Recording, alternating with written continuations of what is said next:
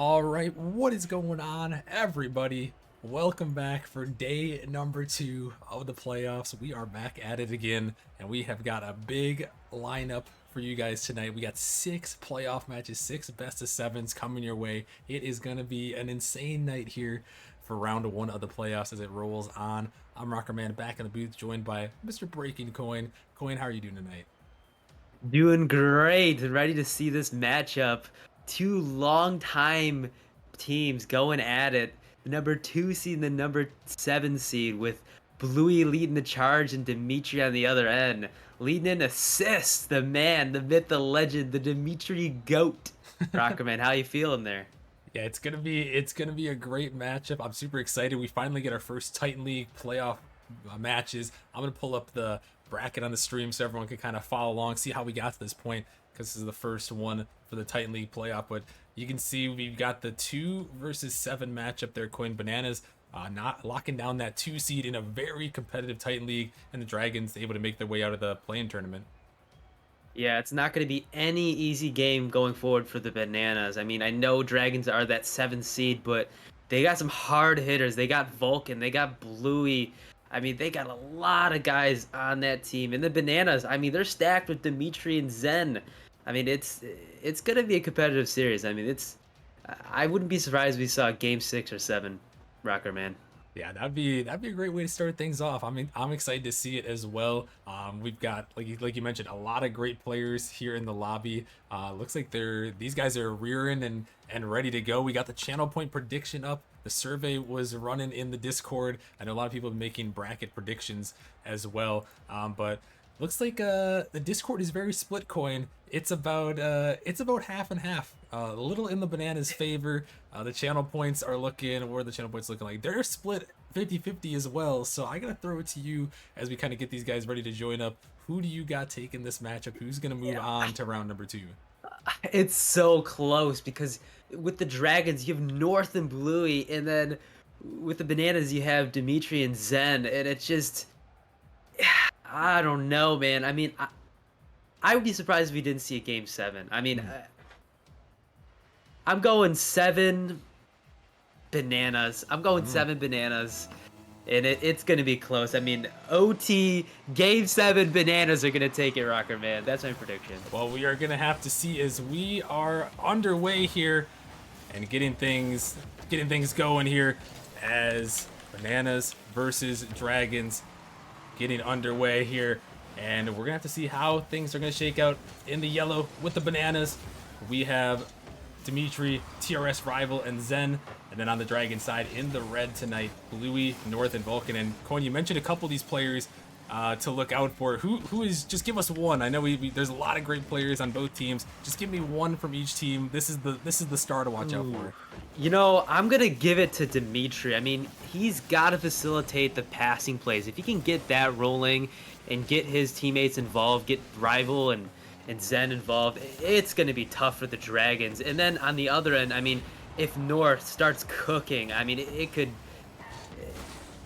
going to be close either way, but ooh, a close one right there. But yeah, I think both those players. And, you know, on the other end, Vulcan and Rival also have to hold up their end. I mean, you got 2 powerhouse players on each team.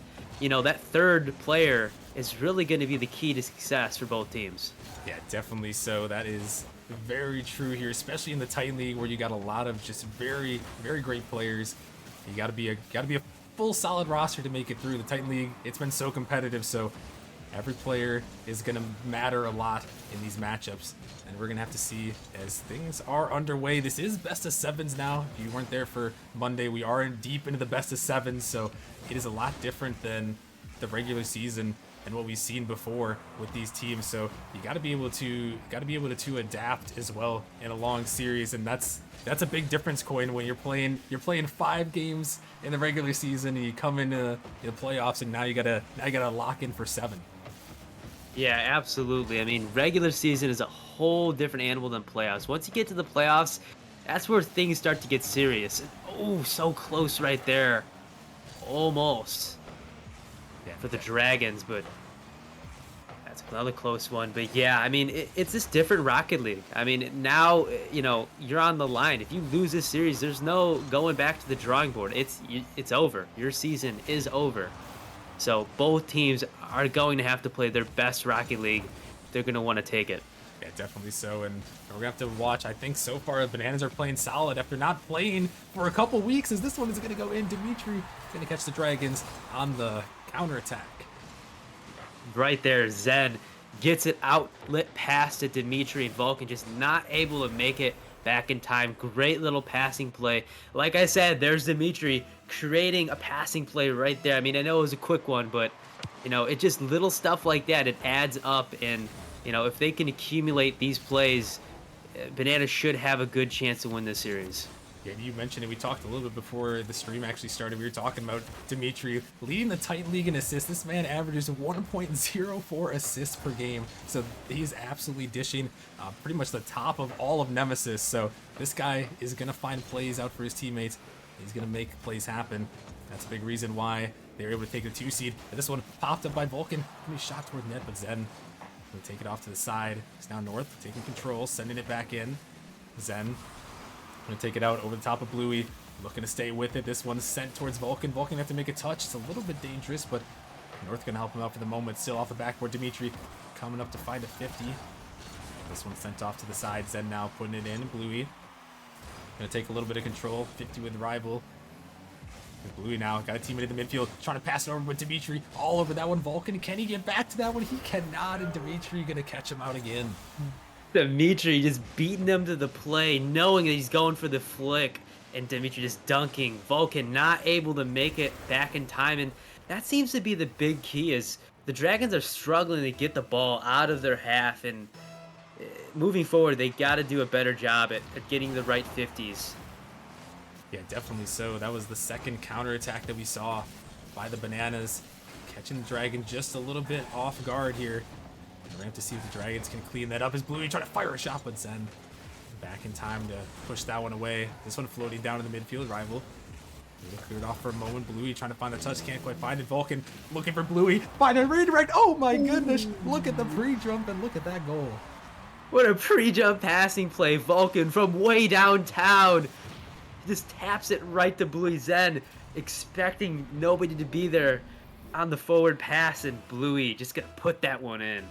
And that's what we love to see from the Titan League. The best of the best that Nemesis has to offer here. They're going to make some highlights for sure. The Dragons on the board in this one. They're trying to make something happen here in the final minute. As they find themselves down 2-1. Trying to take an early lead in this best of 7. Bluey now fire this one off the backboard and going to find a double tap. Bluey does it again. Bluey tying it up. With 40 seconds left, Zen just not able to connect, and a nice double tap by Bluey. Rival is trying to predict where that ball is going to go, but can't connect. What a shot by Bluey. And Bluey is one of those guys that you got to watch out for if you're the Bananas. North and Vulcan are obviously great players as well, but oh my goodness, Bluey, just a hat trick in no time. A hat trick on a kickoff goal from Bluey. What a bump by North. Right there, just getting Zen out of the play, removing him, and giving them the lead. I mean, 3 goals within 30 seconds. The Dragons have taken the lead convincingly now. Wow, that is what a turn of events here. It's the Dragons. Just when you thought the Bananas were going to come through with a solid, here comes a 4th. And the Dragons, just 4 goals in a matter of, what, only 30 seconds? 40 seconds? Yeah, I believe it was 42 seconds. They've scored 4 goals for the Dragons, and Vulcan able to get one on the board for himself. North facilitating the passing plays, and Bluey just getting a hat trick. This team is in full motion right now. It is giving the Bananas a run for their money, Rockerman. Yeah, and it looks like they should be able to hold on to this game 1, but the Bananas have a quick answer here to try to get this first game. Bluey taking it up high. 2 Bananas are going to go. Bluey just taking it over the top with a flip reset off the backboard. Going to leave it for North. Trying to find the shot. He's not quite going to find it, but still, that will secure a game 1 victory for the Dragons. What a comeback they're going at the very end. What a comeback from the Dragons. taking a convincing lead for game one. I mean, that's got to be a confidence booster coming out of the gates, Rocker Man. Oh, most definitely. You got to be feeling confident after that one, as it seemed like Coin that Bananas had all the control, but somehow, some way, I mean, 4 goals in the last couple seconds. That is a heartbreaking way to lose game one. Yeah, and I mean, up until a minute and 44 seconds, they had 2 shots on net for their name. They were able to put 7 shots on Mm. net within a minute and 30 seconds. That means that they're scoring a shot on net every 10 seconds. I mean, the absolute turnaround from the Dragons is stunning. Yeah, that is stunning, and it's a long series, but that is huge. You mentioned to the confident. It's got to be a huge confidence boost for the Dragons on that one, and on the other end here, Coin. How are the Bananas going to respond here in game two after pretty much controlling it and then just kind of losing it at the very last second? Yeah, I think the Bananas have to continue playing their game. I mean, there's some good setups there. Maybe conserve boost a little bit, and Vulcan coming right out of the gate to start us off with a goal. And they're wasting no time, picking up right where they left off, and 5 second in, Vulcan just catching the defense off guard, and it looks like it's a switch around. They're catching the Bananas off guard. I mean, there are a lot of those plays at the end of game one, Coin, were really, really great plays. The bump plays, the double taps. I mean, very impressive, but catching the Bananas off guard, and these guys got to find a way to regroup. Yeah, they got to contest at the midfield. They cannot give space to this Dragons team. Otherwise, they're going to roll out passing plays. They're just going to hit, and just like this might go in, and it is. Oh my goodness, what is happening with the Bananas right now? The Dragon just put on an outburst as this one just 50'd out and no one back on the Bananas end. Zen trying his best to flip to it, but what is going on, Coin? What is that, 6 unanswered goals in the last 3 minutes of gameplay? Yeah, I mean, absolute shutdown. I mean, Zen just 0 boost past the midfield line. Maybe, I mean, just like that, another one. Maybe a deeper third man would benefit them a little bit better, but the Dragons are absolutely taking this to the Bananas. Good bump there, good pass, but Bluey just there faster. Yeah, I think midfield contention for this Bananas team is going to help them and give them a little bit of space. Yeah, definitely so. They were doing pretty solid in that in the first game. As here comes North, gonna fire that one, but a huge save comes through. As that one's hit off the backboard. What a save there by the Bananas. Able to stop the bleeding momentarily. This one sent back towards the net. Louis gonna find a catch, trying to take it down, looking for a 50. Gonna send this one up high. North is already there, and Bluey up as well, trying to find a dunk on Dimitri. This one off to the side. North now stopping it just for a moment. Zen gonna get it by one. Vulcan gonna cut that off. Could be an opportunity. Fire this one towards the net, off the back. We're looking for a follow. Bluey can't connect. Dimitri is diving in, trying to put some pressure on. Bananas not quite able to make it through. They still find themselves down by 2. Gonna get it by 1 for a moment. Dimitri. And Bananas stuck a little bit. Zen gonna get it by 2. It's just Bluey to beat. He's trying to send it down, but not a lot of boost to work with. That's going to allow Bluey to take control, take it out. Looking to find the 50 here. Going to find a pinch. TRS rival. Got to take control. They're able to send that one out. And it looks like for the moment, Coin, they kind of stopped the bleeding. Well, I shouldn't have said that. Bluey coming through with another goal. The caster curse coming true for Rockerman, and Vulcan gonna pop that over rival and then slot that one. Hot bins. I mean, Dimitri expecting a bump, going for a squishy save. And I mean, you gotta think, has the Dragons gotten into the Bananas' head here? Yeah, there might be a little bit of mind games here. A demo attempt gonna try to come through. Dimitri trying to 50 and low, but double demo gonna clear all the Bananas out. As that one looked like their best opportunity yet. As this one floating towards the net, Dimitri have to make a last second save, and he does. This one is sent off to the side. The Bananas in desperate need to try to find something here, as they have allowed 7 unanswered goals here in the last about 6 minutes of gameplay. This one dropping down. A little bit of a 50 coming off the backboard. Bluey gonna send it out to TRS rival, waiting in the midfield. But he's gonna be dunked out massively by North. Is that one off the sidewall? Zen with a great touch, able to get it out. As Vulcan trying to drop it down. Here comes Bluey looking for an opportunity. This ball is just floating. Dimitri looking to take control, but he passed it right to North. Can't quite hit the angle though. That one might be one he's gonna want back, but Dragons still sitting pretty happy with this 3-goal lead here. About 2 minutes remaining, Coin. Yeah, I mean, right now it's just all dragons, and Banana's just stuck on their own half. I would like to see them contest, a little bit before the midfield line, because right now they just have all the time in the world, and Bananas are just not connecting with the ball the way they need to be. Yeah, they're not, and I've brought this up before, Coin, in previous seasons, but a lot of times when you're a 2 seed like this, like the Bananas, you don't play for for a week or two, maybe even 3 with the Independence Day break, unfortunately.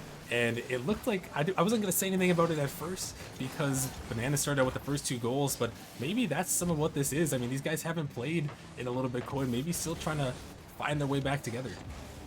Yeah, I mean, it could just be a problem of linking up after not playing for a little bit of time, but I know that some of these guys play with each other outside of Nemesis, so it should be natural for them. It's a little bit shocking to see that we've seen a shutout here in game number 2, but I don't think we will have that for very long. I mean, once both these teams get warmed up, I mean, it seems like the Dragons have found their pace, but once the Bananas get warmed up, I think it'll be a completely different series. Definitely so. And they're going to have to find something here as we're in the final 30 seconds of game number 2. Looking like the Dragons going to win back-to-back. As then trying to come through. This one sent off to the side, 50 off the wall. Will be popped up in the air. Vulcan going to find a touch in the midfield. Bluey sending this one up high. Going to try to drop it down, looking for the touch, and it's going to go in again. Bluey, he strikes once more. Bluey hits a nice little soft touch here. Flies over to it and then just gets it right on top of Zen's head. All 3 Banana players are up, but they just can't get it to go. Man, this Dragons team is looking tough. I mean, this is looking like a championship team right now, Rocker Man. Yeah, they are looking really good and keeping the momentum from the play-ins where they got that sweep over Venganza. They are looking solid here as they are going to take game number 2. And now the big question we ask ourselves, Coin, does the tactical timeout come in play? It's the one thing that's different from the regular season for these teams. All these teams have one tactical timeout to use. They get an extra minute in between games if they choose to use it. And for me, Coin, if I'm the Bananas right now, I'm calling timeout right away. Yeah, I'm calling it right now, too. I mean, just stop the bleeding. I mean, if you go down another game, I mean, against a team like the Dragons, I don't think it's very likely that you're going to pull up a reverse sweep. If you would have said before this series that the Dragons were the number 7 seed, I would have been surprised because right now they're playing like a top 4 seed. I mean, if you would have told me this is the number 1 seed in Titan League, I wouldn't be surprised just based on how well all 3 of these players are playing. Yeah, definitely so. I mean, they look very good, and I think you're exactly right. I think it just goes to show the depth of the Titan League this season. Pretty much 1 through almost 10, I would say. I mean, even almost 12. I mean, Titan League came down to the last day of the regular season with 15 teams in contention, so that just shows you how close it was. And it looks like the Bananas are not going to opt for the timeout, Coin, but instead they are going to bring in Tashega, a Nemesis veteran here, trying to bring some life to this Bananas team. And Zen, oh my goodness, off the rip. Ooh, a Zen double tap off of a tap out from Vulcan. Zen just there with the dunk, gets the double and says, hey, I'm here to play, all right? We're not out yet. Zen with an amazing double tap. Oh my goodness, and that is how you break the scoreless drought there, right? With that one, and come back with 2. How about that, Dimitri? Striking quick, and Bananas up 2-0. 2 goals in 10 seconds to start out strong for the Bananas. Dimitri cheating right and is able to make that one go for a 2-goal lead right off rip. Yeah, definitely so. And I mean, wow, that is exactly what you needed. And are they going to make it 3? Oh my goodness, 3 goals in 13 seconds. 3 goals. Zen gets his 2nd goal, this time off of a kickoff. Dimitri just getting it still. Zen cheating straight mid.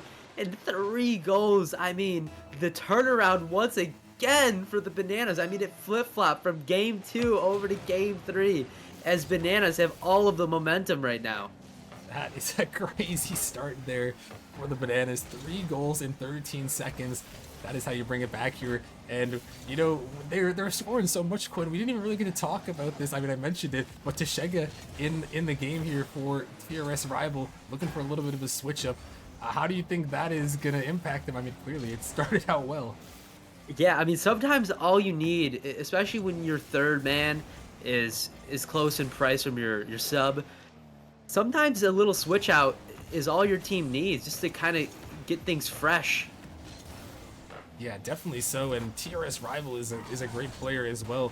Was a contender for Rival League MVP last season in the regular season, and they've done a great job helping the Bananas get to the 2 seed. But Tashega also has some good aura to him in this one, and it seems like it's helping out. And like you mentioned, sometimes all you need is just a little bit of a switch, and it can change things around. And you know, sometimes, Coin, it can even just get in the other team's head. It's just something that they're going to be thinking about now. Like, oh, we were just destroying that roster. Now they switched it around, and things are going a lot better for them. Oh my gosh, that one tough miss. Yeah, tough miss from Zen there, as that ball was set up perfectly from Tashega on the board for Tashega, the sub. What a shot, Dimitri. Off the ceiling, passes down, good 50 by Zen, and Tashega has the open net opportunity.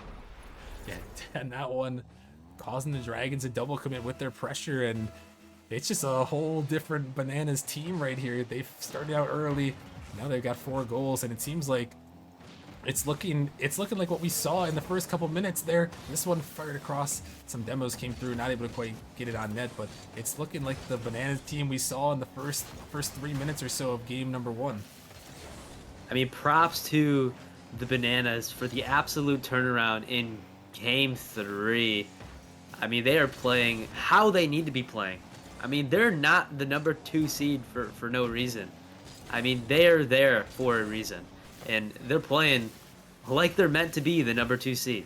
Yeah, definitely so. And they were actually in a tie for the best record in Titan League this season. So these guys are definitely a championship contender and trying to bring it back here against the Dragons. And you know, one thing people don't notice is this one's going to be fired out. Actually, hold that thought, as Bluey is going to get the Dragons on the board here in game 3. Yeah, Bluey, a long-range snipe. Zen is not able to connect to Shega, just not expecting a no 50 coming out of Zen, and that's going to go in for Bluey. I mean, Bluey's been putting up goals here, Rocker, man. Oh yeah, definitely. I mean, Bluey's just a goal scorer. I mean, he's not a super goal scorer, but I mean, he's one of the best. He is second in score per game in all of Titan, nearly 500 score per game in the Titan League in the regular season. So, I mean, this man is an absurd player, and 1.15 goals per game. So he is going to put his goals in. He's going to put the score on the board, and he's going to make you pay. And he's done it so far in this series. You saw earlier hat trick, and I believe that was game number 1. And right there, he's going to find a goal on the board. Still a lot of time, actually, to come back in this one. 2 minutes, only down by 3. We saw how they came back with 4 goals in a matter of about a minute in game 1. So you can't count these Dragons out quite yet. This one's going to be 50 off to the side. Yeah, absolutely. Can't count them out this soon based on how they're playing. I mean, they got 4 goals in a matter of 40 seconds, Rocker, man. I mean, it's still possible. They could take the lead before OT. Yeah, definitely so. They could push it to a 3-0 series lead as well, which would be just an absurd deficit to try to overcome. So the Bananas really got to focus up here and lock down this final minute 20. So demo comes out midair. Bluey gonna find a 50. It's dropped down in the midfield. This ball be 50'd again. A little bit of a double commit from the Dragons. S North coming through. Dimitri gonna find a touch. Vulcan able to send this one down. It's gonna be hit off the wall. Tashega taking this one up, trying to send it to the midfield. This Bluey gonna take control in the corner, gonna get it by 1. This ball off to the sidewall. Minute remaining. Good fake underneath by Dimitri. Gonna get it by a second. Gonna get demoed for his efforts. This one popped up, looking for a little passing play to Shega in the midfield, looking for the shot. Bluey gonna make a last-ditch save. He's able to get it away. This one again popped up. The Bananas putting on some pressure, popping in the midfield. Dimitri gonna try to leave it for Tashega there. Tashega off the backboard, gonna find a 50. Another opportunity, just gonna doink it in. Dimitri puts it home, and that's gotta be the dagger here in game 3. Yeah, I believe that is the dagger, Rockerman. Shachega gets a nice little sandwich pass off the backboard. Dimitri, no boost, but goes for it anyways, and Bluey just can't connect for the save. Yeah, and it looks like Bananas are gonna get their footing in this series, barring an insane miracle from the Dragons here. In the final 30 seconds, it's 5-1 here. Shot can be fired towards net Zen. Gonna find a 50 on Bluey. 30 seconds now. Vulcan gonna turn it by 1, trying to get it by a second, but Bananas gonna clear it out for a moment. Vulcan, oh my goodness, he takes out the defender. Bluey, can he find his double tap? Oh my goodness, he almost puts it in, but Tashega gonna get it off to the side. That was almost an insane play right there. But alas, the Dragons could not get it through. And Bananas, they are gonna hold on in the final seconds here. Gonna be getting themselves a win on the board here. And finally, they're gonna get through as this one is gonna touch the ground right before the net. Yeah, that was a must-win for the Bananas. I mean, going down 3-0 in a series would have not been good. And the Dragons getting the goal there at the last minute. I mean, it just goes to show you that Dragons team could absolutely turn the tables at any moment, and this Banana team cannot allow them to get going, because if they do, it could very well go Dragons for the next 2 games. Definitely so, but that is a great answer there from the Bananas, switching up the roster just a little bit, and it worked out there in that game at number 3. And well, they didn't need the tactical timeout in that one, Coin. They just kind of stuck with a slightly different roster, but they pushed through, and now this is once again a crucial game number 4. It's a pivot point, Coin. Someone's gonna be either up 3-1 or it's gonna be tied 2-2. Yeah, I mean, I think the fans want to see this game to go to 7. I mean, Game 7 alert is always what the fans are looking for, but it would be stunning to see the Dragons win the next 2 and absolutely just dominate the number 2 seed. I mean, though both outcomes will be entertaining, but I'm rooting for a Game 7, Rocker, man. Always is this one fired towards that, gonna be saved at the last moment. As North coming through.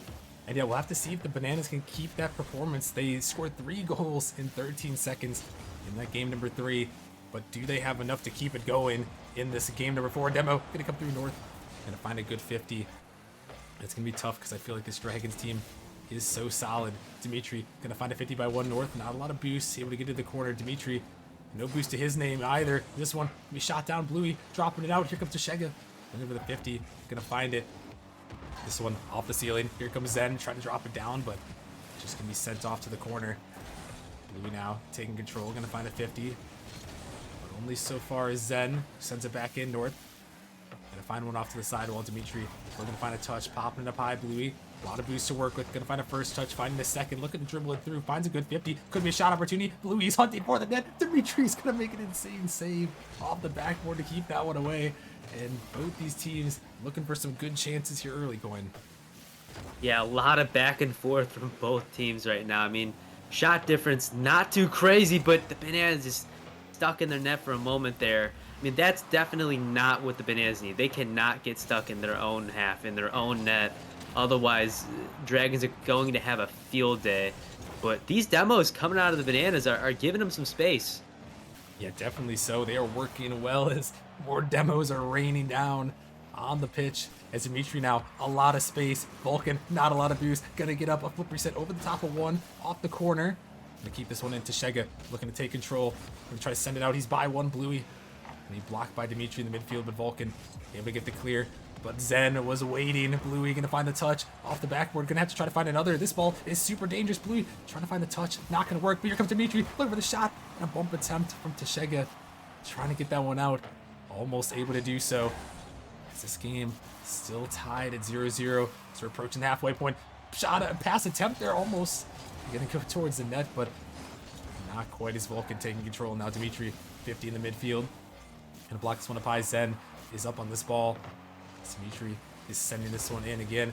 And this one actually a dangerous ball out of the midfield. Here comes Tashega, but the save is gonna come through. And oh my goodness, the one thing I'm seeing, Coin, right now is the Bananas. They feel like they look so much faster than they did in the first 2 games. Yeah, a full court press for the Bananas right now. I mean, the Dragons have been stuck on their own half for a little bit more than a minute and have no answer for the Bananas right now. I mean, that demo could have opened up some space. No, Bluey backs off, but right now it's been all Bananas.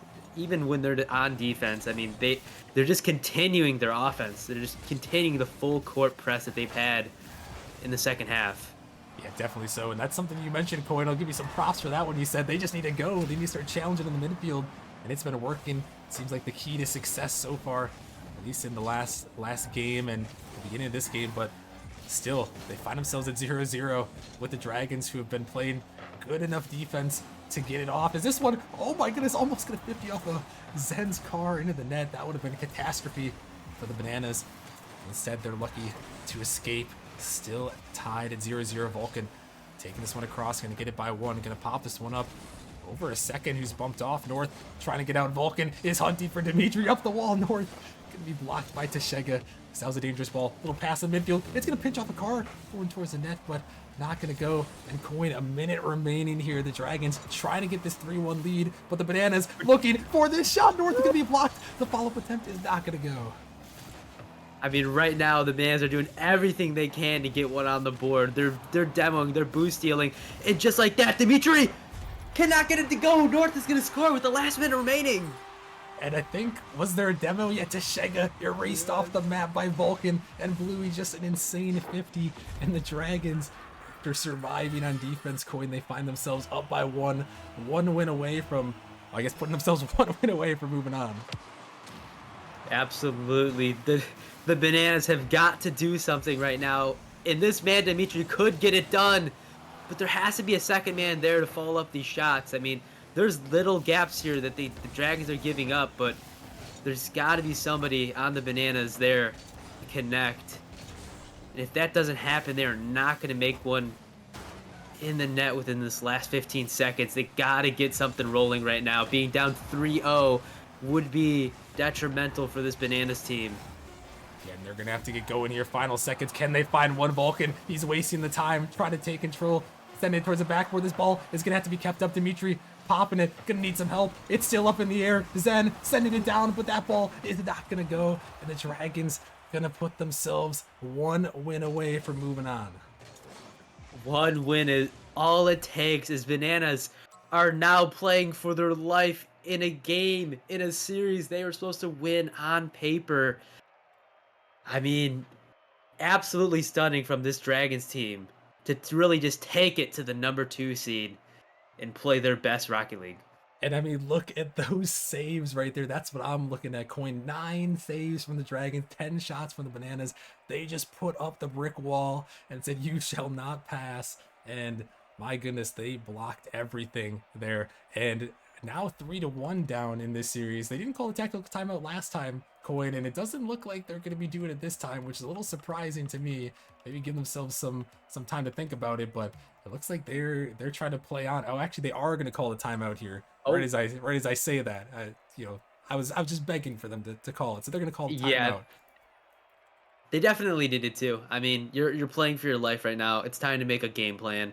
I mean, you cannot just try to ram the ball into the net. You gotta create some sort of plan. Maybe it's a demo pass. Maybe it's a demo solo play. You gotta have some plan of action to go against this Dragons team right now.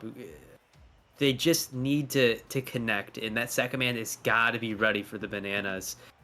And if they can do that, they might be able to pull off the mini reverse sweep, but it's going to be a tough mountain to climb for this Bananas team as we are going into Game 5, Rockerman. Well, that might have been the shortest timeout in Nemesis history, as then calls the timeout and then immediately says, "We good."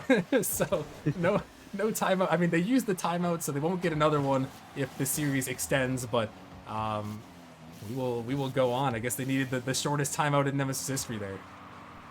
Yeah, sometimes all it takes is a few seconds to say, "Hey, we need to do this, this, and that, and let's get rolling."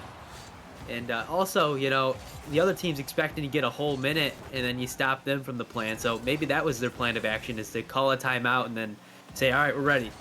And the Dragon just expecting that they had more time than they were going to get.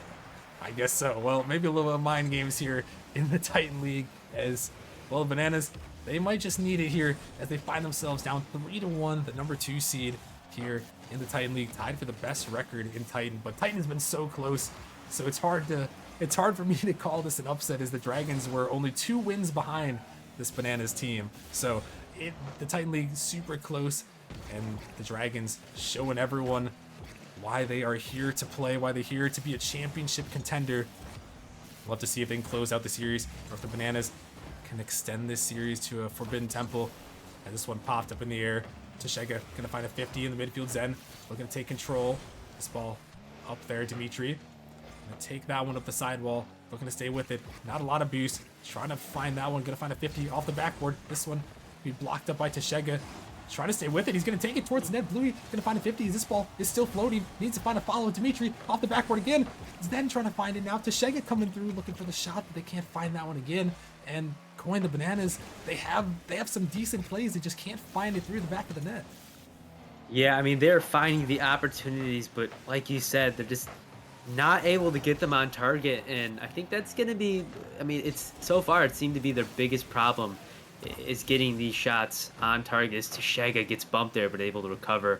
It's a nice pass out to Zen, but yeah, I mean, and another one a little bit high.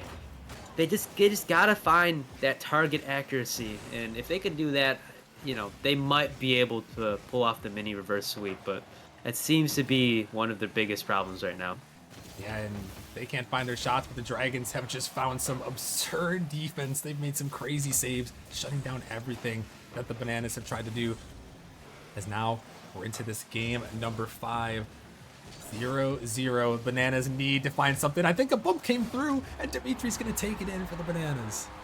Shega, a nice bump on Bluey. And Dimitri just able to take that full court and just hit that one in.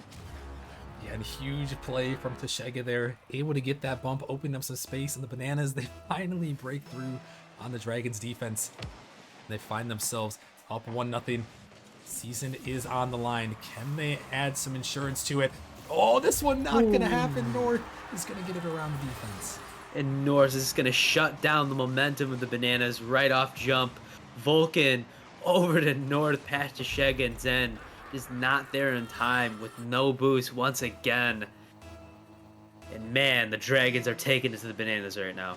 Yeah, and that's just a huge answer. Right when the Bananas were like, oh, we finally got something going in our favor, North finds an answer right away as Tashega taking this one off the backboard. North gonna take control with the little boost he has. This one out in the corner. Dimitri finding a touch there, but it drops down to Tashega with opportunity out to Dimitri. A nice passing play, catching the Dragons out. Look at that one. Tashega to Dimitri. Nice 50 from Dimitri. Tashega pops it up. Dimitri just getting back into the play as first man, able to get that one through. I mean, if I'm the Bananas right now, I'm taking every game one at a time. You don't want to think about the fact that you got to win 3 consecutive games. You just got to imagine playing the right Rocket League 3 games in a row.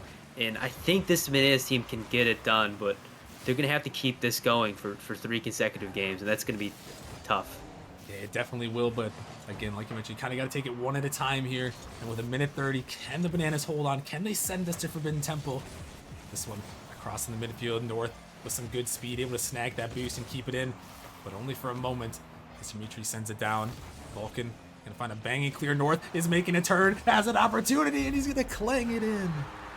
Bang! North from way downtown. Vulcan is going to hit that one off his own corner. North is there at the right time. Hits it on the right side of the net. North, the man, the myth, the legend, just putting that one in to tie it up. Oh man, and every time they need an answer, it's North in this game right here. He has answered twice against the Bananas. Now they find themselves 2-2. Can they close off the series? Will the Bananas be able to survive and move on to one more game at least? This one 50 off to the side. North now gonna take control, sending it out. It's out in the midfield. Bluey, he's gonna find a touch now. It's Bluey versus, that was Dimitri there. Gonna find the block. Dimitri off to the side, gonna find a 50 out. Zen looking to find something here in the corner. Gonna find a 50 for the moment. This one looking for a bump. North just able to get it around one. He's trying to find a bump of his own. A little fake comes through. Zen gonna take it by one. Can he get it around Bluey? Oh my goodness, he goes for the fake. It almost goes through, but Bluey just big enough to get his body in the way. As the seconds are ticking down in regulation, final 30 here. Can the Bananas find something here? Will the Dragons be able to close off this series? Or will we see overtime again as Tashega is going to be pumped off by Dimitri, who's got a little bit more boost as they're sending it in the corner. Bumps coming through. Oh my goodness, it's a two-man wrecking crew, and Zen puts it in. The double bump from Tashega and Dimitri, just trusting that Zen's going to be able to be there at the right time. And he's there. The full court press once again works for the Bananas. Good luck in net with those two coming at you. As Zen is going to sneak it in, and the Bananas might just be able to push this to 6. As this ball in the midfield, Bluey, does he have something to say about it? Dimitri going to send it off to the side. 50 going to come through. Dragons trying to find one more. This ball popped up dangerously. North finds a touch. There's Zen. Going to clear it out, but the Dragons might have a chance here. Zen going to block this one up. It's out off the backboard. Bananas trying to send this one down. It's off the corner. Vulcan going to keep it up. This one still going. Bluey keeps it up to Shega. He's going to let this one drop. And the Bananas are going to force us to a game number 6 coin. Forcing a game 6 with 15 seconds left. The Bananas get it done. Like I said, they just got to focus on, one step after the next. Just focus on the games you have ahead. One more win and you're tied up. Series, game 7. It's one game to win. I mean, I know it seems like 2 games in a row, but just focus on the next game. And it seems like Bananas are doing a good job at breaking down all of these, individual games. As they're going to get right back into it, Rocker Man. No delay at all for both teams as they want to go back at it. Yeah, they do, and we are heading to Forbidden Temple, where craziness ensues. Will we see a Game 7, or will the Dragons be able to pull off the 2-7 upset? That is what we're going to find here, and we're going to have to see if the Bananas can keep up their offense that they had last game, Coin, because they just outpaced the Dragons. A huge bump comes through. This one can be sent off the backboard, could still be dangerous. What's going to be popped out is it was 9-3 in the shot department in favor of the Bananas in that last game. Wow. I mean, it just goes to show you the quality of the shot oftentimes matters more than the quantity. And man, oh man, has this Bananas team turned up the heat. As that's free for Zen, as they're going to take it up 1-0 to start. And that's what they needed here. Zen, he pops it off the backboard, and North just can't make this touch there. And Zen just going to beat him out to it. A little misplay, and the Bananas are still in this one. The Bananas staying alive in game number 6. We're going to have to see if they can keep it up. Is that one going to sneak by? North going to put it in. North is able to sneak this one in off a demo. And Zen just not able to connect off of what could have been a save. Just rushing back a little bit too soon. And now back to the drawing board for the Bananas. And Dragons is trying to win one game to send the Bananas home for the season.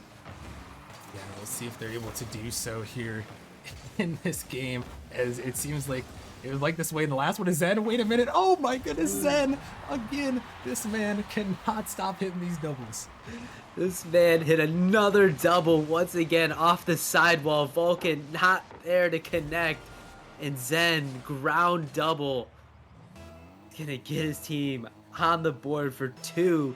Could he go for a hat trick in game number 6? That is the question. What you're going to have to see is he is going to try to do just that here and try to will his team to a game 7. It's this one in the zone. Bluey, he's going to bang it out. Vulcan out of the midfield opportunity, but not quite going to go to Shega. Send this one towards the net. Vulcan going to find a touch. Demo attempt coming through. Not going to find it this time. It's Dimitri is blocked up. North trying to beat out the defender to it. Going to get into the corner. Bump attempt comes through, but not going to find its way this time. Is Vulcan off the sidewall. Dragons looking to come on the attack. Vulcan off the backboard. Dimitri makes a great touch just in time. It looked like Vulcan was going to find that read, but not this time. It's a 50 coming in the midfield. Banana double diving in on that one. It's going to work out for a moment as they're able to send it in. Dimitri off the corner. Looking for that read. Oh my goodness, he almost finds it as that went off to the side. But Coin these Bananas, again, it's just their pressure just looks so different from early on in the series, and it's working to perfection right now. Yeah, I mean they're putting on the heat. I mean, just like that. I mean, the rotations on defense have been solid for the Bananas, and this has allowed them to have a higher quality offense. I mean, when your defense rolls out correctly, your offense does as well. And just like that, another shot on net for the Bananas. That's three. A lot of midfield contention from both teams, with Bananas got the edge here. If they can hold on, it is a fake. It's going to be good for Tashega. That one just going to float on in. Yeah, that one just gonna be popped over the top and off the ceiling and in. You don't see that too often. It looks like Bluey and then I think they just thought there's gonna be a 50 of some sort, but hey, you know, Coin, sometimes those things go in, and I mean, it's Forbidden Temple after all, so why don't we see some craziness like that? Craziness indeed, as the Bananas have made a turnaround. Interesting touch there, but Chega able to get a clear. Yeah, I mean, the Bananas, just one of those teams who are always in it. I mean, every single one of these Titan teams are capable of winning a chip. Just gotta play their best Rocket League, and both teams trying to do it. Yeah, And yeah, I mean, I couldn't tell you right now which team is going to win this series. yeah, definitely so. I agree completely. I mean, this is probably the most competitive league, maybe in Nemesis history, to be honest with you, with the way things have gone here. And right now, Dragons, they are leading the series, but the Bananas are looking to force this Game 7. Game 7 alerts might be raining down upon the chat in the Discord here very shortly. This one going to be blocked up high. Bananas just looking to hold on. A minute 29. Zen into the corner, looking to find that 50. It pops up, dangerous ball, but Shega not willing to challenge this one quite yet as he's up in the air, looking to trying to find a 50. Is Vulcan. This one pops up high. Opportunity for North. He's going to fake it down for Bluey. Great idea, but Zen was all over that one. Bananas just really having each other's backs in this game. Here comes Tashega looking for a shot off the backboard. Vulcan waiting on that near post to find something. And he does, and Coin, a minute remaining here. The Dragons, they are going to have to find 2 goals in a minute. They've done it before. We saw what happened in game 1, but this is to avoid a game number 7 as a demo is going to come through.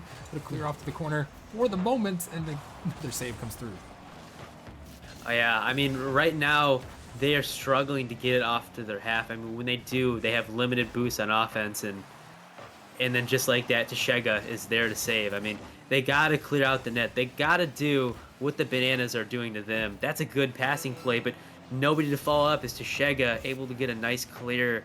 But yeah, they seem to be banging it right at the Bananas, and the Bananas are just able to take their time, control, because they got the boost. They're taking their time, and then Zen coming off the ceiling for a 50. I mean, they got to do that to this Bananas team. And if they can't, this might be a Bananas Game 7 win. As Zen just not able to connect, and this is going to game number 7, Rocker Man. We are going to game 7, folks. The Bananas coming back from down 3-1.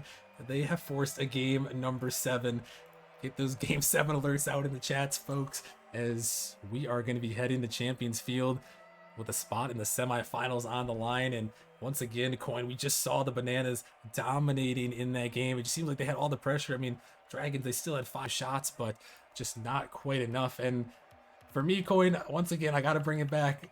If I'm the Dragons, it might be timeout time. Give a little ice. The Bananas have all the momentum right now. Yep, I definitely agree. It's time to get that timeout in effect. And a Coin prediction might come through, Rocker Man. I said it. Game 7, Bananas. Will it go OT? That's the question. But yeah, if I'm the Dragons, I'm taking a timeout right now. I'm coming back to the drawing board and trying to figure out what we need to do to win this Game 7.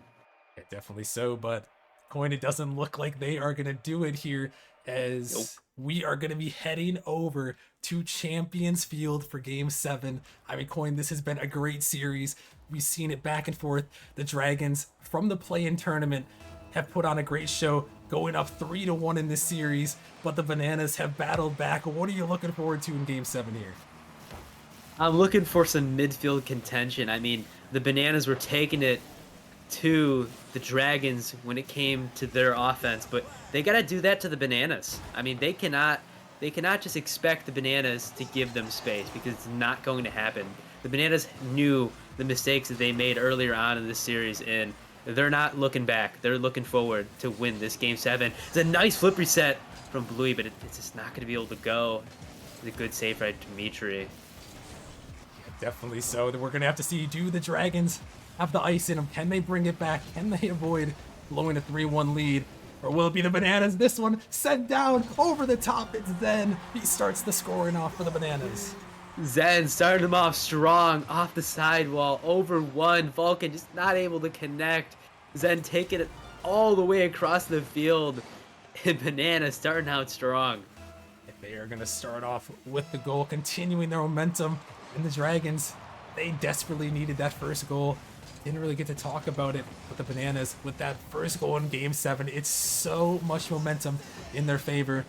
But as we saw in the last game, or Game 5, and a little bit at the beginning of Game 6, the Dragons usually had a quick answer. Do they have one here? It was North in that Game 5. Found a couple answers before they dropped it at the very end, but can they find something here? This ball rolling back in the Banana zone. Popped up high. Here's Bluey off the corner. Gonna find a little bit of a double tap as this one is gonna drop down. Vulcan trying to put it in to Shega. Up in the air. Finds that one, but he's not able to stick with it. And that one fired towards the net, but Zen, he was waiting. He got his teammates back. And that's something else we've seen recently here, Coin, is that the Bananas, I feel like they have just had their teammates' backs on every occasion in the last 3 games. Yeah, I mean, they're playing like a full team. And just like that, a little bit of a scramble on offense for the Dragons. They got to take their time. They cannot afford a double commit. I mean, I know they're trying to get something on the board, and they're doing a better job at contesting here. But right there, Tashega has got time and space on the ball. That cannot happen. But Vulcan is able to find it connected to a flip reset. And North is able to clean it up. A Vulcan flip reset pass to North. What a shot. Oh my goodness, Vulcan, what a play. It rings off the post, but North is there for the cleanup. And right when the Dragons needed an answer, they find it back here, all tied at 1 apiece here. 2:55 remaining in game number 7. The Dragons looking to pull off this upset. The Bananas looking to come back from down 3-1. This ball in the Bananas zone here. Dimitri gonna try to take control. He's got a lot of boost. Gonna try to 50 out North his end. Gonna help him out for a moment, but this ball pops up high. Dimitri trying to get up to it. Bluey can't connect. Vulcan gonna go over the top of Tashega. It could be an opportunity. Bluey is hunting down Zen. Watch out. He's gonna make the save. Is that one fired through? Another demo. Gonna ring by. This one sent off to the corner, but boy, that was such a great answer from the Dragons here. And they gotta see if they can carry the momentum over. They've been able to answer a couple times, but they just haven't been able to break through for that lead in a couple games. Yeah, I mean, that is a huge momentum goal for the Dragons. I mean, they were facing a little bit of a shutout there for a moment. And Tashega forced to make a last-minute save, and he does. Another double commit coming out of the Dragons. Vulcan trying to put that one in as the Dragons are taking it. They're taking it to this Bananas team now. As a little bit of a momentum shift. Could it go OT? Could Coin's prediction still stand true? As 2 demos go through, Dimitri and Vulcan demo each other, but right now a lot of back and forth from both sides, Rocker Man. Yeah, and the Dragons actually in the last like 30 seconds or so, they were pounding the net there, trying to break through. We're not quite able to. Tashega firing off the backward. Here comes Zen, but Vulcan denying it. As this one still popped up, could be an opportunity for Dimitri. It's a little bit far back, waiting on that one to Zen. Keeping the pressure in, Vulcan. Gonna send this one off the corner now. Another follow-up attempt. Here comes Dimitri, finding the 50. The net is open. Can the Bananas get to it, Zen? He's trying to do something. He's actually going to take that boost. Could lead to something here. Could lead to some sustained pressure. It's off the backboard. Opportunity. Here comes an opportunity for Dimitri. Trying to take it under. Looking for all 3 Dragons players. But not going to go, as we've got a minute remaining here in game number 7. A spot in the semis on the line. Zen trying to drop it down out of the midfield. Going to go underneath. 2 Dragons go. We're not going to be able to find the net. And last opportunities here, possibly in regulation. Coin. It looks like the next goal may just win it. It absolutely will, in my opinion, Rocker Man. And the defense from this Bananas team, they have 11 saves.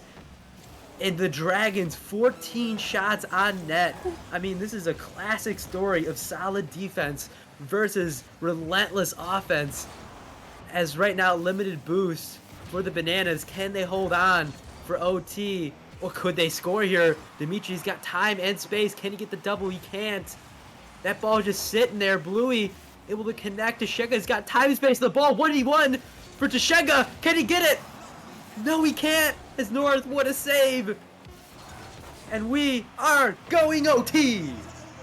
Overtime it is in Game 7. It doesn't get any better than this. Both these teams, their seasons on the line. They've had great seasons up to this point. The Dragons making their run through the play-in tournament. The Bananas tied for the best record in the Titan League. But one will be heading home here. As this one off to the side, Bluey firing it off the backboard. Opportunity. The ball is up for North, but Tashega, he's going to deny it away as they're on the counter. Vulcan going to make a touch off to the corner. Dimitri sending this one off the backboard. But Bluey, he's all over that one. Able to make a touch out in the midfield. Dangerous ball, Zen. He finds the touch. It's dropping down. Vulcan, not a lot of boost. The shot, it's going to go in. Tashega, the sub. He makes the hero play in Game 7. Tashega coming off the bench to make it happen for the Bananas in a coin prediction. Game 7 OT is going to come true for once in a lifetime. Oh my goodness. Tashega stepping up for his team when he needed to the most.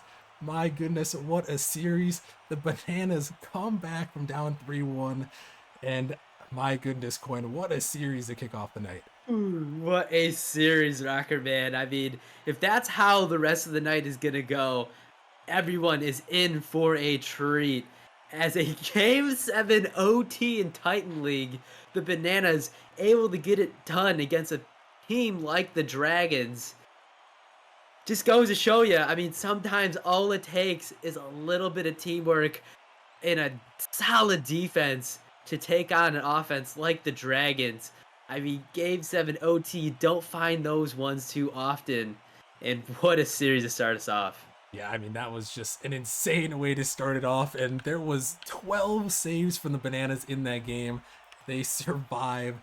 And just when you thought they were out, they bring it back. Huge props to Tashega and company there for that huge win. They're going to be moving on to the semifinals. And man, Coin, like I mentioned, if that's how we're going to start off the night, who knows how it's going to end, as we are going to be moving on real quickly here to the Rival League in just a second. Quick shout out to Larry coming back for 5 months on the resub.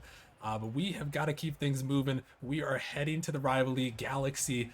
Rival League best 16-2 in the regular season, taking on Lightspeed. I mean, this could be another opportunity for an upset. These play-in tournament teams are coming in hot. So we are going to be heading to a short break, but when we come back, folks, we are going to be heading to the Rival League. So make sure you guys stick around, follow the channel, and we will see you guys in a few minutes.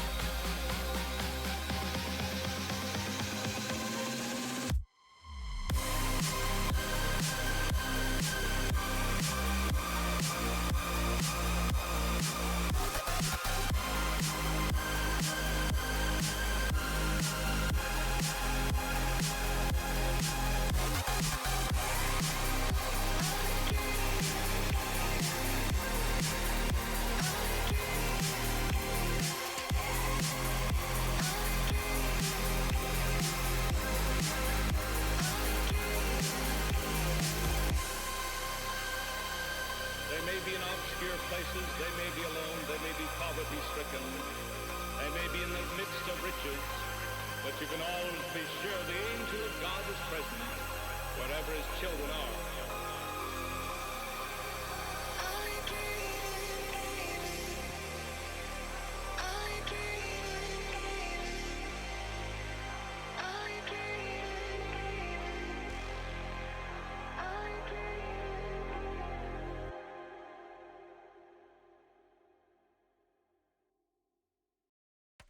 Here I go. Talk to him. Talk to him. Talk to him. Talk to him. Talk to him.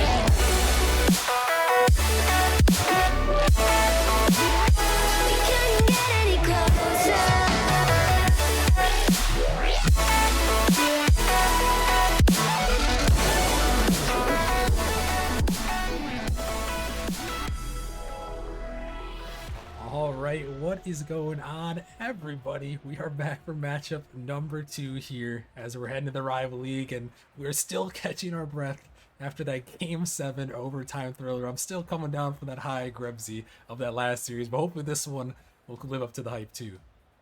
Yeah, an absolute great series on that last one there, and you know, hopefully this next match coming up here will be good for us. We've got Galaxy seed number 1, only 2 losses so far this season against Lightspeed seed number 8. It could be a great game. We don't know. We're going to find out. If Lightspeed wants this, they're going to show up with their best game they got, and hopefully we're going to see that right here.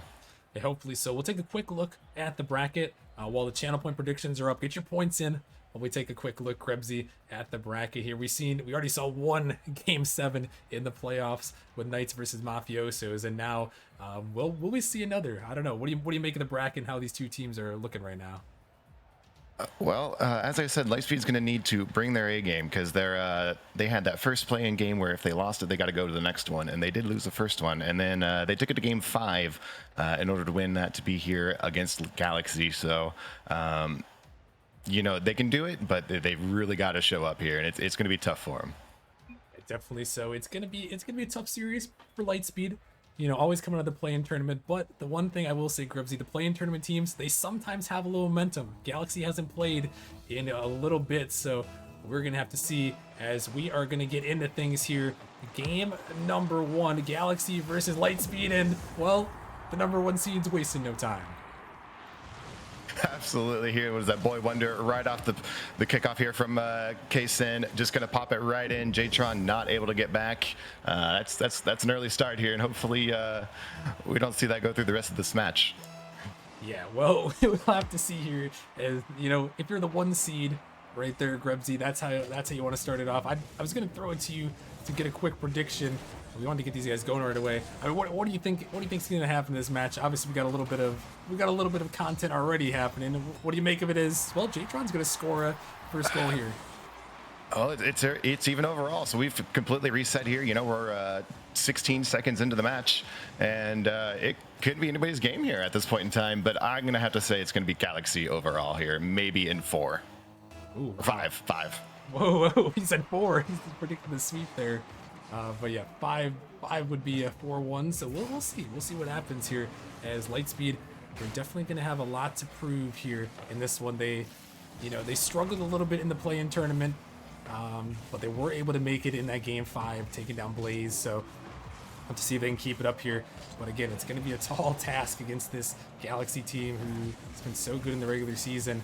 But that's just something to watch out for here in this one. I know Galaxy started with the first goal, Grebsy, but you know, being the 1 seed, sometimes it's a blessing and a curse. Obviously, you get to play, you know, technically a worse team, but, you know, with the way the play-in tournament works now, you get to play a team that's already got some postseason matches under their belt.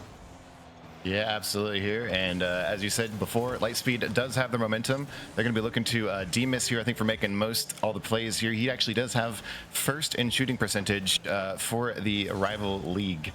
So that'll be strong here against Galaxy, who, while they have good shooting percentages, they're not quite that high.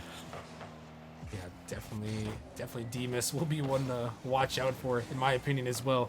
We'll have to see how he does against this dynamic duo, the 2 brothers with Boy Wonder and Ventus, and then Kaysen as well. As here comes Boy Wonder, gonna put that one in. Galaxy, then second one on the board. A great play here. Kaysen just off the top bar, popping it up for Boy Wonder to get over the defense here and put it right into the goal as it was open there. So it's a great play. And Galaxy looking to keep things rolling here from the regular season.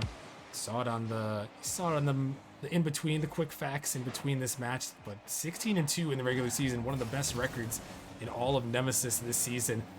So this Galaxy team has definitely been running the tables in the rival league. Looking to keep it going. As Rio now gonna send this one in. Kaysen gonna take control, trying to send this one out, looking for a passing play. Gonna bang this one. May have caught the defense out, but it's just a little bit high. Ventus couldn't quite get that one far enough down. Lightspeed almost got caught out. Rio gonna make one touch. Ventus finding a 50. This one's sent off to the corner. Boy Wonder gonna be blocked out by Demas. Ventus now gonna send it off the backboard. Rio taking control. This one veered towards the net, but not quite gonna go as J-Tron banging it down. Rio gonna look for a touch, but able to just send it off to the side here. Push off to the corner, and as we get into this matchup, there's a lot of history for a lot of these players here in Nemesis, Grebsy, and Lightspeed, they haven't historically been the best team, but they're trying to make a little run for the momentum. Where I believe this is their first playoff appearance since season 6. It is their first playoff appearance since season 6, and the winners of that season were Galaxy themselves. And Demas putting a shot on goal here and go wide, but it was actually also Galaxy who knocked them out of their playoff contention there. So there is a bit of a grudge match as far as these teams go overall. Definitely so, trying to get revenge for that season 6. Different players, obviously, but Galaxy trying to make the same result as Kaysen. He's going to slide this one in. Yeah, it's a great play here again off the wall by Boy Wonder. Just Demas not able to get up in time. You're seeing just great overall team plays by Galaxy here. They're finding each other. They're working as a team, and Lightspeed's going to have to kick this up a notch. Yeah, they definitely will have to step it up just a little bit. And this is one of those things, Grebsy, that you come into the playoffs here. It's a different breed. You mentioned it on the last one, but this is a whole different ball game than your normal best of 5 here. You gotta lock in for 7 games, and the momentum is just completely different than what we see in the regular season. Absolutely, as you said, it is very much a marathon here, and you don't want to get caught spinning yourselves early. Possibly what happened to the Dragons in that last match. They got there real fast, but they weren't able to close it out. And if Galaxy starts out too fast here, maybe they just won't be able to complete it out. So Lightspeed looking to play a very long, a very controlled match. As that's going to go in by Demas. Yeah, as Demas gonna put in a nice one. As Galaxy keeping pace here early in game number 1. Demas just gonna get it by the last defender, take it all the way. Nice little play from him, able to send that one in. And with a minute 10 left here in this game number 1, Galaxy only find themselves leading by 1. Can Lightspeed tie this one up and possibly force an OT? Is a huge dunk gonna come over the top on his head. Rio puts it home. This is a great play by Rio here. Great read. Just able to take Boy Wonder a little off guard, and that's going to go in for them. So Lightspeed showing us they want it here. They're making this comeback. It is not over yet. A huge comeback here in game number 1.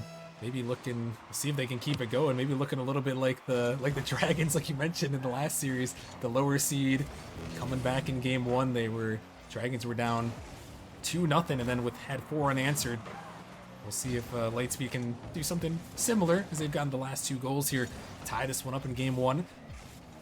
Trying to see if they can start out early, and if you're the lower seed, you want to put the pressure on that higher seed early. Get that game number 1 win, so important. We'll see if they're able to do just that here. So around the final 30 seconds, Demas gonna send this one down. Ball coming across the midfield, Kaysen. Make a touch off to the corner. J-Tron able to send this one in. Ventus taking control, gonna go underneath one. Trying to find a 50 here, but no one around. He's just gonna float off this one. Lightspeed, they're not gonna touch it either. A little bit awkward there on the sidewall, but it's gonna allow Lightspeed send this one towards net. Boy Wonder has to make a save. Didn't have a lot of boost, but able to make the save. Little touch pass down off the corner there. Final seconds of regulation. Could see overtime here. In game number 1, this one sent back. Lightspeed gonna try to make one more. Oh, miss comes through. This ball's still in the corner. Gonna be popped up. Opportunity. J-Tron keeping this one up high. Gotta be careful. That one gonna bang down, and we got a little overtime here, Grebsy, to start game 1. First match overtime, we like to see it. That's a good sign here for how these matches are going to go. And we've been seeing J-Tron here with some demos, very strategic demos. J-Tron's going to put it in right there. So we've got a win here from Lightspeed right off the bat. Yeah, and look at this huge 50 from Rio, off the wall, outlet pass in the midfield, and J-Tron sneaks it around the defender. And Lightspeed going to get the game 1 upset there, as they're the 8 seed, putting one on now, 16-2 Galaxy there. Yeah, great plays overall there. Looking at the scoreboard, it looks like it should have been Galaxy's game. All of their goals were assists, they were setups. They had, I'd say, arguably most possession there of most of that game. Just not able to finish it out. Lightspeed here coming through in the end, and this is going to be a great match. Yeah, it looks like it could be a spicy one. Maybe, some people I know in the rival league chat, they were talking a little bit. Some people were saying it was going to be a 4-2 in favor of Galaxy. So people weren't necessarily counting out this Lightspeed team, but they're definitely going to have to. They have their work cut out for them, but. Getting a game 1 victory, Grebsy, that is just such a boost in momentum. Oh, absolutely, and it's psychological for you as well. And Lightspeed did not lose any faith there at the beginning of that match. There was a goal right off the bat from Galaxy, and they stuck with it. So they are here to fight for this. Yeah, definitely so here as they've got a good start here, and we're gonna have to see if they can keep it up here as we are resetting the server real quick as we head into game number 2. But heading into this one, Grebsy, I mean, obviously it's a long series. We mentioned it, marathon, not a sprint. What do you want to see from Galaxy coming back in this game number 2 to try to keep this series close?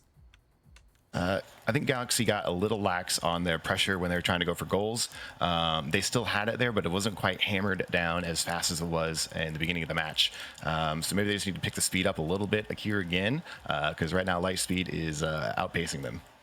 Yeah, they definitely brought it back at the end and some good plays as well. So very solid performance from them in this game number 1. And yeah, I mean, Galaxy, you got to be careful. We saw it in the last series again. To bring it back to that one, we saw how the Dragons jumped out 2-0 early. Lightspeed gonna look to do that same thing. Jump out 2-0 early, see if they can put the pressure on. And I mean, that's just what you got to do, Grebsy. That's the tough thing about being the underdog. You got to come out early. You got to come out strong. But if you can do that, I mean, it puts a lot of pressure on your opponent. It absolutely does, but as we saw, it can be a double-edged sword here, and you can get a little lax. You lose a little bit of that edge. You're up 2-0, you're sitting pretty, and you just tend to lose a little bit of that extra competitiveness, and hopefully it doesn't get taken advantage of. Yeah, definitely so. As we're just hanging tight for a second here, waiting for Galaxy to pop back into the lobby into this one, and we're gonna have to see if they can make it happen here into this game number 2. So bear with us a moment as we get into this one. But I mean, yeah, it is a great start. It is a great start for Lightspeed. Honestly, Grebsy, the game 1, it seemed to, I don't know, for me, it seemed a little bit weird. It seemed like Lightspeed just kind of just came out of nowhere and kind of stole that one at the end. It seemed like Galaxy, they were solid in the beginning, and then Galaxy just kind of came in the end and took it from them. Yeah, I agree with you. I think Galaxy just got caught off guard there. Lightspeed just, I don't know what they did, mid game there. They might have had a pep talk in their chat, but whatever it was, it worked because they were able to just catch Galaxy. I think most of their goals, it was just kind of open for them. Mm-hmm. It's like no one on Galaxy was back ready to go. Yeah, definitely so. And looks like we have got most of them back in here. We're gonna have them test it out, make sure everything is all good, and then we should be able to get right back into this one in a second here. So alrighty, looks like they're all good. We'll get them joined back up, and we will get things going here, Grebsy, for game number 2 here. And well, as we get into this game number 2, is there any player in specific, Grebsy, that you're looking out for on Galaxy to maybe step up, or Lightspeed to step up?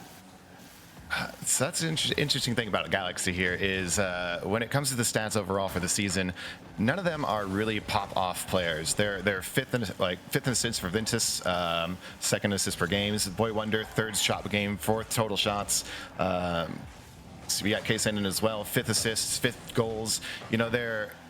They're not pop-off standout players. They play as a team together, and maybe that's just kind of where they lost it there in the end of that last one. Is they their teamwork was getting shut down, and they weren't able to capitalize here. Versus Lightspeed, you've got Demas first in shooting percentage, 4th in assists per game, so he's putting a lot of shots on goal, 5th in goals total per game, and then you got Jtron as his enforcer here as the first in demos per game.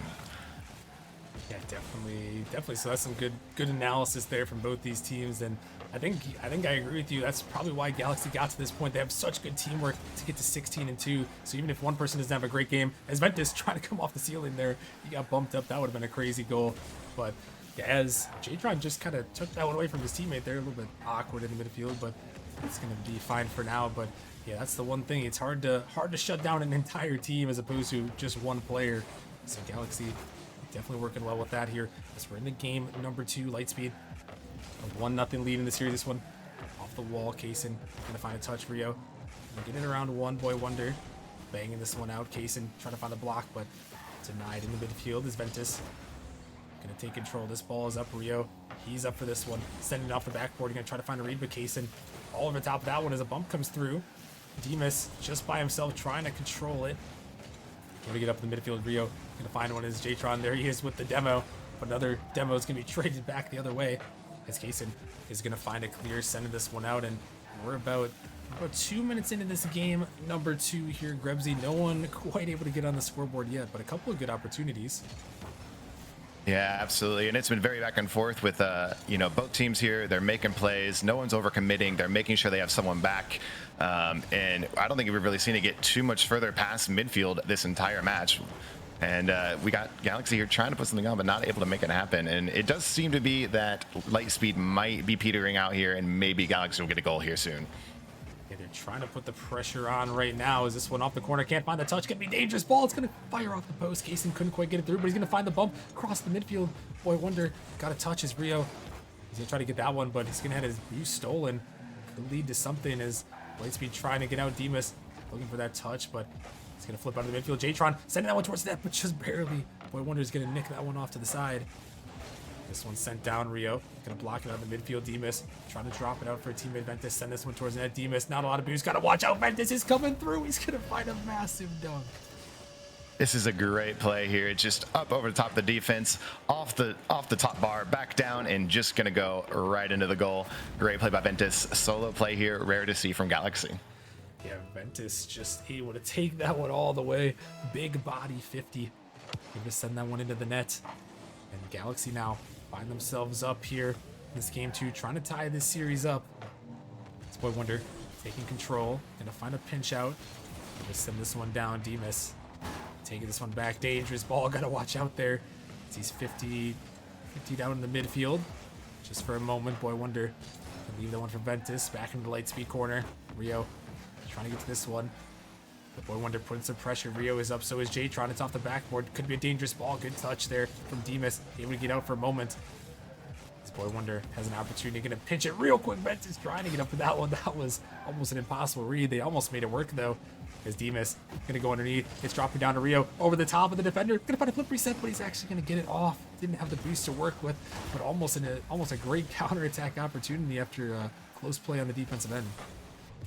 Yeah, absolutely. And I was going to say, this was going Galaxy's way until that last play there. And now it's looking like Lightspeed has the advantage. They picked up the pace.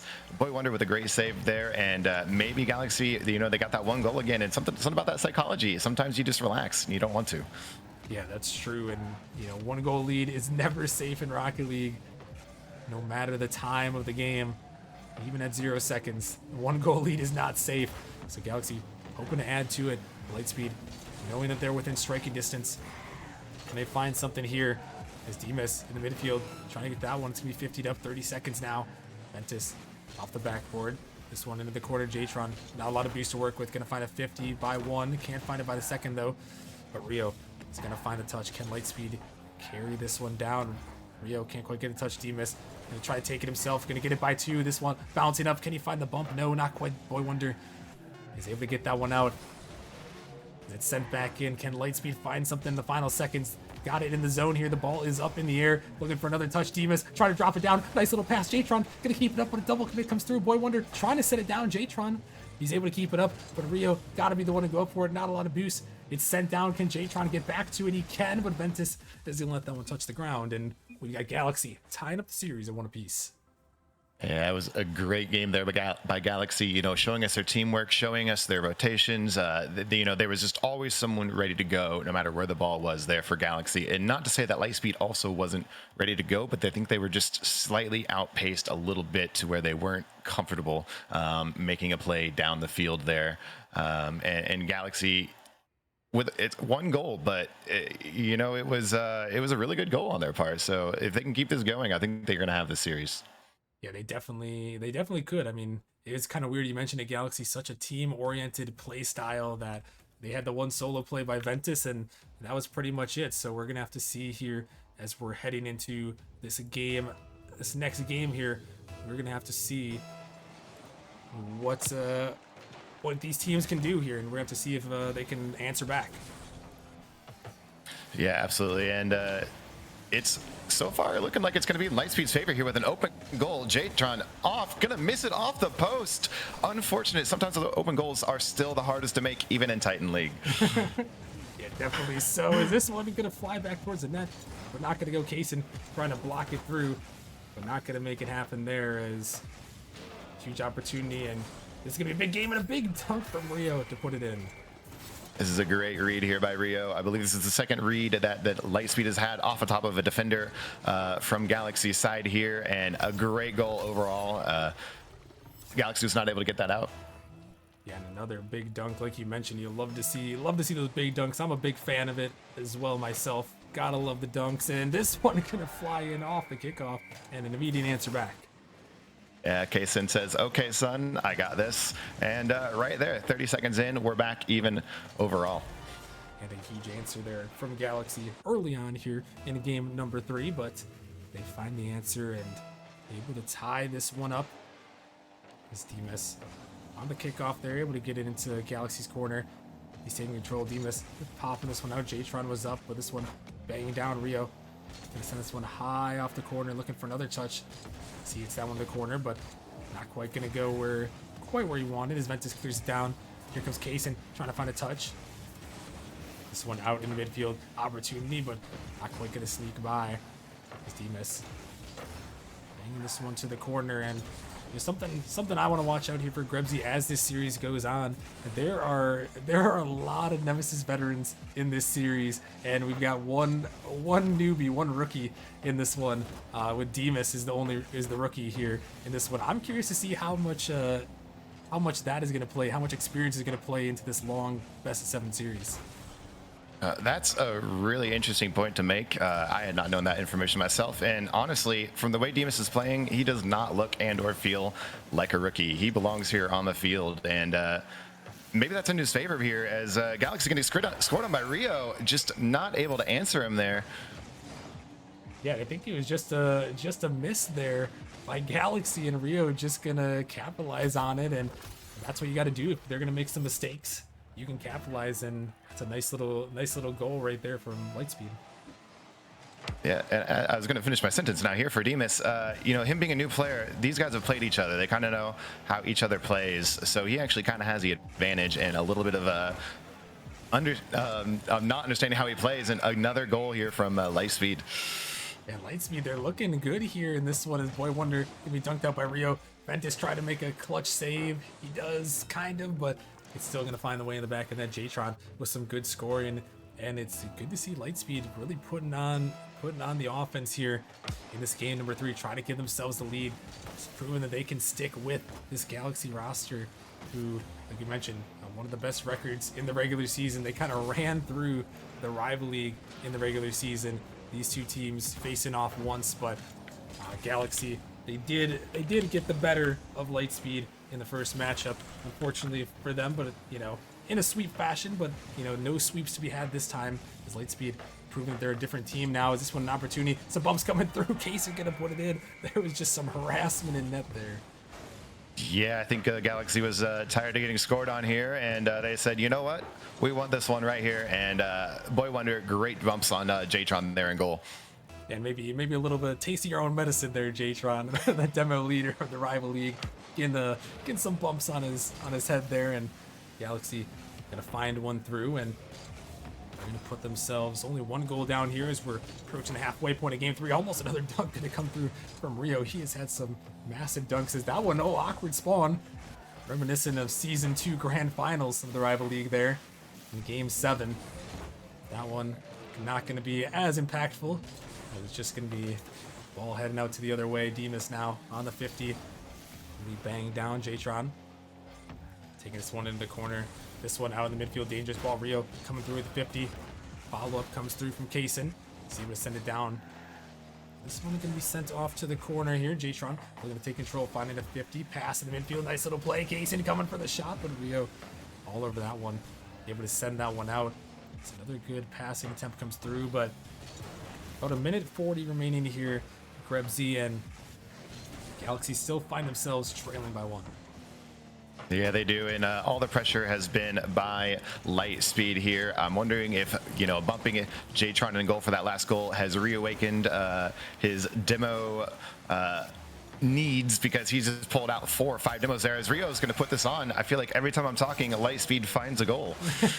That's how it goes sometimes, and it's Rio again. He's put up some massive goals in this one, right over the top of the defender there. Rio again, not quite a dunk, but right on the head again. And Rio has really stepped up in this series. We saw a lot of Demas in the play-in tournament, but Rio, I feel like, has really been stepping up so far. Oh, absolutely. Especially for this match, you know, he's got 3 goals for his 4 shots, just hammering them in. It's again top down from Jtron, almost redirected by Rio in. Yeah, that one just a banger of a shot from Jtron, catching out the defense and right over the top again of the Galaxy defense. And Lightspeed is kind of putting it to him here. And I mean, it looks like, you know, barring any craziness in the last minute 15, they should put themselves up in 2-1 in the series. And, well, I mean, they are not playing like an 8 seed here, Grebsy. Not at all. They are definitely bringing it, and they definitely want this. And it's not to say that Galaxy isn't playing well. They are, but they are very clearly here in this third match getting outplayed by Lightspeed.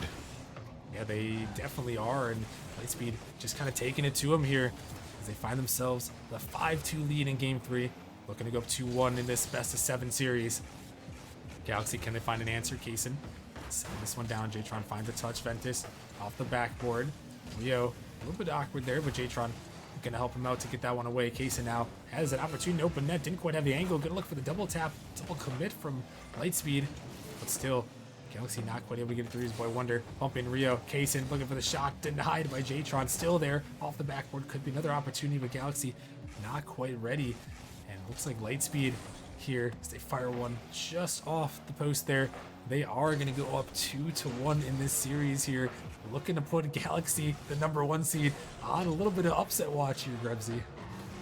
Oh, absolutely. You know, kind of looks like Galaxy developed a black hole in the back of their goal for this match, and Lightspeed was just taking advantage, and you know, it's banging all those balls straight into the goal here. There wasn't much Galaxy could do against what Lightspeed was bringing, and if they keep this up, I mean, it could be over in two more games. Yeah, and we'll have to see here if Galaxy feels like they need the tactical timeout here. It is an opportunity. It seems like Lightspeed kind of found something out here in the, you know, at least in this game, and kind of just held the pressure. I mean, Galaxy did win game number 2, but it is something to definitely consider, and it's such a different thing, Grebsy. I always like to bring the tactical timeout because it's different from the regular season, but it's just something you have to consider. You know, when is the right time to take the timeout? When do we just play on? When do we, you know, how do you use it? That is such a strategic play to make, as you say. You know, it's like, when do you use it? Not right now, I don't think. Here, while Lightspeed has got them up 2-1, you know, is a 1-1, you know, back and forth here as far as wins go. If Lightspeed gets this next win, we'll probably see Galaxy take a timeout. Yeah, probably so. Usually, you mentioned it, down in that 3-1 area is prime tactical timeout territory, but we have seen teams use it a lot in 2-1s as well. So, but not this time, as we're into game number 4 here. We will have to see if Galaxy can tie it up again. These teams have been trading games so far. It's Lightspeed looking for that 8-1 upset here in the playoffs. Winner is going to move on to the semifinals. This one, ball in the midfield, going to be 50'd out here. Rio going to make a touch there, looking to find another one as he sends it to the corner. Demas trying to chase with it. Boy Wonder going to find a 50. Ventus with an opportunity. A huge banger. Going to go bar down and in. This is a great shot and a great pass to mid here by Boy Wonder, just around through Jtron. Rio not able to get there. Ventus putting on the top shelf, pop it into the goal. This is the team we were looking for when we want Galaxy to win here. Yeah, definitely so. If you're a Galaxy fan, that is what you love to see. They found one there as they would take the early lead here in game 4, trying to add to it as Demas was being hunted by Ventus. Here goes Boy Wonder looking to keep the pressure. This is what they can do well. They can suffocate the pressure and keep it going. Ventus off the backboard, going to find another touch. Able to keep it to the side for a moment. Kaysen over the top of one. Opportunity for Boy Wonder. All of Lightspeed had gone there, but Demas going to take it over the top of one. Boy Wonder and Kaysen there. Demas popping it over one, but Boy Wonder all over this one. He's able to send it down, looking for a 50. Trying to find a dunk over the top of Rio almost. Able to slide in the back of the net, but Rio able to get that one out and bang it through as Ventus Stops it for a moment. Off the corner. Here comes Demas looking for that angle. Would have been an insane read, but instead, not able to make it happen. Is this one an opportunity? Jatron gotta find something here, but the drop shot. Boy Wonder puts it off the ground and in. This is a great read from up high on an angle from the side, just popping it down under Jatron. He's not able to make a play here at all, straight into the goal. This is Galaxy's found their pace here. Yeah, definitely so. And that's just a great shot. Like you mentioned, around Jatron, seeing that Jatron was awkward on the wall there and able to find that angle, bouncing off the ground. And sometimes those ground shots, they never expect the ground shot, Grebsy. You know, so if you throw one around them sometimes, they can definitely catch them off guard. As it did right there, is Ventus trying to make a huge save. But not quite going to go, as Lightspeed now, they're going to have to be the ones trying to find an answer. As Galaxy started out strong, up 2-0. This ball off the corner. Going to be sent towards the backboard. Ventus going to make a touch here. Able to clear it out for just a moment. As this one back in case and not a lot of boost to work with. Trying to drop it down. Kind of works out a little fake. Rio trying to take it down, but Ventus all over that one. As Ventus, not a lot of boost, but Demas unwise to that. As this one sent off to the side. It's going to be popped up. Rio and Jatron, a little bit of a double commit, but not going to harm him this time as they send it back in. Rio finding the 50. Ventus onto that one. Jatron just trying to get out to this one. He's going to steal the boost as we're into halfway here. Grebsy into this one. Galaxy looking solid. It's giving me some big game 2 vibes, the one that they won. Yeah, absolutely. And I honestly, I couldn't tell you what the difference is. It's they're just there with each other. They're reading each other. They're playing off each other so much better than they have in the first and third match. And it's almost been impossible for Lightspeed to find any kind of footing, any dominance of their own. Yeah, it just looks like a solid performance where we saw in that game number 2 where Galaxy just had the one solo play from Ventus and just kind of held on the rest of the way to a 1-0 victory. And right now, Galaxy definitely has the pressure in their favor. Find themselves up 2-0. Looking to tie this series up at 2 in game 4. This ball off the backboard. Rio gonna send it to the corner. Ventus is jumping quick there to that one as Jatron able to clear it out. Demas trying to find a 50, but not able to get it too far as Kaysen off the backboard. Dangerous ball, and Boy Wonder is gonna send it in. This is a great read, and Boy Wonder, the immediate jump here, he knew exactly where this ball was going to be. He's up before it's even off the backboard, tapping in straight down to the goal. Just a great play overall by Galaxy. Yeah, definitely so, and like you mentioned, they are reading each other so well here in this game. That is the chemistry that we saw that got them this far, got them to that 1 seed. And it's got them up 3-0 here in game 4, looking to tie the series back up with Lightspeed. This ball in the midfield, dangerous. Kaysen gonna find a touch there. Boy Wonder sends it down, but it's just a little bit off there. As Jatron gonna take up, using his boost to get it over the top of 1, trying to find a 50 on Kaysen. Follow-up comes through from Rio, almost able to squeak it through. As we're down to a minute remaining here, and Lightspeed probably gonna need a little bit of a miracle here, Grebsy, if they're gonna want to bring it back. Yeah, they're going to need to hear 1 minute left, but that's not to say that that they cannot make a play. It can happen. They just have to do it real fast here, and it looks like Demas is going to try his best, but Lightspeed just can't get any momentum going. Yeah, they really can't right now. As this one is going to be sent back in. Seems like Galaxy just been suffocating them. So we're down to the final 30 seconds, looking like we could see a tied series, and a tied 2-2 series would mean some great content for us viewers, as that means a confirmed game 6 Forbidden Temple, which we love to see. Love me my Forbidden Temple and the craziness on that map. And looks like Galaxy is going to be able to hold on in the final seconds. One more for the road. Kaysen puts in 4-0 and just lock it up, secure the dagger. Yeah, whatever Galaxy has done here, they need to keep this going. They have 6 shots on goal to Lightspeed's only 2 this entire match so far. So Galaxy is just shutting them down. Yeah, they really are, and this is kind of what we expected to see from the 1 seed Galaxy through most of the series. Kind of expected some dominance from them, suffocating teams, using their chemistry to make it happen, and it hasn't quite happened as much as they would have expected here. But they do find it here in this game 4, and Grebsy, that gives us a tied series here, 2-2, and this next game 5 is going to be so crucial for both these teams. It certainly is, and this could spell this next match could spell how the end of this goes. You know, you're 4 matches in already. You're starting to get a little fatigued. You know, that's a long time to full focus and full commit your senses to this game. And it's you know, it's the marathon here. It's whatever team wants it the hardest is going to make it here. Yeah, definitely so. And this one again is gonna be such a crucial next matchup. Game 5 here. The series tied at 2. Lightspeed trying to pull off this upset here from the play-in tournament. Are they gonna be able to do it, or will we see Galaxy give themselves one win away from the semis? And oh, gotta love Game 5. It's not our normal Game 5 alert in the playoffs, like you mentioned, but this is the pivot point right here. Who will put themselves one win away from moving on? The series has been back and forth so far, trading wins, and really, Grebsy, for me, I need to see how does Lightspeed respond. Galaxy just had such a chokehold on him. Yeah, and I think what we saw in that last match, I don't know that I actually saw any demos by Jtron at all, and that could just be the difference here as Demas trying to put one on goal. You know, I feel like Lightspeed hasn't been able to play their game at all. Jtron's getting demoed himself. It's just not going Lightspeed's way at all. Yeah, but despite all that, they still find themselves at a 2-2 series as Demas trying to fake it out and allow some Galaxy members to rotate back. Jtron try to get up to this one, but 50'd up by Casey, who doesn't have a lot of boost. Rio gonna pick up some boost of his own, but gonna be dunked out. This is a dangerous ball. Oh my goodness, almost gonna find that corner read. Is Jtron actually somehow gonna snag that boost? Could lead to something here. This one out of the corner, banged off the backboard. Demas sending it out, and like you mentioned, we need to see, can Lightspeed break out and play their game? Can they find those demos that they were finding in those odd number of games in Game 1 and Game number 3? So in Game 5 here, this ball popped off the corner, sent down, popped up, looking for another touch. Gonna drop it there is Demas, but Lightspeed not quite ready on that one. As Demas trying a little touch pass back, but not quite gonna go.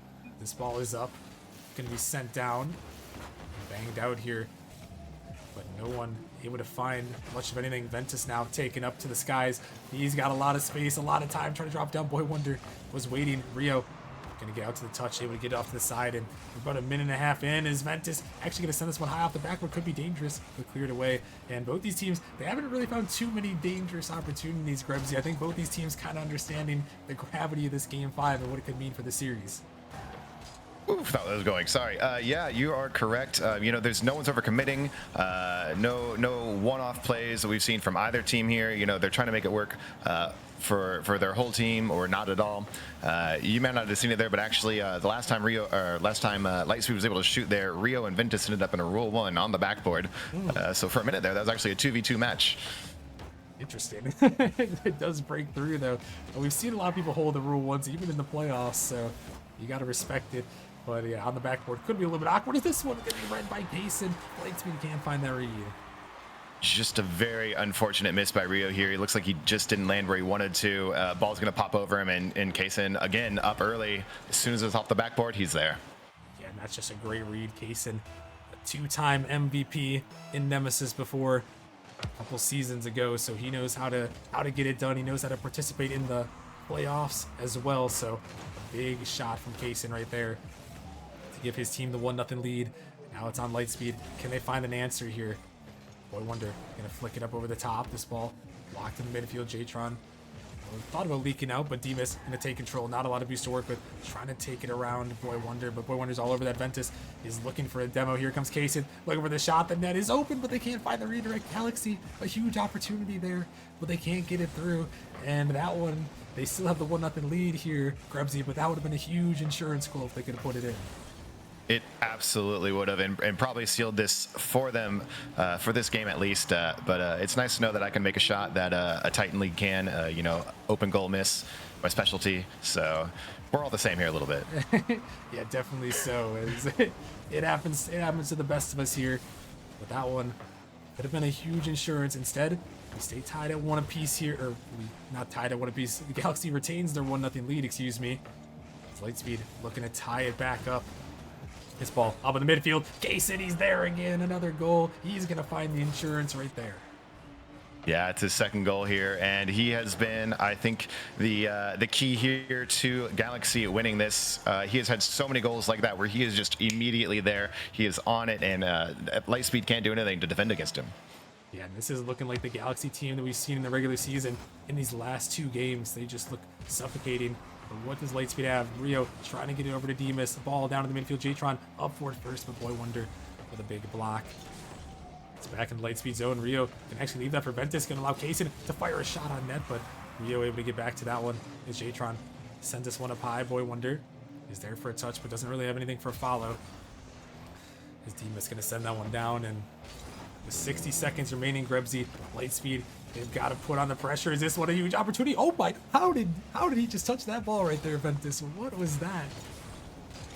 I'm actually not even sure myself. It was from below and from the wrong side of the goal, able to pop it up and just off the back. Must have been a top bar there as Ventus trying to put a high case in here again. A little high. Galaxy just absolutely dominating this fifth match. Yeah, that one, I do not know how Ventus hit that ball there, but he makes the touch, able to clear it away, and with 30 seconds remaining, Galaxy once again gonna be looking for a miracle. As Lightspeed trying to tie this one up, 20 seconds remaining. This ball sent back down. Ventus gonna find a touch here. This one banging back in. Precious seconds taken away from Lightspeed as a bump comes through. This one, Kaysen gonna fake out Rio. He's gonna put it in for the hat trick and the dagger.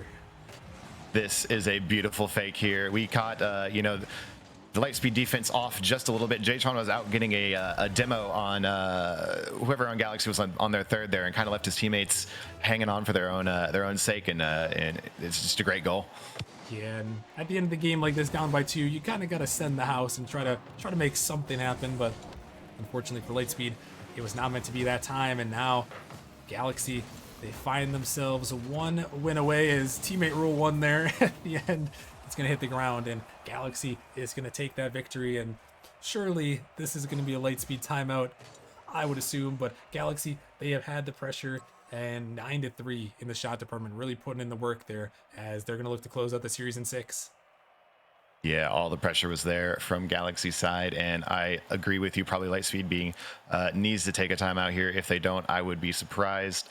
They need to get something going or try to ice Galaxy here. I don't know what Lightspeed could do, honestly, to try and bring this back, other than I just say just play faster. They're just getting outplayed here. Yeah, they kind of are getting a little bit worked here in the last 2 games, but they did have some great opportunities in the first couple of games, in game 1 and game 3.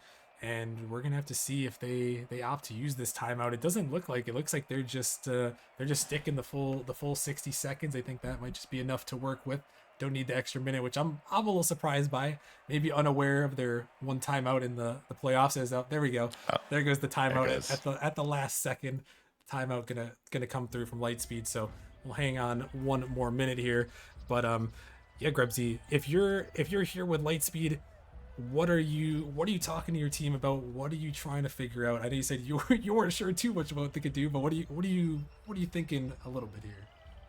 It kind of feels like they're not trusting each other almost, where they're trying to play to the loss against Galaxy, like they're trying to have the second touch as if it goes against them in Galaxy's favor, and it's still not working out. Whereas the few times they do break out, I'm not found that they've had a second there ready to help them. So it's still been a one-person attempted play here from Lightspeed, and they're going to need to break out some teamwork against Galaxy's amazing rotations and plays with each other.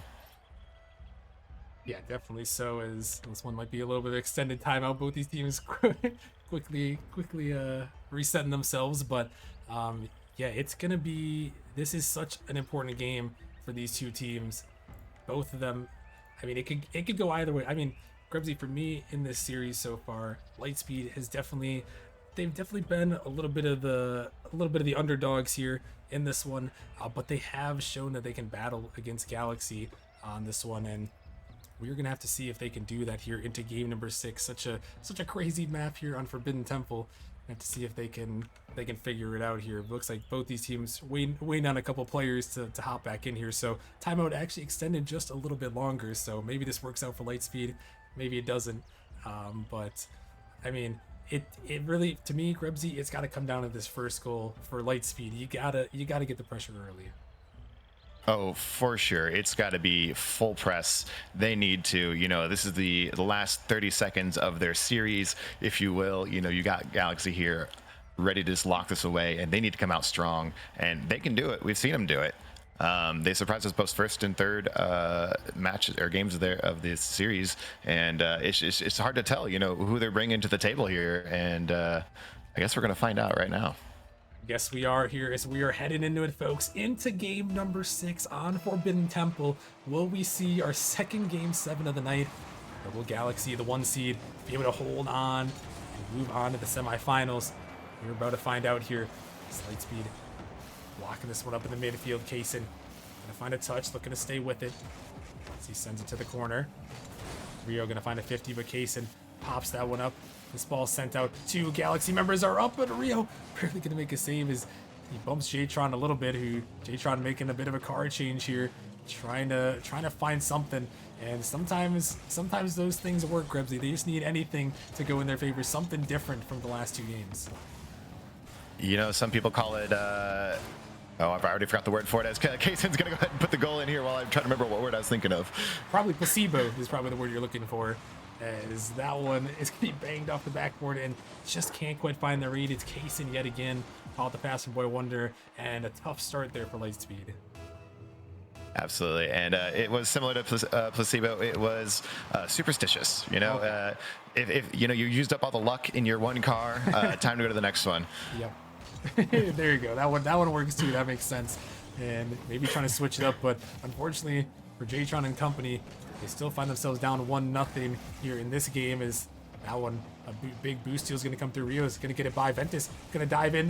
This one could just be heading towards the net. It's off the backboard. It's not actually going to go. I thought for sure that was some Forbidden Temple craziness right there, as that one almost went in. As Boy Wonder bangs it off his corner. Demas trying to drop it out for a teammate, but not going to go, as this one popped up by Boy Wonder. Could be an opportunity for Rio. Send this one off the backboard. Look for the double tap. He's going to find it down, but no one quite ready.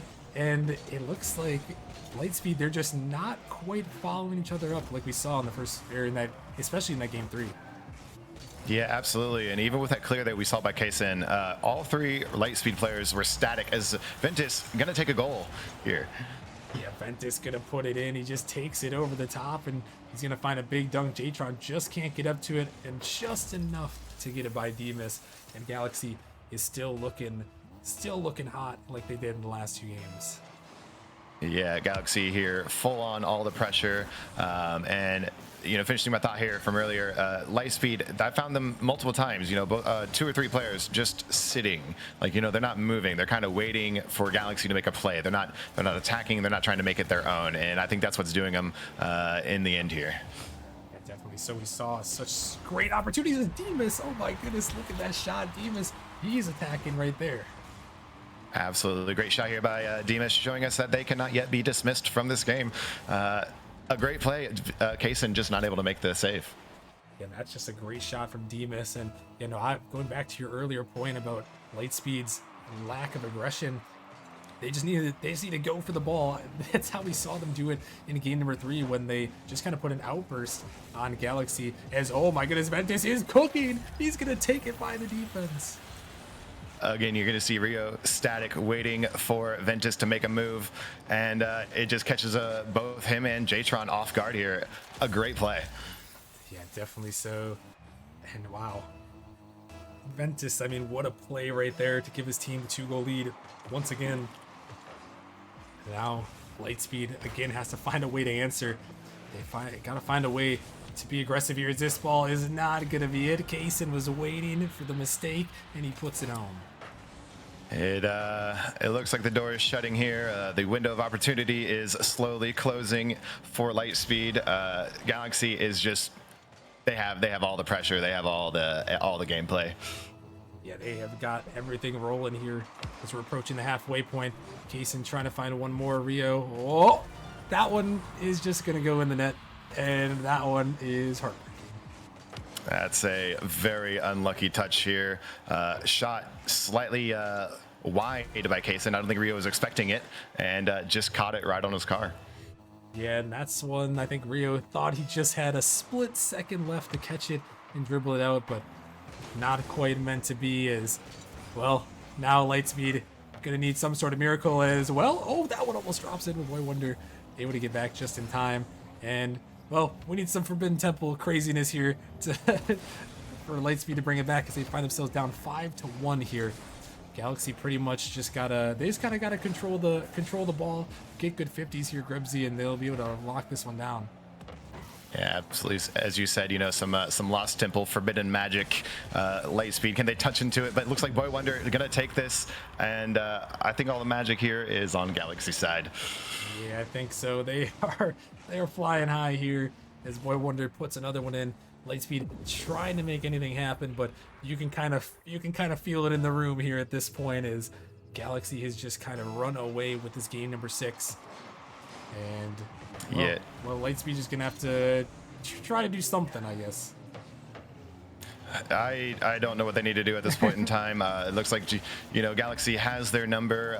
This might possibly just be GG Galaxy. Yeah, more than likely it is, but we'll see if they can do something. Maybe prevent the trip to Brazil here in this game 6. They find themselves down 6-1 as this one floating towards an Boy Wonder. Gonna get us on a plane here. We're flying to Brazil. I don't know how the weather is there this time of year, but the weather on the field is quite nice for Galaxy. As you said, the Brazil here rarely seen, especially probably even in Titan. Yeah, definitely so. As Galaxy 7-1, all but gonna secure it, and like we mentioned, this has just kind of been Grebsy in the last little bit of this series. This is kind of the Galaxy team we expected from the get-go. Yeah, absolutely. And as strong as Lightspeed came out, and I wish they'd been able to keep that pressure. I don't know what changed from them, but Galaxy here, another one able to put it in. They've just got everything in this game. Yeah, they do have everything working, and 8-1 in favor of Galaxy. All but gonna do it. We'll play it out, see how it concludes, of course. But yeah, Galaxy just kind of running away with this one, and well, they are gonna put themselves in a good spot here heading forward. As we'll find out their opponent a little bit later in our last match of the night, Grebsy, where we're gonna see Kings versus Pineapples. But Galaxy, sure, they're happy to get this one under their wing, and get a win in the playoffs on the board and move on. Oh, absolutely. And I would like to apologize. I got Titan in my head, and I've said that multiple times now. This is a rivals match. Yeah, Galaxy, this is what they needed. Maybe they started out slow because they weren't having those Nemesis matches, as you said, with the play-ins, and Lightspeed almost able to capitalize on it early on in this series, but not so much here at the end. And this is going to feel good for Galaxy. They're on a great streak, and they're continuing this forward. Yeah, definitely. So pretty historic regular season. Got a little bit of a scare here in this one, but able to lock it down when it matters most, and gonna find that win. So very solid on their part here. As final seconds of gameplay gonna tick through here. It's Lightspeed gonna try to salvage one more for the end of the season, as that one is not gonna be a Demon's not able to put that one in. But regardless, Galaxy, they are going to take it here. They will be moving on to the semifinals to face the winner of Kings versus Pineapples. So congratulations to them, as they're looking for one more for the road. Not quite going to go. The GGs are coming through. Still trying to keep it up. That one finally touches the ground, and there you have it, Grebsy. Yeah, right there at the end, the ground is the hardest thing to hit in Rocket League as soon as that timer is out. They're playing around with it, but a great series by Galaxy, and honestly, a wonderful play by Lightspeed until just right there at the end where they just couldn't make it happen anymore. But that was great playing, and I couldn't have told you in the first 4 matches who was going to win overall.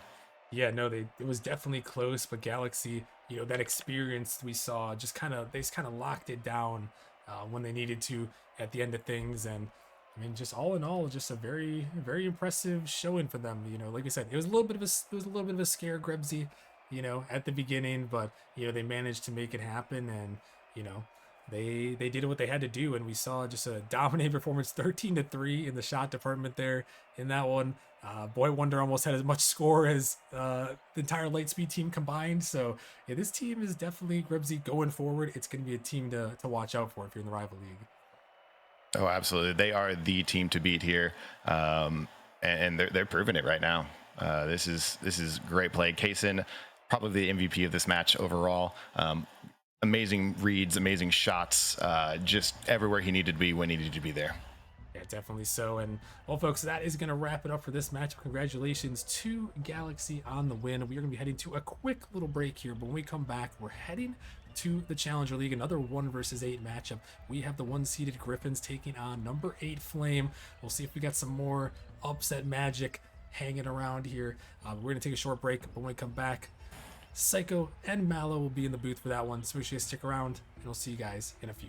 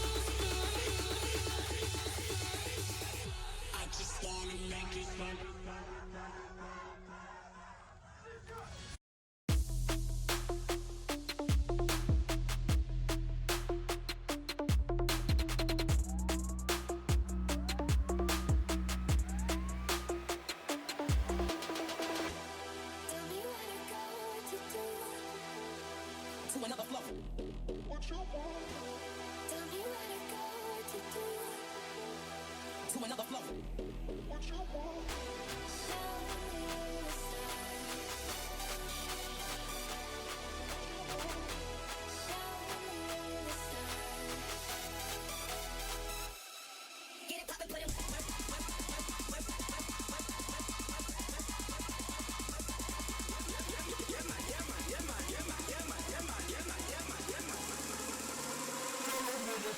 close.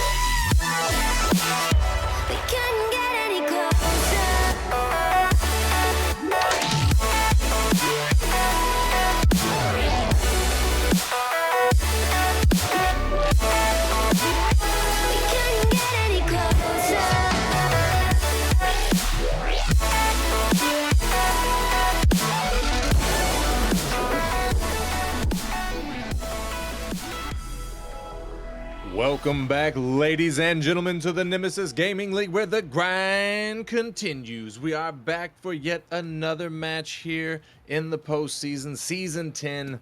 We're going to the Challenger League. We've got the #1 seed, the Griffins, going up against Flame, the #8 seed, coming through that play-in tournament and securing this spot in this tournament. Your boy Psychonautic in the booth, ready to bring this action straight to your household, in your ears and eyeballs. And I am joined by Malo. How you doing, man? Oh, I'm doing great, man. Just a fantastic night of Rocket League so far. We got another one here coming up. It's going to be hot with the Flames playing the Griffins. Can they bring them down? Can they give them a fight? We'll have to see. I can't wait. Yeah, I don't know what's going to happen here, to be honest. I'm fully expecting the #1 seed to just sort of crush the #8 seed. We'll have to see. You know, Nemesis has seen a couple of dark horse tournaments before where you have a 10th seed team come all the way through the play-ins, make it all the way through the playoffs, take the chip home. You know, is Flame going to be able to do that? I don't know. What do you think, Malo? Let's get that caster prediction as we load these guys up onto the pitch. Man, you know, looking at these rosters, I think the Griffins are going to be too much, but we'll have to see what the Flame is able to do. Right now, I would kind of have to lean towards the Griffins. I don't blame you there, but I will say, Flame's got that smooth brain buff. We'll have to see if it plays off for him.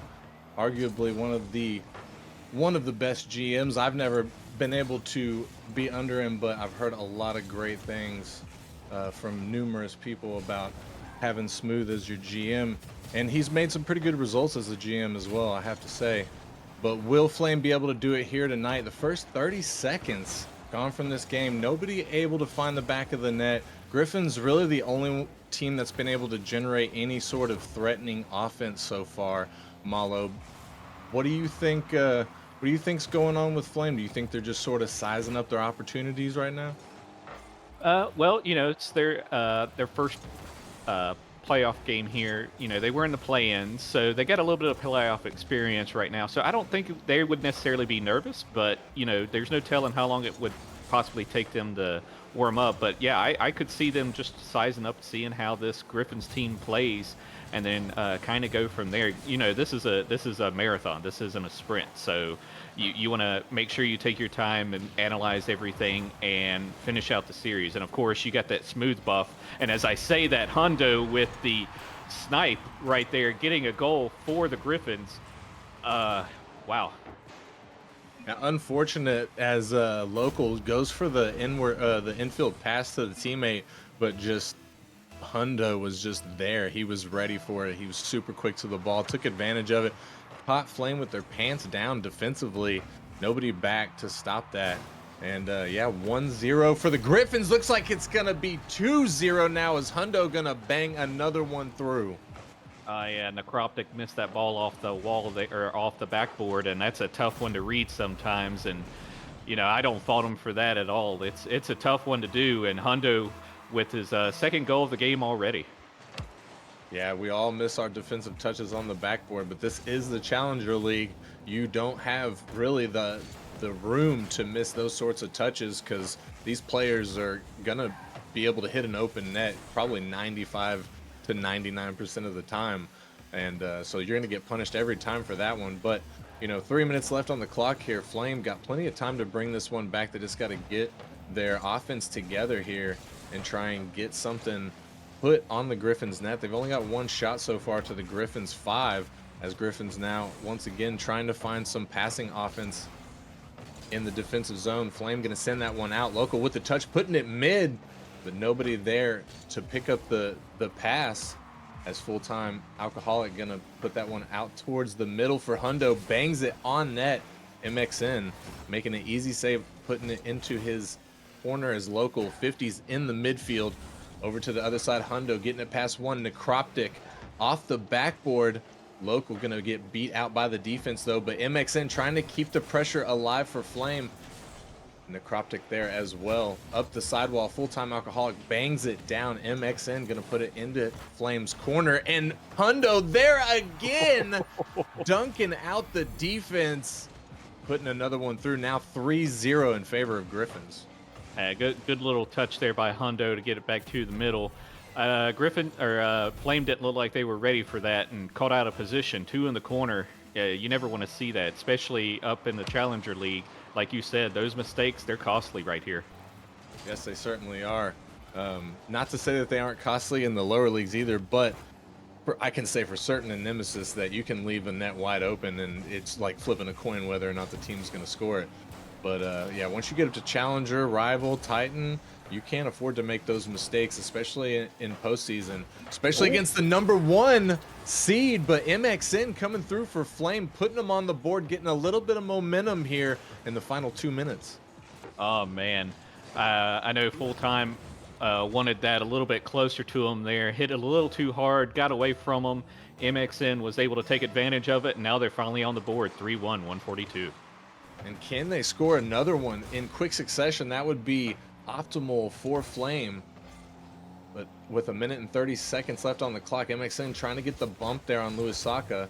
Necroptic putting it up, looking for the double touch, gets it, puts it back out. Local there, trying to get it, but Hundo getting in front of that one, not getting a save for it, but he definitely saved that ball from a possible bar downskis. As the ball's out in the mid, Local trying to get it through the defense. MXN keeping the pressure going for Flame as Local gets a pop backwards, but the Flame third man gonna get beat out by the Griffins defense. MXN trying to find his teammate in the mid as Luisaka pops it up a little bit awkward there. MX trying to bat it back. The final 60 seconds now upon Flame here, Malo, and they are still down by 2. What do they need to do to get back into this? Well, I'm noticing they're passing it a little bit more than what they were the first half of the game. Unfortunately, it's just not enough as far as the strength or placement. But that's what they need to do. They need to keep passing it, just make it a little bit more on point here, and then if they get it past, then maybe with a bumper or a demo, they can get a goal and get pretty close to it here with not too many seconds remaining. Yeah, they need one like now. They need to get back onto that on that kickoff line and try and score another one off the kickoff. Ooh, MXN barely saving that shot from Full-Time Alcoholic on the goal line. Very, very close. The final second now upon us as the ball touches. Griffins going to claim victory at game #1 in this best of 7 series. Yeah, and it's early, right? So Flame, they don't need to get too down yet. They did a good job there. Only about 4 shots less than the Griffins here, but they did great on defense. That's a good takeaway here. Is they had 4 saves as opposed to the 1 save the Griffins have. So if the Flame can put on the offense of pressure, then they should be able to get more goals in, because it seems like they may be a volume shooter team, which, hey, if you put that pressure on, you're eventually going to make one go through. And game 2, they need to try and do something here. And we'll see exactly what that something is. Like you said, they were running some pretty good defense there. The rotation's pretty solid. I think they just need to really stay out of their defensive zone. As Griffins, once they get that offensive pressure rolling, they are a really hard team to stop. And as we start game #2 here, we'll see what Flame's able to come up with, as Full-Time Alcoholic going to send that one down, trying to stick with it. 50s with Locals. Hundo puts it off the backboard. Necroptic with a good touch, sending it off to the corner, away from the pushing Griffins. Necroptic missing his touch there in the mid, had an opportunity, but not able to do anything with it. Hundo coming off of the backboard. Necroptic almost dunking him out as Local trying to help it out. Gets the second touch. Full-Time Alcoholic ready for the backboard defense. Luisaka gets the pinch to send that one down into Flame's corner. Hundo with the big dunk on Necroptic there on the sidewall. MXN past one. Good control. Gets a little bit weird flick, but gets it behind Full-Time Alcoholic. We got 2 Flame members up. They get the pinch down, but nothing going to come from this as Hundo tries to get control. A minute now gone from this game, and we're still seeing a 0-0 scoreline. Pretty similar to what happened in game #1 so far, Malo. Yeah, absolutely. And the Flame, they're doing a little bit better on offense this time compared to the first game there. They do have one more shot, but of course, nothing has went into the goal. They were both saved. So good defense by Griffins. Right now, we just got to see what the Flame can do to answer back to potentially take game 2. And with 3 minutes and 30 seconds left on the clock, neither of these teams have scored yet. Game 2 still anybody's to take home as Full-Time Alcoholic gets up, puts the ball into the Flame corner. Necroptic gets it past Lewis Saka. MXN gonna 50 and maintain control of the ball in the mid. Local bumping one to get control of the ball, passing it back to a teammate. Necroptic there for it. Not a lot of juice to follow it as Lewis Saka gonna take it away from him. Lewis Saka with a touch in the mid. Local blocks it, pops it up. Full-Time Alcoholic with the aerial touch up to the teammate off the sidewall. Necroptic getting it past Hundo to clear it away from Flame's defensive zone. Necroptic still with it, putting it out mid, looking for a teammate, but Lewis Saka gonna beat out the offender. Local going up, realizes, oh, that's a tough one right there. As you can see, he realized that he didn't need to stop to get that ball, and then he's just in the back, or he's in the back of his goal, and he can't do anything for the follow-up shot. Yeah, just you got three opponents coming down to try and score that ball. You don't know who's going to touch that, so you can kind of eliminate Full-Time Alcoholic up there because he was way above the ball. So it's like, which one of the bottom two is it going to be? And right there, just not in the right position to be able to get it in. And now the Flame, they need to answer quickly, as they do here. MXN turning up the heat for the Flame here, tying it back up. 2:24 remaining. Ask and ye shall receive, good sir. Just as you say it. Flame coming out. That's what they needed. Now they're building a little bit of momentum here against the Griffins, as opposed to in game number 1 where they sort of let them get away with the momentum before they were able to find any points on that board. So Flame doing a lot better here in game number 2. Can they maintain this? Can they extend or take the lead, I should say, for the first time in the series? Or are the Griffins going to break the ice here with 2 minutes left? Which team is going to find the back of the net first? Local gets a 50, trying to put on a lot of pressure. Lewis Saka gets the carry over one. Hundo down to Hundo. Oh my goodness, what a play past 2 of Flames defenders. Oh man, one of the things I was going to point out that the Flames were doing, they were doing a lot better on the 50s there, but Hundo, just extra speedy boy there, just able to pass by and beat that last man to score that goal. That was a commanding play right there to take the lead. Hundo popping it up, gonna have to get it through MXN. He does, but he can't get it past Local. Local's gonna hit it out from the corner. Lewis Saka there, 50s with Necroptic, but Local gets the touch in the midfield. Hundo to bang that one out. Full-Time Alcoholic with touch off the sidewall down to MXN, who 50s in front of the Flame net. Local gonna send that one down. Hundo to send it back. Local back again, having some ping pong go on here in the final 2 minutes. Almost down to the last 60 seconds as Full-Time Alcoholic going to get his 3rd save and savior medal here. Malo, it's looking not great for the Flame, I gotta say, because the Griffins defense is doing really good. It looks like their armor is super tight right now. Yeah, it is, and it looks like they may be doing a little bit better with their boost too, because I noticed quite a bit that the Flames just don't have a lot of boost to work with. Right now I see all 3 of them now have it, but I don't know if it's a boost management issue or a boost starve issue, but that's one thing I've noticed is they don't have a lot of boost to work with the majority of the time. Yeah, I've definitely noticed that as well, and sometimes that is an absolute killer for your team.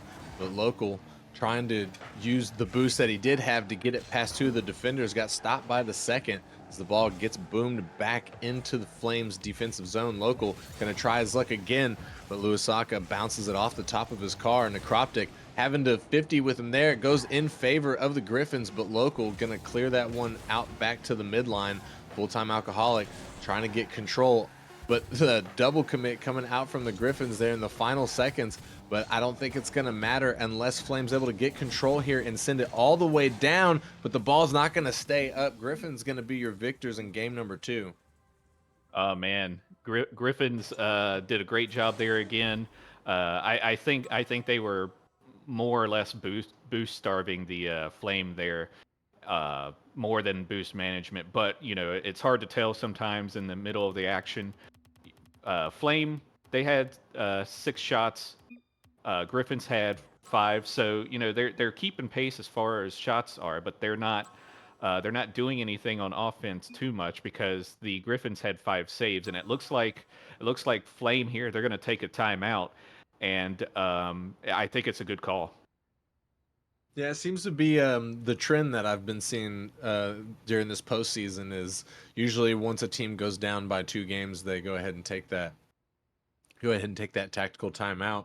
And so that's exactly what Flames doing. They're technically going to get a 60-second timeout, but it only starts once we enter the next lobby. So most teams play it where that you get a 2-minute, 120-second timeout from 60 seconds from the in-between lobby, and then 60 seconds once we enter this lobby starting now.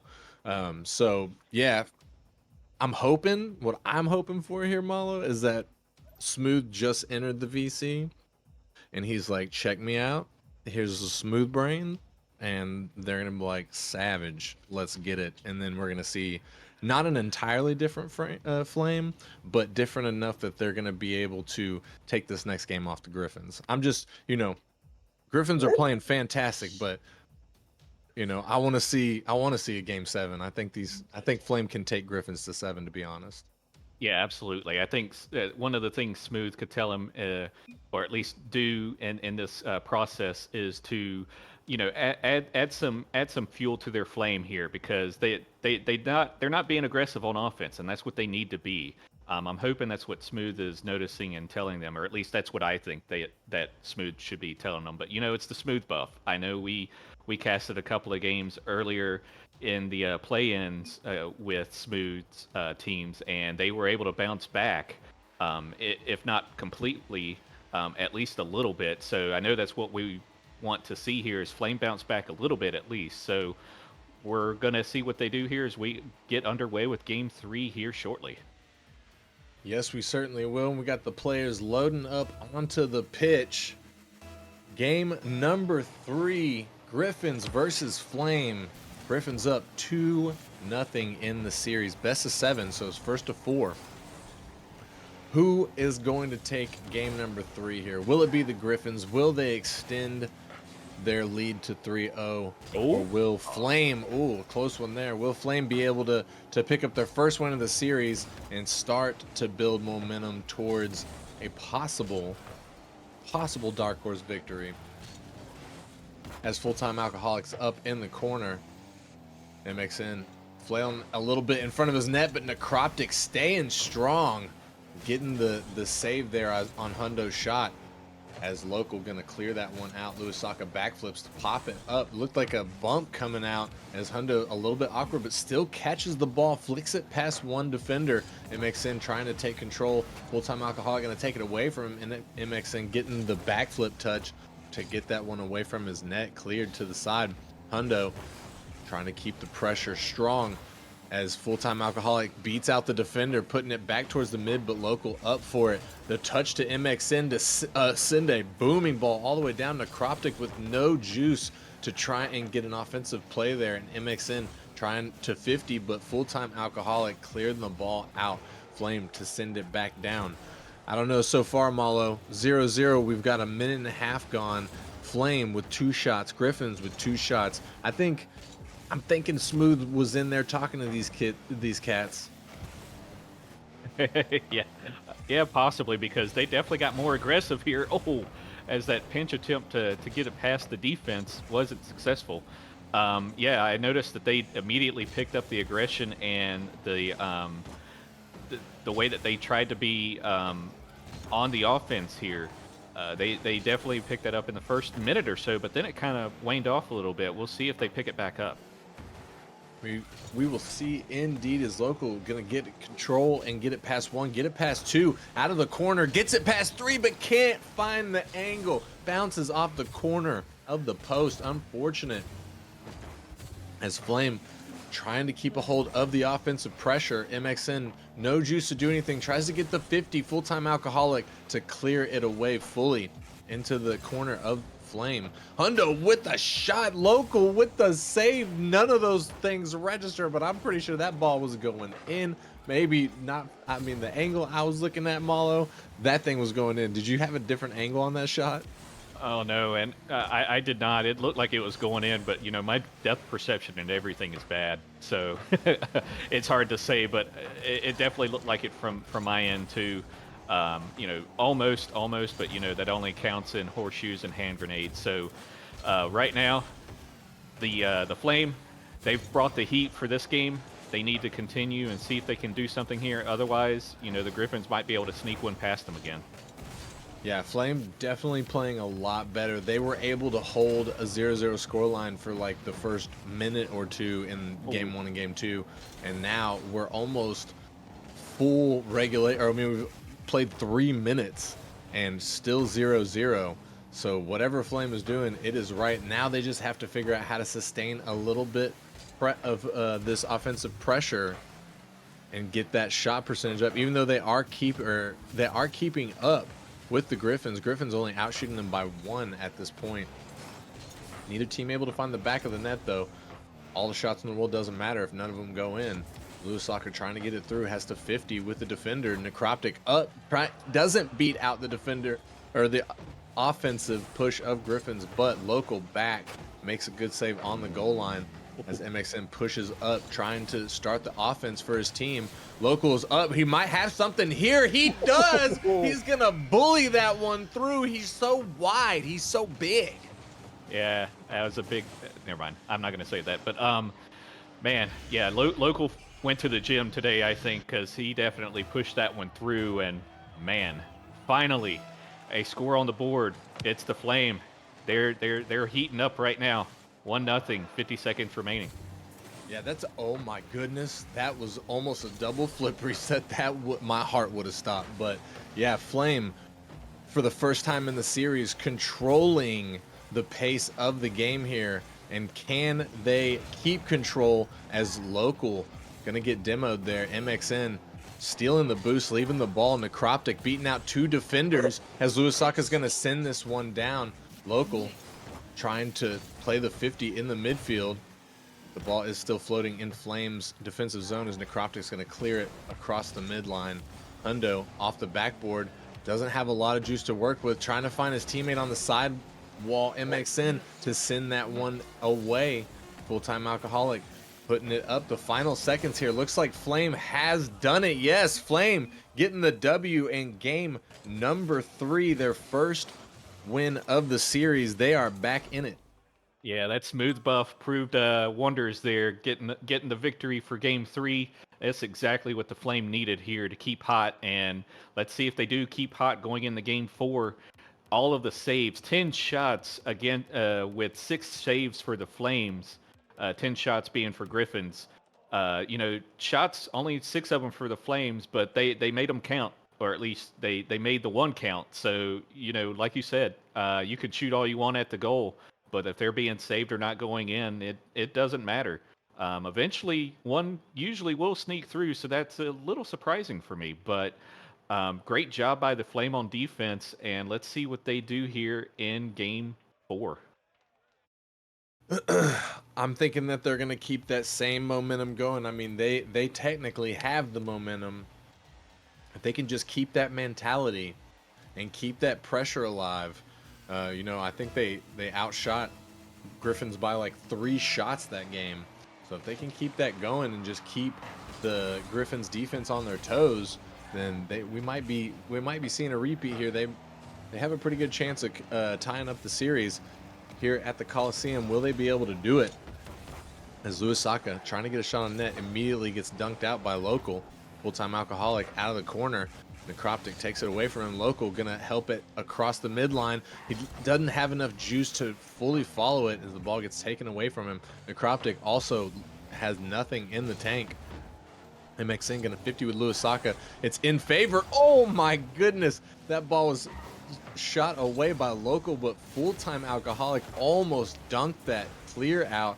That would have been directly in the back of the net, Mala. That would have been disgusting. Yeah, it would have been. And Full-time Alcoholic, he's been kind of driving all over the field, doing what I think he was probably doing game 1 and game 2, which was grabbing those back boosts and looking for demos and bumps, because I noticed that there weren't any back boost there, big boost there for the Flames. So I think that kind of confirms what we may have been seeing in game 1 and game 2. The Griffins looks like they may be trying to return back to their original plan. We'll see if it works out for him as MXN in the corner picks up the big boost, but can't do much with the ball. Necroptic gonna take advantage of it. Can't get the 50 out as the ball gets put up. Full-time Alcoholic with the touch off the backboard. Hundo gonna beat it out, and he's there, but it pops up and away instead of into the net. MX got a little room to work with here, but he's gonna have to 50 with Full-time Alcoholic, who takes it away from him. Necroptic sending that one all the way down. MXN missing his touch to help it along. Necroptic not able to 50 with Hundo. He gets it past him. Hundo taking possession of the ball again, looking for a teammate out mid, but MXN with the defensive stop. And Luisaka can't get the touch he's looking for. This could be a breakaway. Necroptic putting it on. It hits the it hits the pole, but MXN comes in, cleans up the shot from his teammate. Oh man, and there were some teammate bumps there by the Griffins trying to rush back there, and I don't blame them. That ball was wide open, or that goal was wide open there, and unable to defend it. And the Flame, they're keeping hot. Yes, they certainly are, but a little under 3 minutes left on the clock. Will they be able to maintain it, or can the Griffins get it together and tie us up here? We'll have to see. As Necroptic gets an awkward touch, Luisaka trying to find a teammate in the mid. Full-time Alcoholic getting 50'd by Local. MXN trying to stick with it, but gets bumped off the ball. Luisaka to touch it off the backboard. Hundo trying to clear it to the side for Full-time Alcoholic. He takes it, but immediately gets dunked by Necroptic. As Luisaka puts it to the side, Necroptic there again. MXN off the backboard. Local's up. He's got the shot, but it doesn't go in. Bounces off the corner again. Hundo putting it down. Necroptic doesn't have nothing. Gets immediately demoed after making the save. This is dangerous for Flame. Are they able to get it out? The double commit. Oh my goodness, that was so scary for Flame. Necroptic finally able to get that ball cleared out. A close one for Flame there, Malo. Yeah, it was, and one thing that the Flame have been doing here is they've been picking up the challenges, not giving the Griffins any room, which is what I think they were probably not doing there for first 2 games. I'm sure that's something Smooth told them about. And yeah, they got real lucky there with that. I shouldn't say lucky. They did a really great job there defending that goal, because man, that was close to going in. It certainly was. Flame getting, let's say, a little bit lucky there. As Hundo puts a shot on, and MXN just not enough in the tank. And that Bardowski hurts. Yeah, the momentum was killed there by MXN. He tried to do it from a standstill, and I think if he was still going just a little bit even, just kind of coasting along there, he would have had an opportunity, but he decided to full stop and try to jump for that, and unfortunately it was just out of his reach. We once again have a tied ball game, ladies and gentlemen, 1-1 with just over 60 seconds left on the clock. Flame versus Griffins, game 4. Can Griffins secure the third win and set themselves up for match point moving into game 5, or is Flame going to tie up the series? We'll have to see in the final seconds here, as Full-time Alcoholic gets a good save. Shot from Flame coming out.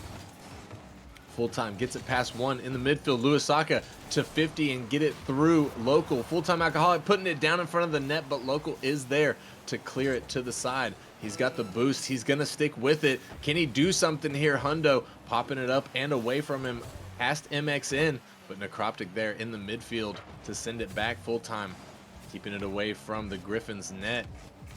15 seconds now left on the clock as Hundo takes possession, and it goes through. Oh my goodness. Full-time Alcoholic just waiting on the ground there for that pass, a pinch potentially.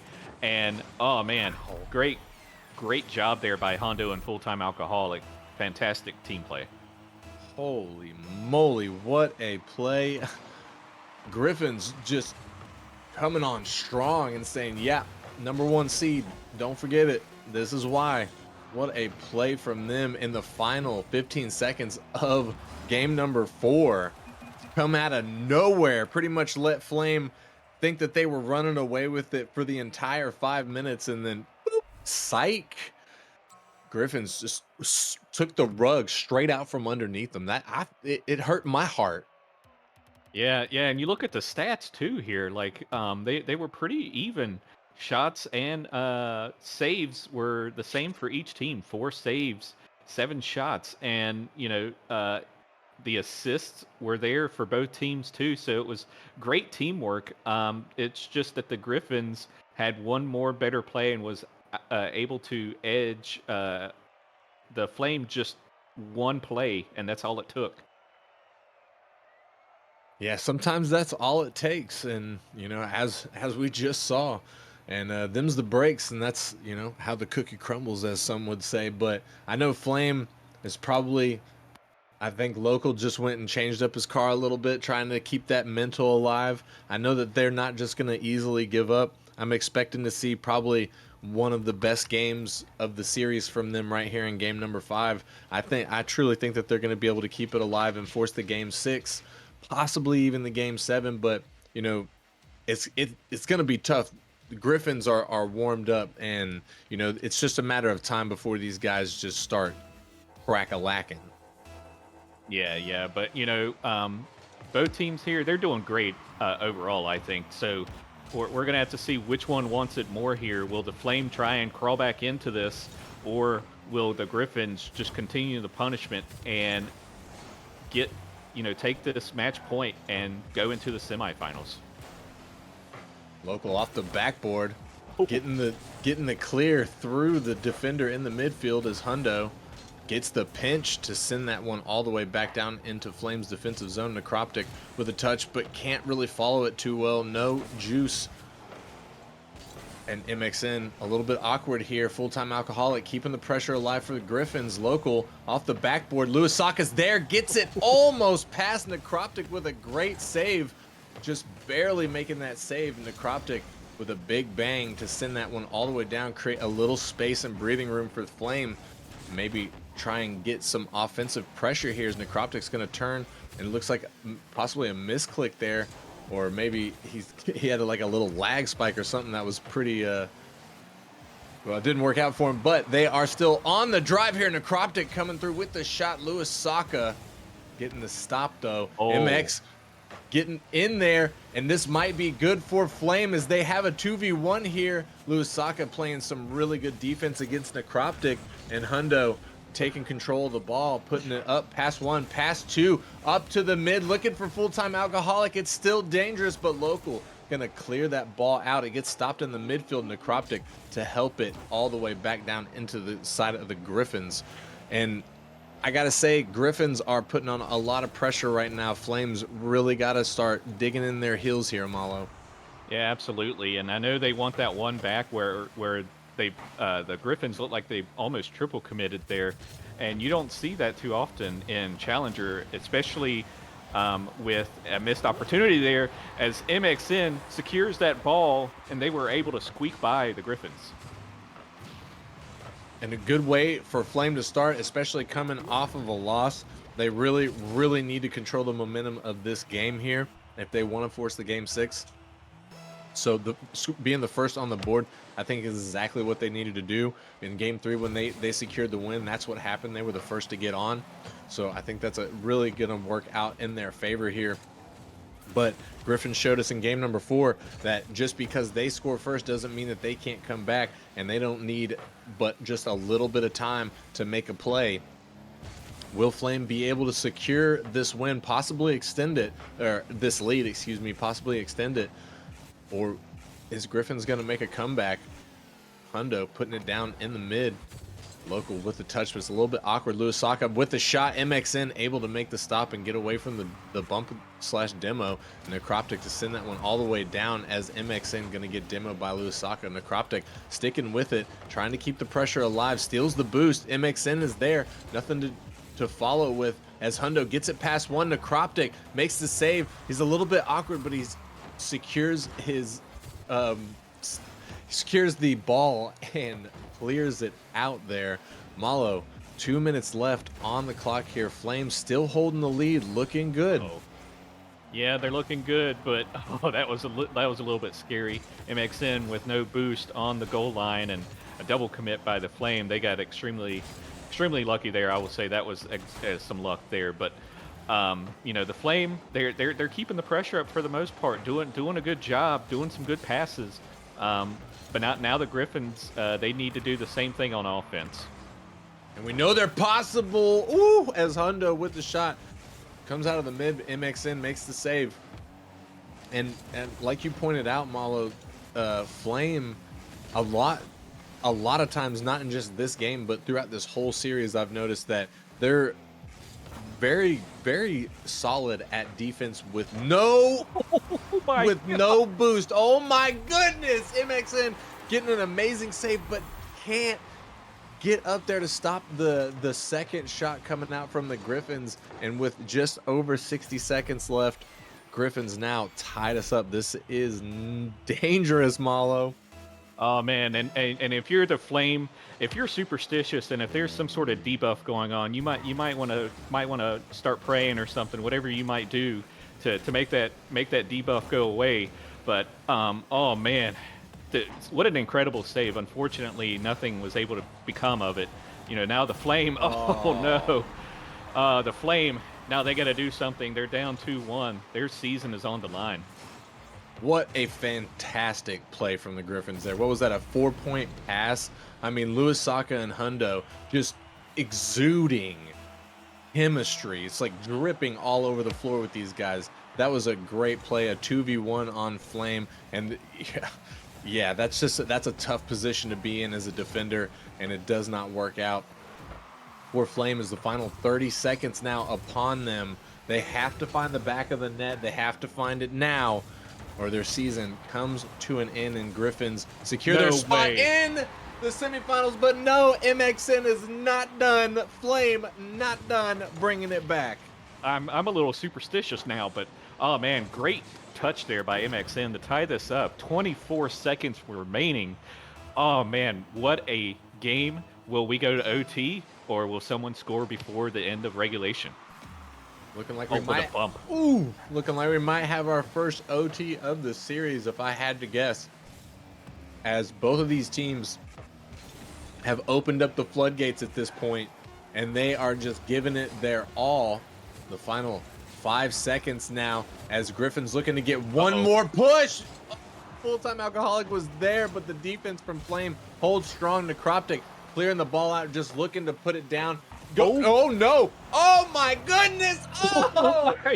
Flame not able to secure the goal right there at the end, Malo. We've got OT for the first time this series.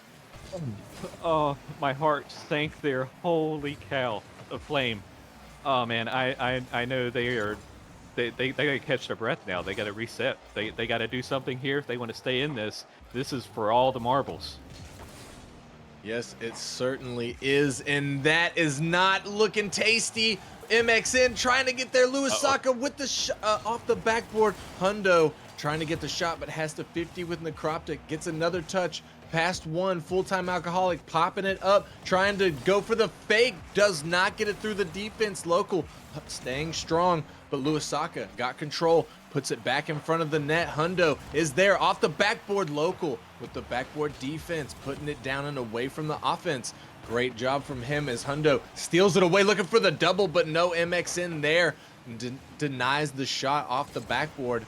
Local not able to get the touch he's looking for as Louis Saka puts it off the backboard, and Necroptic gonna get it out of the Flames defensive zone. And now Flame looking to turn the tables here and generate a little offense as Local puts it up. This could have been something there, but nobody else from Flame looking to go for it as Full-time Alcoholic receives the pass from Louis Saka, easily flipping it over the final defender and securing the win for the #1 seed Griffins. Congratulations. Yeah, congratulations indeed for the Griffins. The Flames did not go without a fight. That was a fantastic series, and you know, the Flame, that last defender there, I don't know who that is. I think that was MXN. with no boost there and that ball so high, full-time alcoholic could basically do almost anything with that ball and probably get a goal. So, that was a really tough situation for the Flame at the end there, but they put their heart into it. And congratulations to the Griffins. You are going to the semifinals. Yes, congratulations. Unfortunate for Flame, they did what they could. They came up through the play-in bracket and secured the spot here against the number one seed, and thought they were going to bring it home or at least a little bit closer. But in the end, Griffins proved to just be a little bit too strong, showing off why they were the number one seed throughout the season. With some great passing plays, some fantastic chemistry from those guys. So best of luck to them moving on as they secure their spot in the semifinals. As we got a bracket, we can throw that up for everybody to see. But that was a pretty good game. I mean, 4-1 Griffins, Malo, but hey, that was like you said, Flame played their heart out. They did a really good job. It's just, at the end of the night, Griffins was just a little bit tighter on defense, a little bit, more aggressive in their offensive zone, and that's really what secured the win for them, I think. Oh yeah, absolutely. And their chemistry is really, really good. It looks like so they were able to just outpass and out 50 the Flame here. I think that those were two of the big reasons why the Griffins were able to outlast and the Flame here. But going forward, the Griffins going to semifinals. Hellcats they already swept Orbit. We saw that Monday night. So Samurai Venom, they're up next as well as Snowstorm and Wraiths. Snowstorm and Wraiths is actually later on tonight at 10. So we'll see some more Challenger League action later on tonight, and I can't wait to see that as well as the other leagues coming up. Yeah, speaking of which, the Titan League is what we have next for you, ladies and gentlemen. We're going to be going to a short break here, maybe about 10-ish minutes. But when we come back, we're going to have the Titan League for you. We got the number 4 Vanguard versus the number 5 Gravity. It's going to be a fantastic match, one that you don't want to miss. The top of the top, the creme de la creme of players in Nemesis sit up in the Titan League. It's always a blast to watch these guys go ham with each other. So you don't want to miss it. We'll be back in just a few minutes.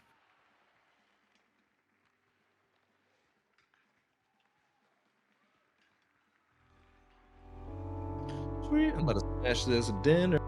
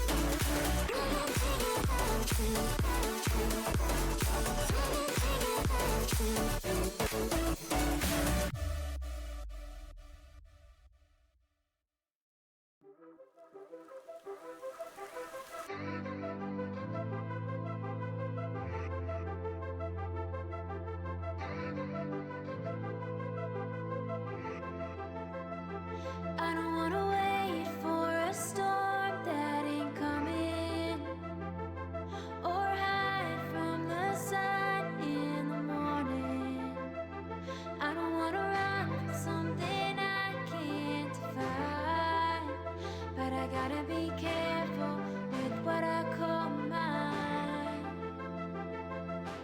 I know you too well. I'll climb up on the roof and yell. I've learned all that I know, and we put on quite a show. I'd be lying if I said I'm coming back. I just wanna go, I wanna walk away. Never wanted to love you anyway. Guess I should've known, I won't pick up the phone. Go on and watch me fade. When you see the lights faded in the night, know that I'm fine alone. I'll be running for the skyline, sun in my eyes.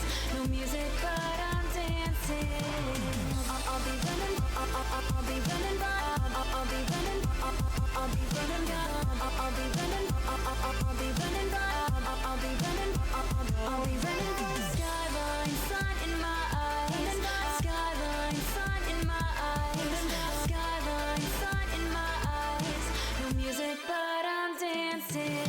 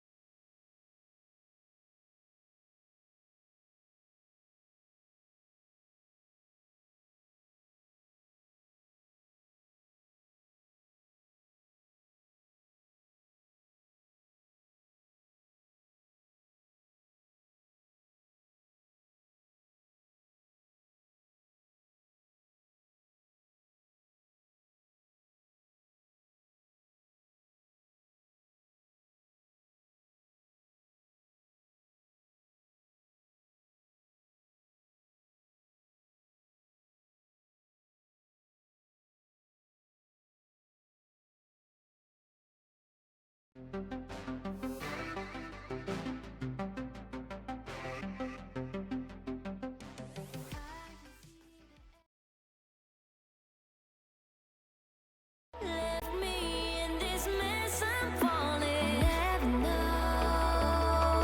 Can't find a reason why. Couldn't get any closer.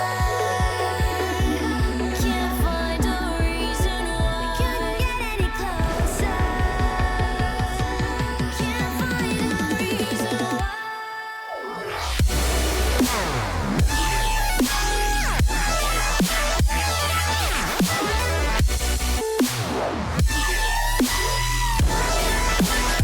We couldn't get any closer.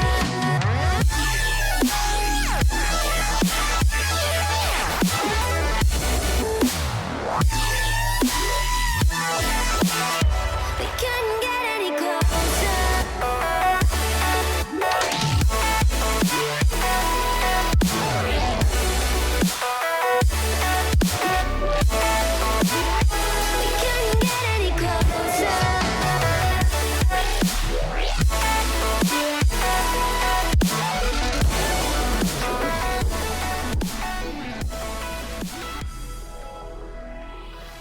Welcome back, ladies and gentlemen, to the Nemesis Gaming League, where the grind continues. We are back for possibly yet some more action, possibly, as we have here in the Titan League, Vanguard going up against Gravity.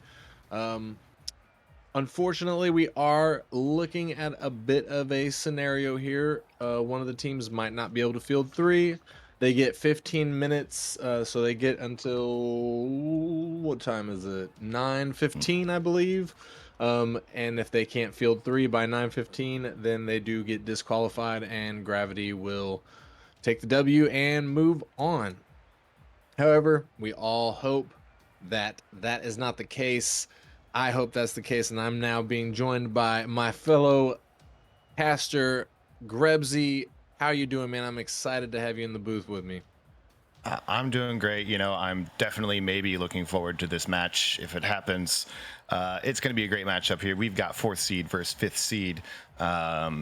You know, the teams are looking great. You know, we've got JP here with 4th in assists per game, so you know they're going to have a lot of team plays happening here. We've got Yerk with 3rd in shooting percentage, and Sky Overhaul with 3rd total wins. There for Vanguard if they're here. Gravity side of things, we're going to have Arrow being 4th in total goals, 1st in shots per game, 3rd in goals per game. So very much a heavy shooter. And even Greh, right behind him, 5th in shots per game. So this team is going to be very, very, just quick, very fast, just putting anything near the goal if they can. It could maybe be an interesting matchup. Yeah, I think if it goes down, it's definitely gonna be an interesting matchup. You mentioned Arrow on Gravity, and Arrow's a former Vanguard player, I believe, from last season, if not the season before. But he played on Vanguard for a couple of seasons, if I'm remembering correctly. So he's going up against his old team here. I'm not sure that any of the people on Vanguard were the same people when he was there. I would assume that it's probably all different people. However, it is interesting to see Arrow going up against Vanguard.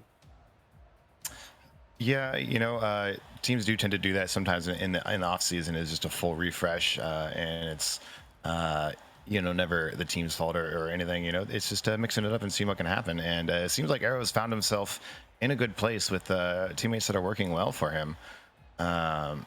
If we see this match coming, it could honestly be a very good matchup.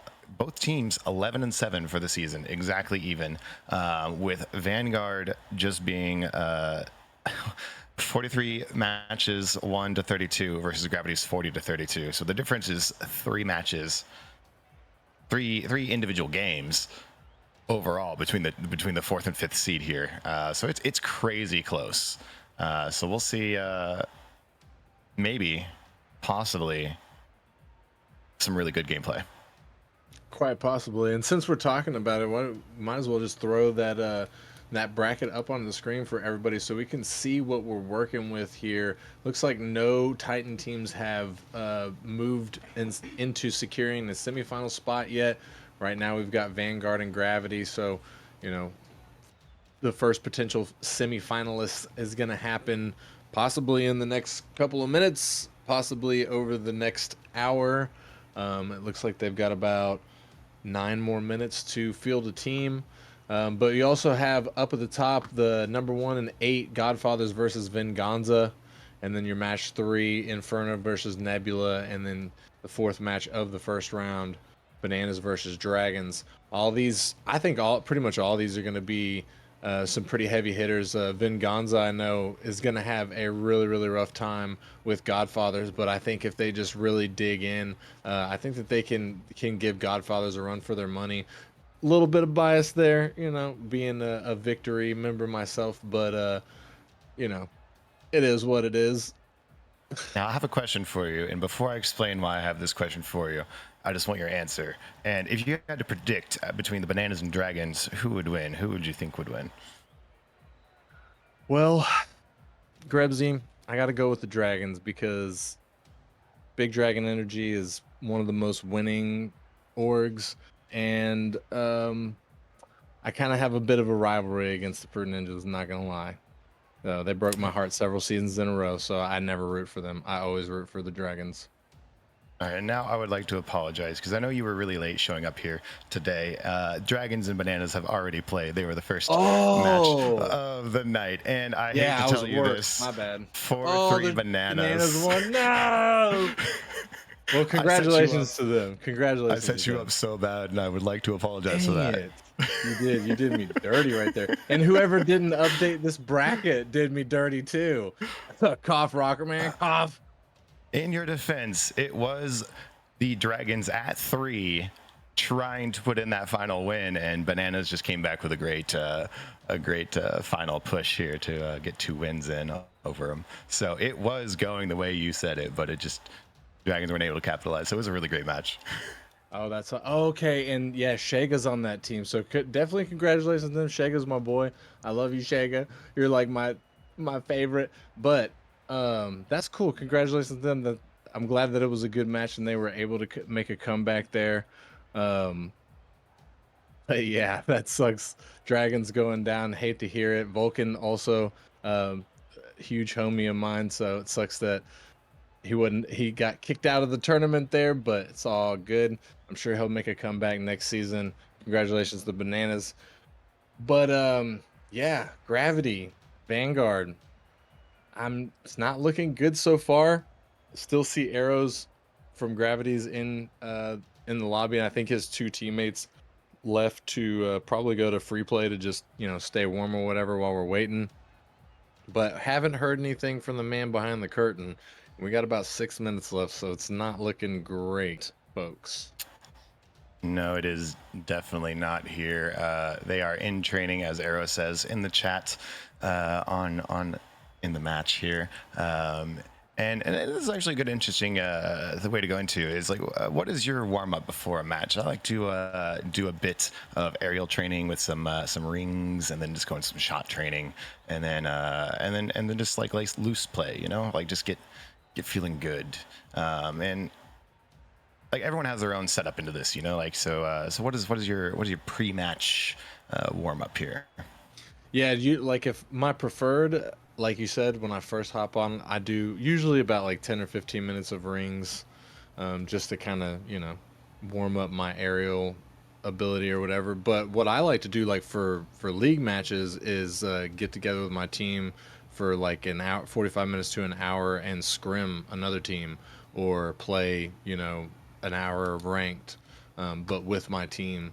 As far as like solo ranked, I don't really warm up. Like, I'll mess around in free play for 10 minutes and hit the ball around or whatever, but I do like to scrim right before my match.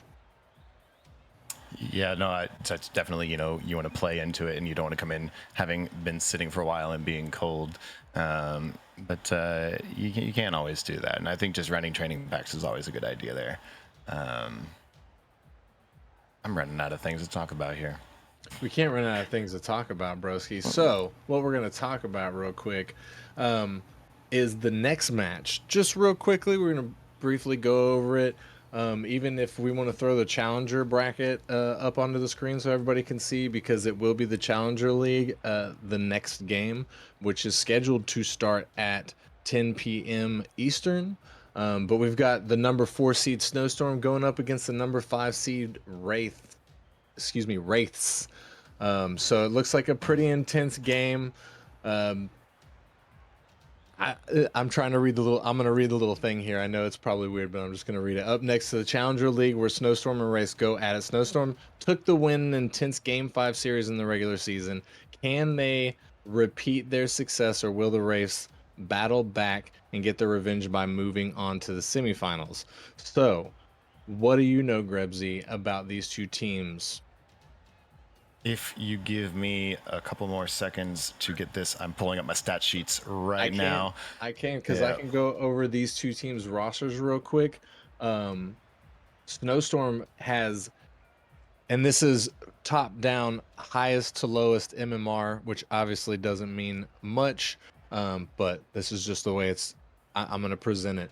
So Snowstorm's rocking with Jay, Percussive 3260, Dan, which is the GM of Snowstorm, or GM of oh man, I totally forgot the name of the org, but Dan's org.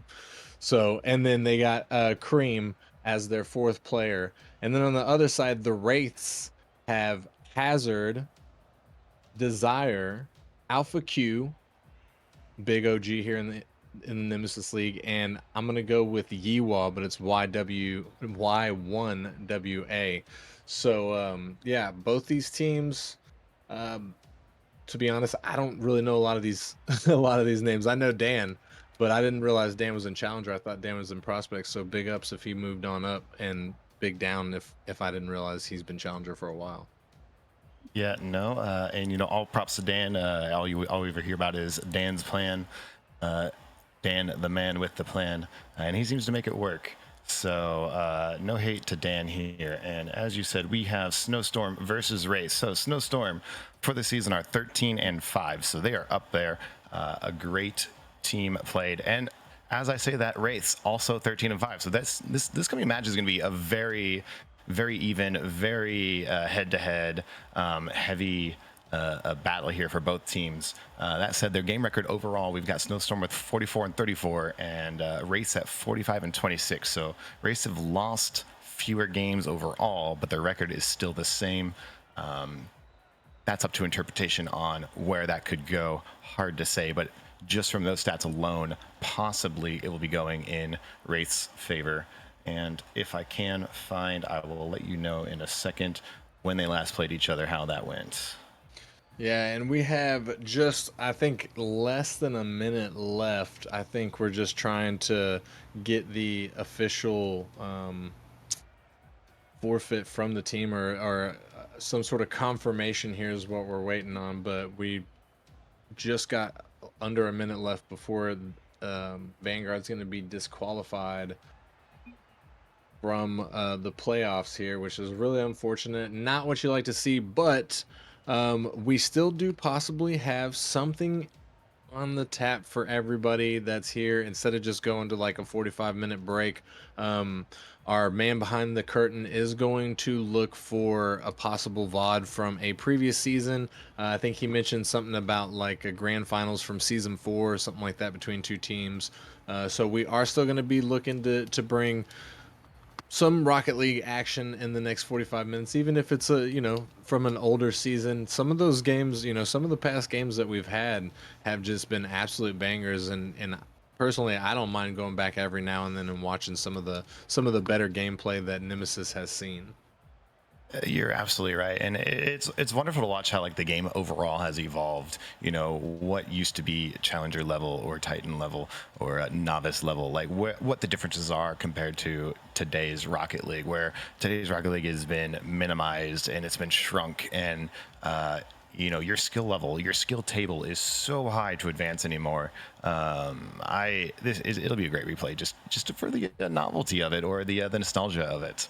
That said, I did find for Snowstorm and Race, and I apologize to the next casters coming up because I'm stealing all of your information.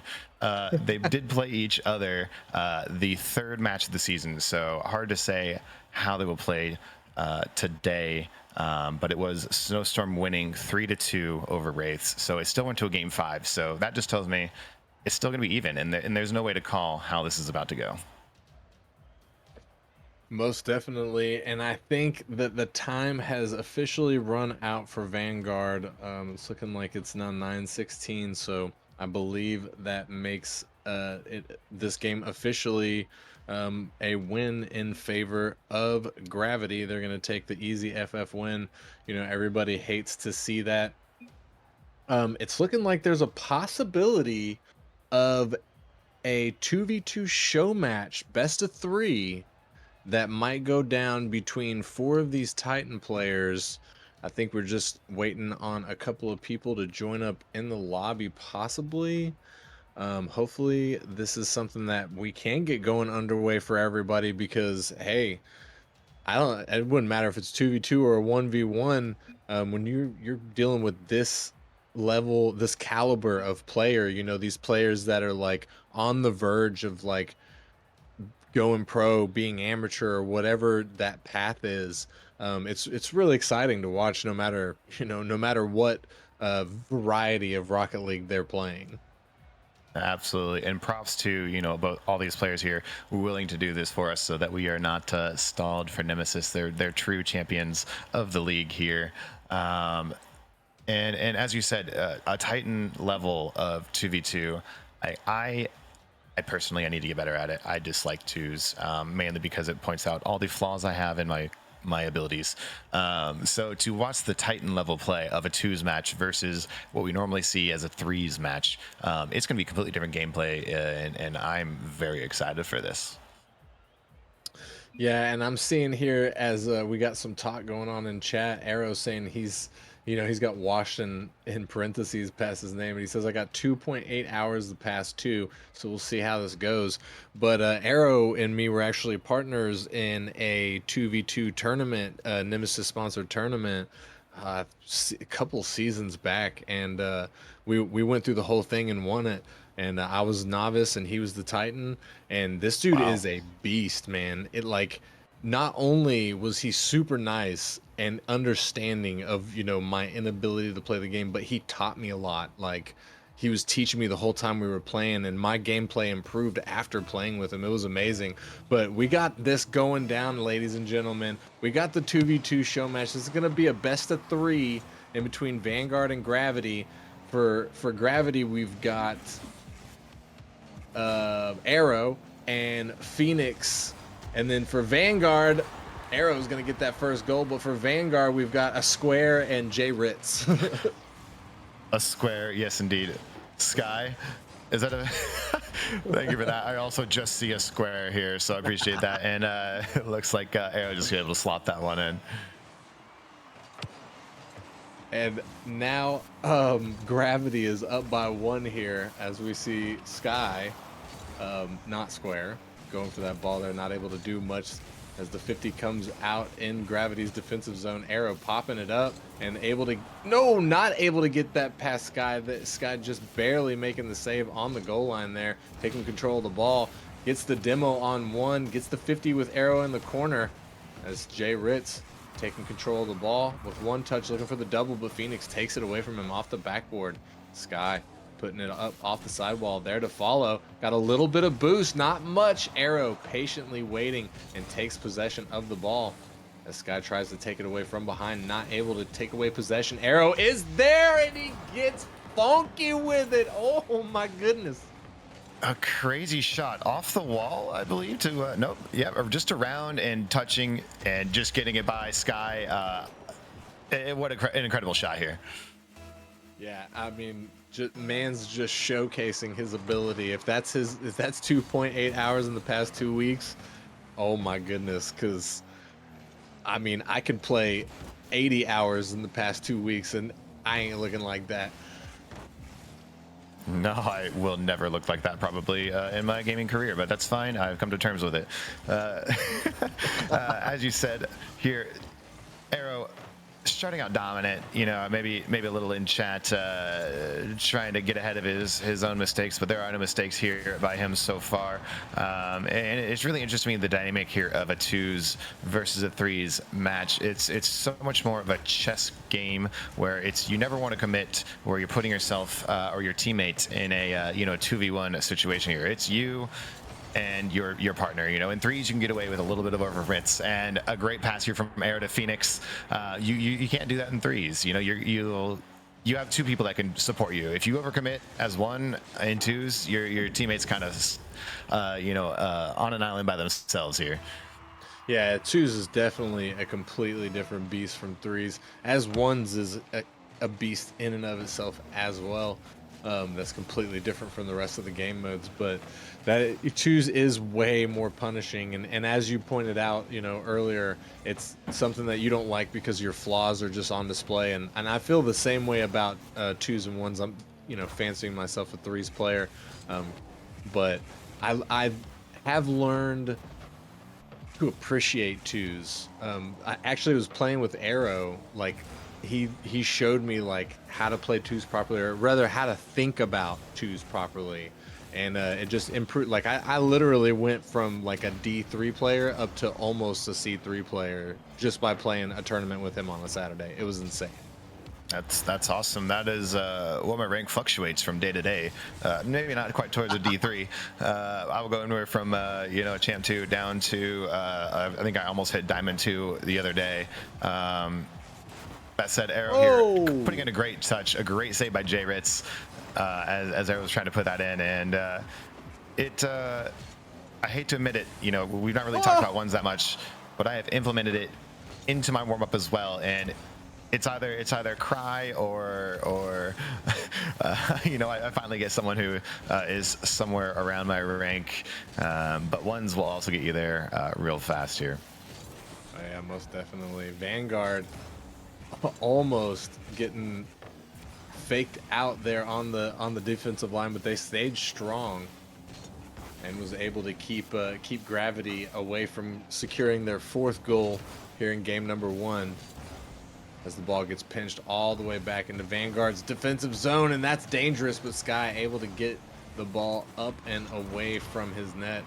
As Arrow pops that one up. Arrow there with the flip reset, and he's going to get it past the defender, showing off mechanically.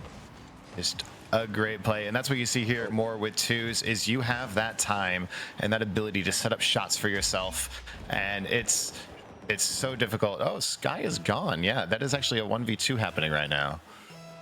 Yeah, I got to wonder what was going on there. But hey, it looks like Jay Ritz, he said, I'm ready to show off right now. Let's see what I can do by myself. As he carries it around, he gets the flip reset. Oh my goodness, Jay Ritz finna make a comeback 1v2. I'm not saying the player formerly known as Square was holding Jay Ritz back, but it's looking like Jay Ritz has stepped this up here, and we got a minute left. I want to see 3 more goals out of this man. Yeah, this has a chance to get pretty kooky here, but it also has a chance to do exactly that right there. That's all it takes in a 1v2 is to just have a bad kickoff, and boom, you're going to get scored on immediately. There's unfortunately not much you can do there. You know, you have to go for the kickoff. You have to go for the touch. And we are now, Jay Ritz has left, and I believe that's a forfeit, it looks like. Oh, we got a 2v0 with 1 minute left. We'll see how this goes, but I don't think the other team is coming back. It looks like Phoenix switched over, so we can get a little 1v1 action here going. Maybe we can finish out the show match with some 1v1. Is Phoenix gonna stuff it over his teammate and then rub it in his face with the what a save spams? And absolutely, and I'm really bad at knowing the names of different shots or touches or tricks, you know, who did them first. So as you see him, call him out, and I could use a little lesson here. Okay, hey, I'm probably not the best person for that, but I will do my best. Arrow getting the shot on net there, getting it behind the defender. 6-2 in this, what used to be a 2v2, then was a 2v1, and now is 1v1 against teammates. Show match. Ruckerman, I know you're in the background here, but if you want to run that old challenger match, that may be the way to go. Okay, it looks like we are gonna after the final 30 seconds here of this show match, we are gonna go ahead and run as many games as we can get out of that the season 4 VOD. As much time as we have, which is going to look like about 30 minutes. I bet you, Krebsy, I bet you won't go to overtime. Oh, could possibly. Looks like Arrow is ready to go to overtime as he drives away from the net, allowing Phoenix to just pop that one through. My own hubris has gotten the advantage of me here. We might not need the challenger replay. We might have a 30-minute overtime. Or maybe a 3-second overtime, and then somebody just busts out like a crazy triple flip reset, mustard flip dunk, psycho, backwards wall, carry. How many of those words are real? I don't know. I don't know. I recognize some of them, so I know they have to be somewhat real, but couldn't tell you what half of them were. Right. I don't think I can tell you what they were either, to be honest with you. Yeah, I said them. That's fair. But I heard someone just call that quadruple Oh, he lied. quad reset inbound. And then he said, okay, wow. So he didn't do it. He didn't even get the second one, but he did get a little butt shot right there, which is honestly, as a novice member, it's one of my fortes. Not gonna lie. Yeah. The accidental, I flipped too early, but your butt got it. I mean, I hit it with my butt on purpose. Oh, we are different people here then. Yeah, butt shots. Oh, my question it looks is, like they're going to this overtime. Yeah, they are going to this overtime. So what is the question, Grebsy? Oh, I was about to ask you if Phoenix was going to actually get a goal here over Arrow, catching him, but we are in the overtime here. and this is what we got. It's the overtime. I wonder if they're going to, they could freestyle off right now. You know what I mean? Like They best trick shot. Absolutely could. All right. We could do that, but the problem is like one first shot that goes in, and it's game over here. So That's it. But you Looks- can all right, defend. Phoenix, right? one Defend. flip, two That's flip. 2 flip resets. Ah, I Couldn't did not get the third. It looks like that's what we're gonna have is a defending trick shot competition for overtime. That's 1 flip reset, 2 flip reset. Does he get the third? He gets the third. Can't secure the fourth though. Phoenix's turn. What's he gonna do with it? Taking it up the wall. There, follow 1 flip reset. He gets the front end pogo, gets back over to it. I guess I see that. I don't know what that is. That looked like a pogo to me, Grebsy, but he did it with his nose instead of his butt, right?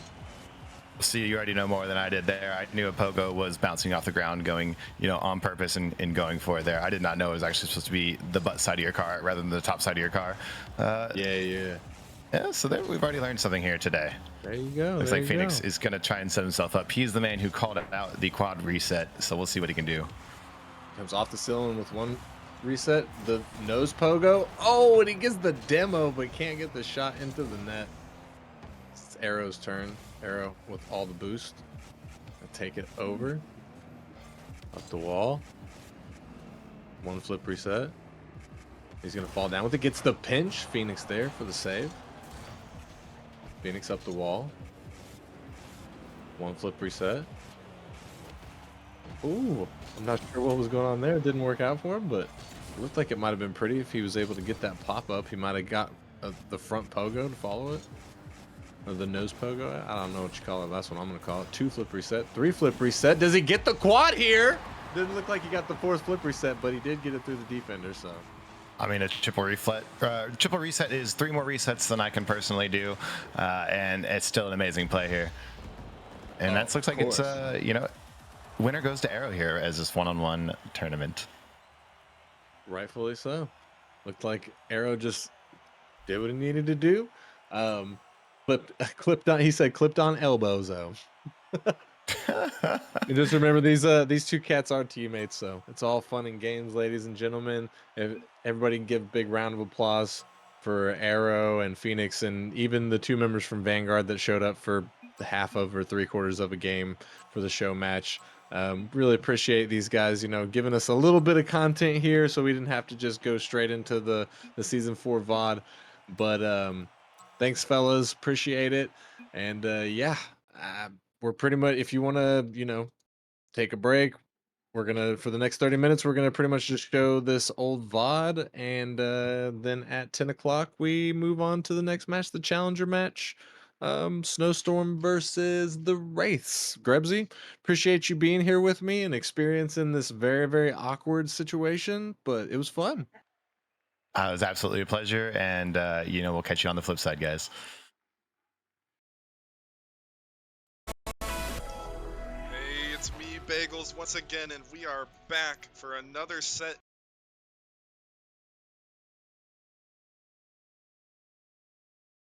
They held on to their lead, and if they held on to their lead in Game 4, they would be up in the series now at 3-2, but unfortunately for them, they botched the lead, couldn't hold on to it, let Ascension back into the door, put them on match point, but good response from them here in Game 5, as now we're going to be headed on to Forbidden Temple. And, I hate to keep bringing it up, but we know what happens on this map. And, this would be quite interesting, merely, if Forbidden Temple would be the map that Rockerman could secure his title on. He'll definitely be looking to, and if he can, props to him, because no one ever knows what will happen on Forbidden Temple. The only thing that is sure is that it will be an unusual game. Although, I guess if we already know that the game is unusual, then having a usual game would be an unusual occurrence. So really, anything could happen. It's crazy. I think, as you said one time, the only thing that is forbidden is normal play.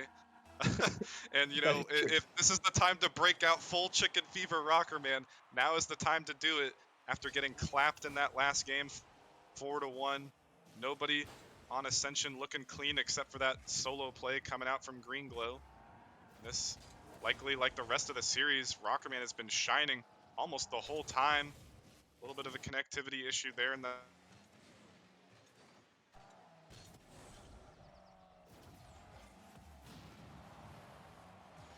And a little bit of connectivity issues did lead to a couple goals last game.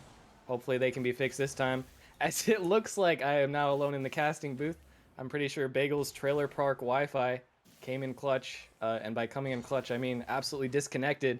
We're just going to move on and keep taking care of this Rocket League that we have in front of us, though. As Vandy's going to look for a shot here. Green gets sort of a save, but can't quite find the complete save, as a pre-jump won't really work out. It did look like he was on target to save it, but he just double jumped when he should have flipped forward. Not the defense that you want to see. Ascension trying desperately to close out this series before it goes to 7. You definitely know that they won't be wanting to go to 7. The nerves will be in full force. They might have to, though, as now they're down 0-1. Still plenty of Rocket League left to be played, and 1-goal lead is not everything.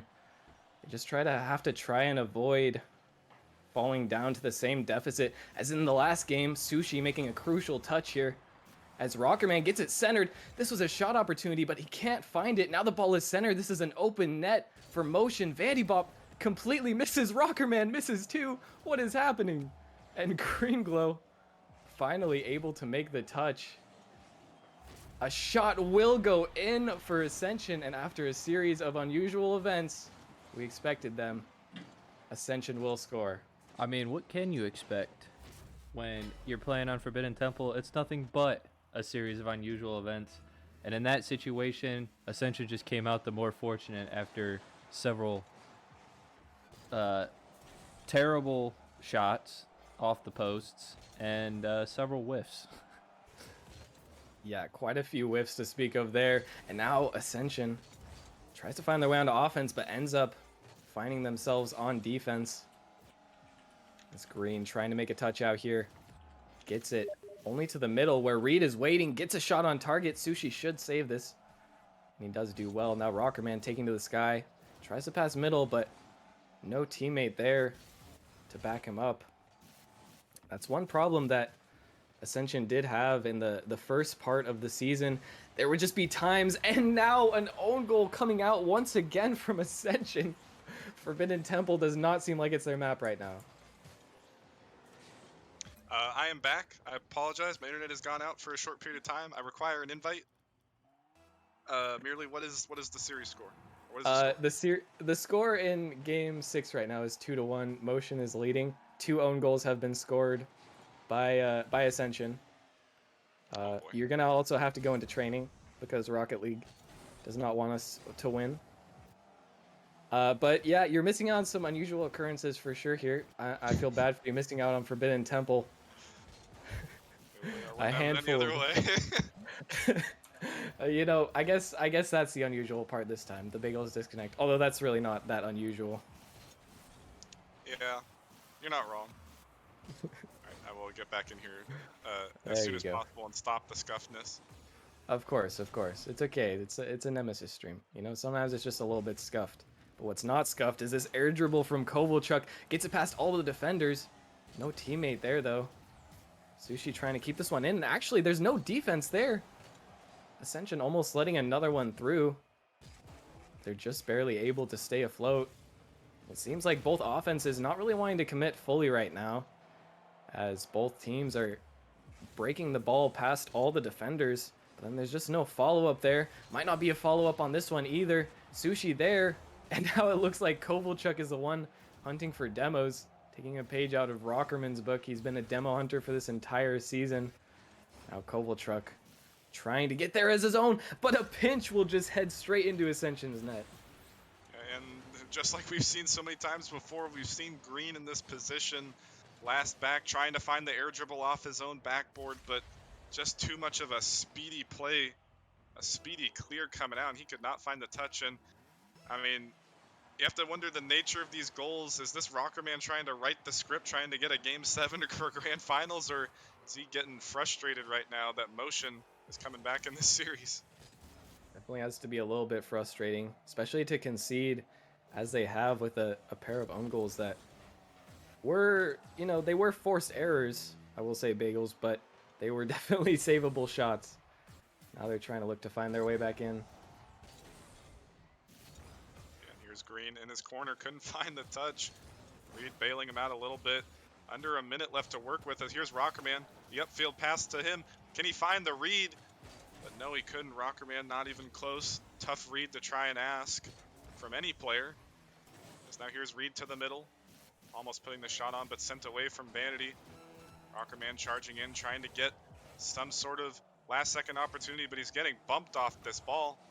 Green up to Rockerman, but no boost to catch up to that clear. And Reed overcommitting again off of a good doink from Sushi. And this one, likely with 10 seconds, they are not going to be able to find 2 goals as they are bumping each other on the goal line. And we got the first Game 7 of the night, merely in Grand Finals. And Motion fighting their way back from being down 3-1, now on equal footing. I'm sure they wouldn't have it any other way, but Ascension definitely wishing that they could have closed this one out earlier. Now they're going to have to go to a Game 7. If Ascension wins, the script will be obvious. I said it would be too obvious if they won in 7 games previously. But, Rockerman maybe just wanting to make the best script possible. Yeah, that is true. I mean, he said he didn't see games. He didn't see that number 7 come up in the first 2 series. So he said, if anybody's going to get the job done, it's going to be me. But in all reality, I'm sure that's not what he wanted. He wanted to shut this thing down in Game 5 and nip it in the butt and dominate Kovalchuk. He said he wasn't going to lose to Kovalchuk, but now I'm not so sure. I predicted in the pre-show that Motion was going to win. Had a little bit of unconvincing thoughts about this Ascension roster. They've looked solid so many times. Unfortunately, I missed out there on the Game 6. So it did seem like, according to what you were saying, that Ascension, they kind of just dropped the ball. But they're going to have to bounce back here and shut down the momentum that Motion has acquired. Yeah, they really dropped the ball literally and figuratively into their own net. And they're going to have to try and recover from those defensive mistakes. So far their defense has looked fairly solid, but in that game it really let them down. Now heading into Champions Field, we get to see if they can recover, and the first Game 7 of Nemesis Season 4 Grand Finals. I'm super excited to be able to cast it. I just hope this is a good one. I hope this is a good one as well, and I hope my internet will comply just for a few more minutes because I am excited. This is do or die, and Sushi with the air dribble to start it off, but blocked away from Gringlo, but this is do or die. Can Rockerman find the title he's been trying to covet for so long, or will Kovalchuk shut down those hopes and secure a dub, a first-time dub for all these players on Motion? So here's Reed. Trying to find an air dribble, but dishes it away a little bit too high for himself. Green for the follow. Still dangerous in front of the net. Here comes Rockerman. He's going to find it off the crossbar. And a huge goal to start off this all-important Game 7. And Rockerman once again finding this shot off the bar down. It seems like almost every goal he's scored this series has been so close, just off the bar, finding the accuracy just barely. But if Rockerman were here, I got to channel his spirit. He would say the first goal is always the most important for Game 7 or Game 5, and we've got to find out if that will turn out to be true. Definitely, and the man scored it himself, but such a chaotic play coming out. I mean, Green and Reed were both just floating on top of that ball. Fortunate 50s left and right, but Ascension will absolutely take that opportunity as Reed getting another huge save on defense time and time again. Green trying to corral this one in the middle, but Vanity with a slight back pass. Green off the back wall. Reed flying in, good 50, but only sent out straight to Kovalchuk as Rockerman last back, finding a great save of his own. As here's Vanity, sending this one on, but only to Reed, who's going to dish it straight back. Kovalchuk there, off the backboard, following his own touch. Great play coming out from him. Here's Sushi, not a great hit. Flying off the backboard, but another shot parried away from Vanity. As Reed in the midfield, sending it over to Sushi. This one. Rockerman actually dishing it straight back out. He's going to land on his own shot that got returned fire. And, Ascension, they're not playing the most confident play either in this Game 7. That's a big 50 from Rockerman. Who cares about confidence? It's all about luck. Who needs confidence when you're in the Ford F-150? In itself, it's just a beacon of confidence, and Rockerman still, in my opinion, has yet to lose a single 50. This time, the ball will go flying into their net, and Motion has to try to turn things around fast, or else they cannot let this lead get any further in Ascension's favor. And it could start right here. Rockerman off the kickoff. If he had a little bit more boost, could have found a big 3-0 lead. But still, Motion now down 2-0. Plenty of time to come back. As Rockerman, he can't find the touch. Net open, but Green able to race back and shut it down. Now he's in the 1v1 with Vanity. No boost to try and sneak it past him, though. Reed, big 50. As all of Motion, a little bit of panic here in this corner. But big clear out. Green opting to rotate all the way back, collecting his corner boost. Sushi up early.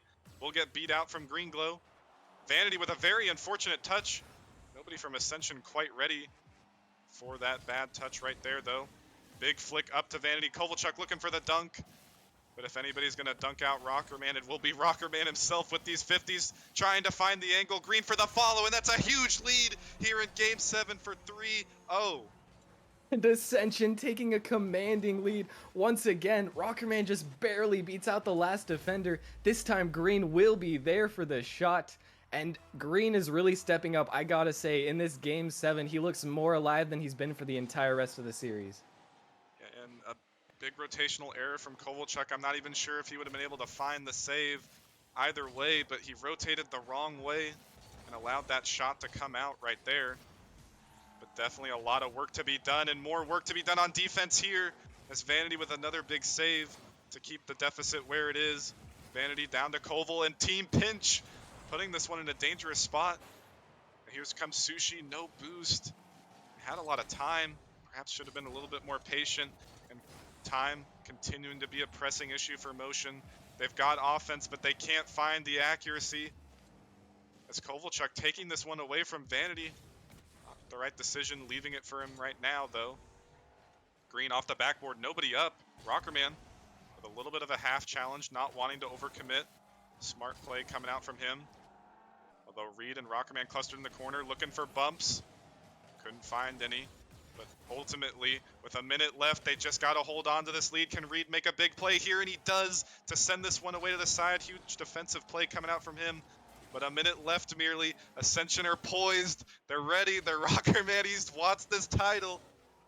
And I said that the defense would have to step up for Ascension in this Game 7, and step up it has. The offense with it. Now they only have to hold on for one more minute, and Rockerman will be bringing home the chip. Motion have not been able to find any offense this game, it seems, and they're going to have to find so much in so little time. I don't know if it's possible anymore.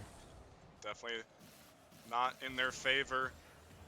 So here's Green and Rockerman combining for a clear. It works out, getting the demo to boot.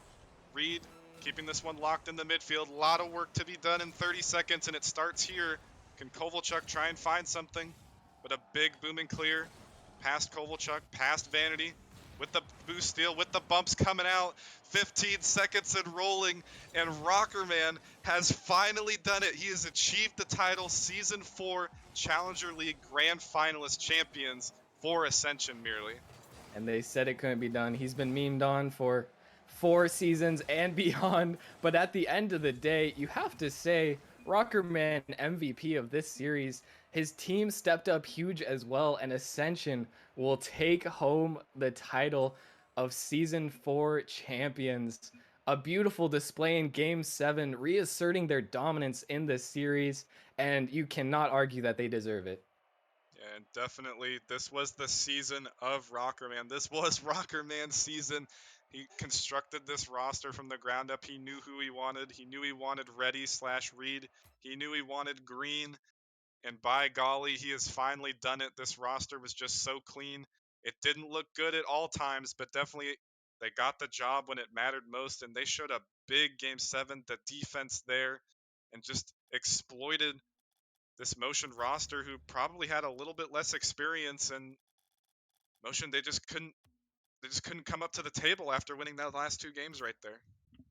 Even though they had all of the momentum in their favor, yes, I said it, Motion just looked completely stumped in that Game 7. More so due to Ascension stepping up, though. I'm a little heated at Rockerman for bringing us to a game 7, but then not making it close. I don't know what's up with that script. Could have definitely gone a better script there. I was hoping for some OT or something, but still, both teams playing fantastic throughout the entire series, and definitely a series that we have all enjoyed watching. Yeah, and not to really like I don't even know how to say it. Not to poke fun or criticize Motion too hard, but you mentioned at the end of game 1, what if it comes back to be one game that bites them in the butt? And ultimately, we got to go back to that game 1. What would have happened if they started this series with Vanity Bot? But they're going to have to keep wondering because unfortunately they could not get the job done. And it came down to game 7 in Motion. They just couldn't step up. Ascension just too calm, too collected, not allowing Motion to get any goals there. Game 7. And one more final congratulations to Rocker Man, the regional dictator himself. He has his legit title. And that he does. Once again, fantastic play. Thank you to both of these teams. And I didn't want to be the one to mention it, but in all honesty, it was a sub-in, but game 1 still could have gone either way. I don't really think that that's something that Motion should dwell on at all. The outcome of the series is nothing that you can change, and at the end of the day, there's not even that big of a chance that necessarily would have affected the entire outcome. That is true. Fair points. And you don't want to take the losses too hard. We all want to win here, but at the end of the day, it's about the fun competition. And we definitely got a fun battle here tonight in the Challenger League Grand Finals. Ascension taking the dub 4-3 over Motion there. And coming up next, we got a hot and heavy matchup between some high mechanical players here in the rival league merely. We got Vortex going off against, oh my God, Hydra. And Hydra, Biscuit personally is looking to be the first player to get 3 championships back to back to back. And we'll catch you guys after the break for that amazing matchup.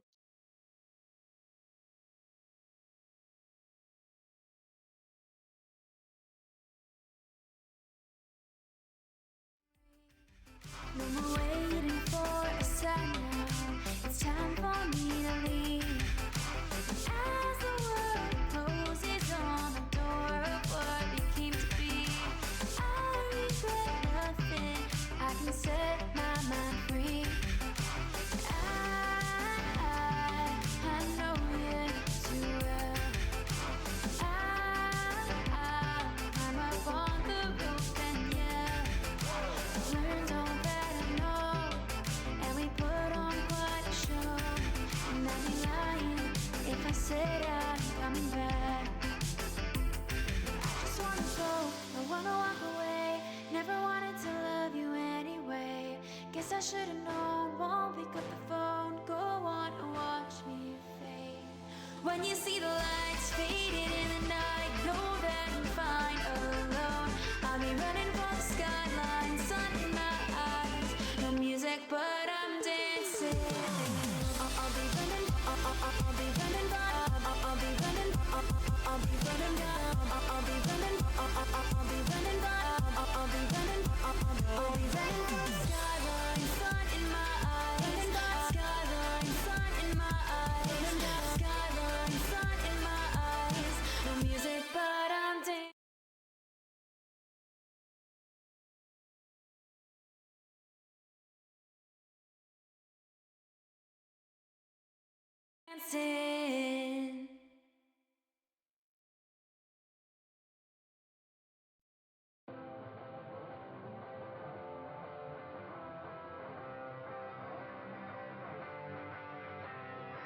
When I'm thinking of her, I'm colored outside the lines.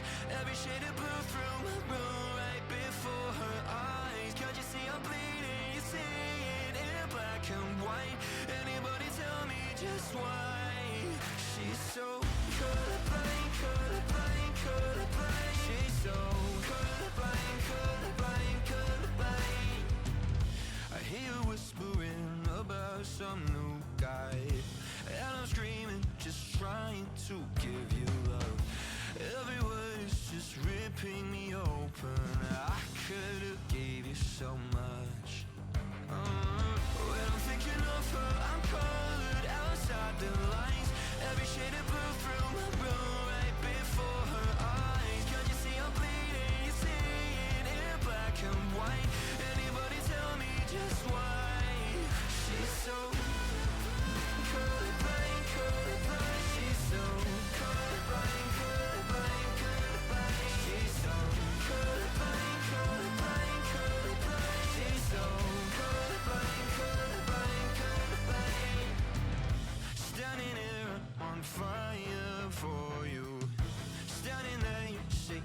does anyone smell smoke? Standing there, I'm crying for you, dying, losing no heart. When I'm thinking of her, I'm colored outside the lines. Every shade of blue through my room, right before her eyes. Can't you see I'm bleeding? You see it in black and white. Anybody tell me just why she's so colorblind, colorblind. She's so colorblind, colorblind, colorblind. She's so colorblind, colorblind, colorblind. She's so colorblind, colorblind, colorblind. Standing here on fire for you. Standing there, you say, does anyone smell smoke? Standing there, I'm crying for you, dying, losing no hope.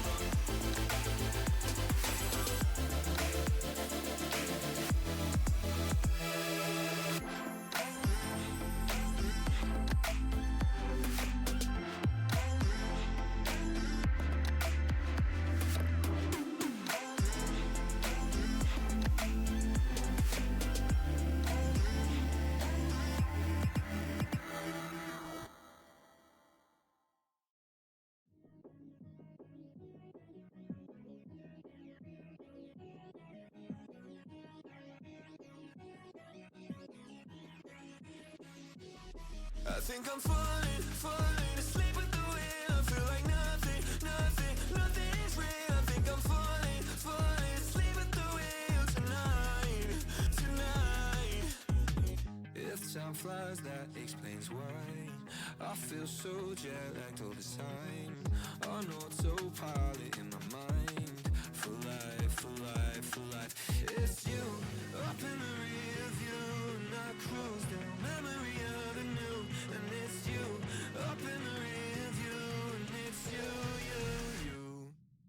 think I'm falling asleep with the wind. I feel like nothing's real. I think I'm falling asleep with the wheel tonight.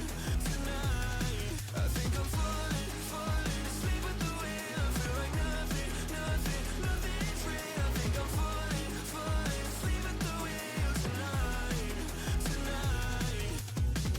That's no poetic way to say. As million markers fade away, an exit feels just like my saving grace. And it's you up in the rear view, and I cruise down memory avenue. And it's you up in the rear view, and it's you. I think I'm falling asleep with the wheel. I feel like nothing's real. I think I'm falling asleep with the wheel tonight.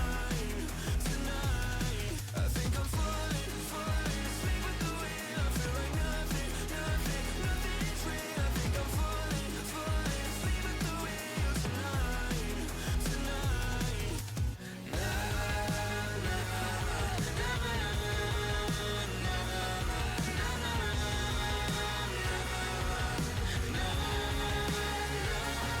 I think I'm falling asleep with the wheel. I feel like nothing's real. I think I'm falling asleep with the wheel tonight.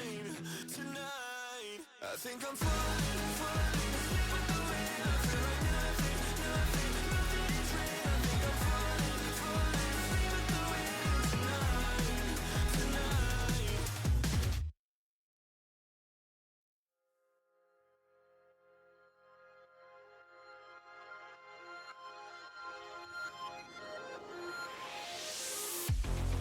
Took me down, and you're feeling alone. So long, darling. Right here and now, we can try this again.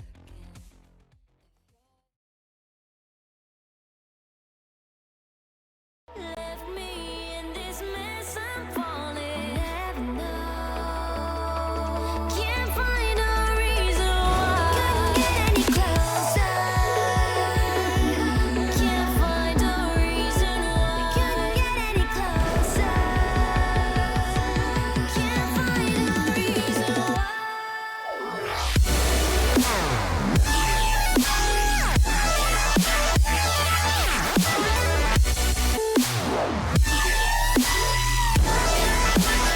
We couldn't get any closer.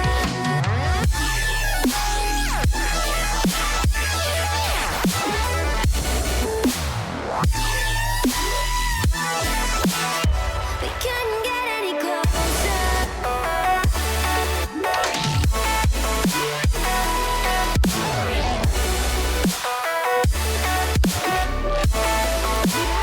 We couldn't get any closer.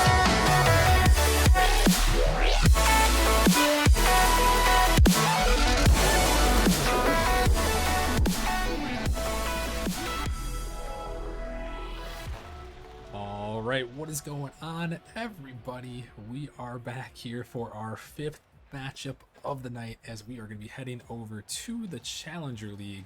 We got some live action coming your way for real this time. Unfortunately, forfeit in the last matchup, but live Rocket League to be had here. I'm Rockerman back in the booth with Mr. Mallow. Mallow, how are you feeling? Oh, I'm feeling good, man. It's good to be back on live gameplay here.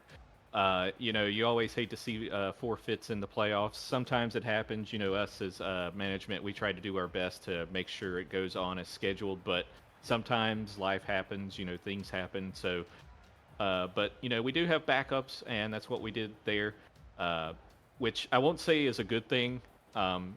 After all of the intense matchups that we had prior to that, gave us a little breather. But I mean, even the VOD that we played was still intense. So I can't wait to get this match underway. This is a very, very good matchup. We got some good lineups here, and Rockerman, Snowstorm versus Wraiths. I think it's gonna be good. Yeah, it should be a good one, and I'm gonna quickly pull up the Challenger League bracket to take a peek at while we wait a sec for the last couple players to hop in the lobby. But we can already see the Challenger League has brought us some craziness already with Hellcats, the surprise upset in a sweep down there in the 7-2 matchups. Hellcats, the 7 seed, moving on from the play-in tournament, taking down Orbit.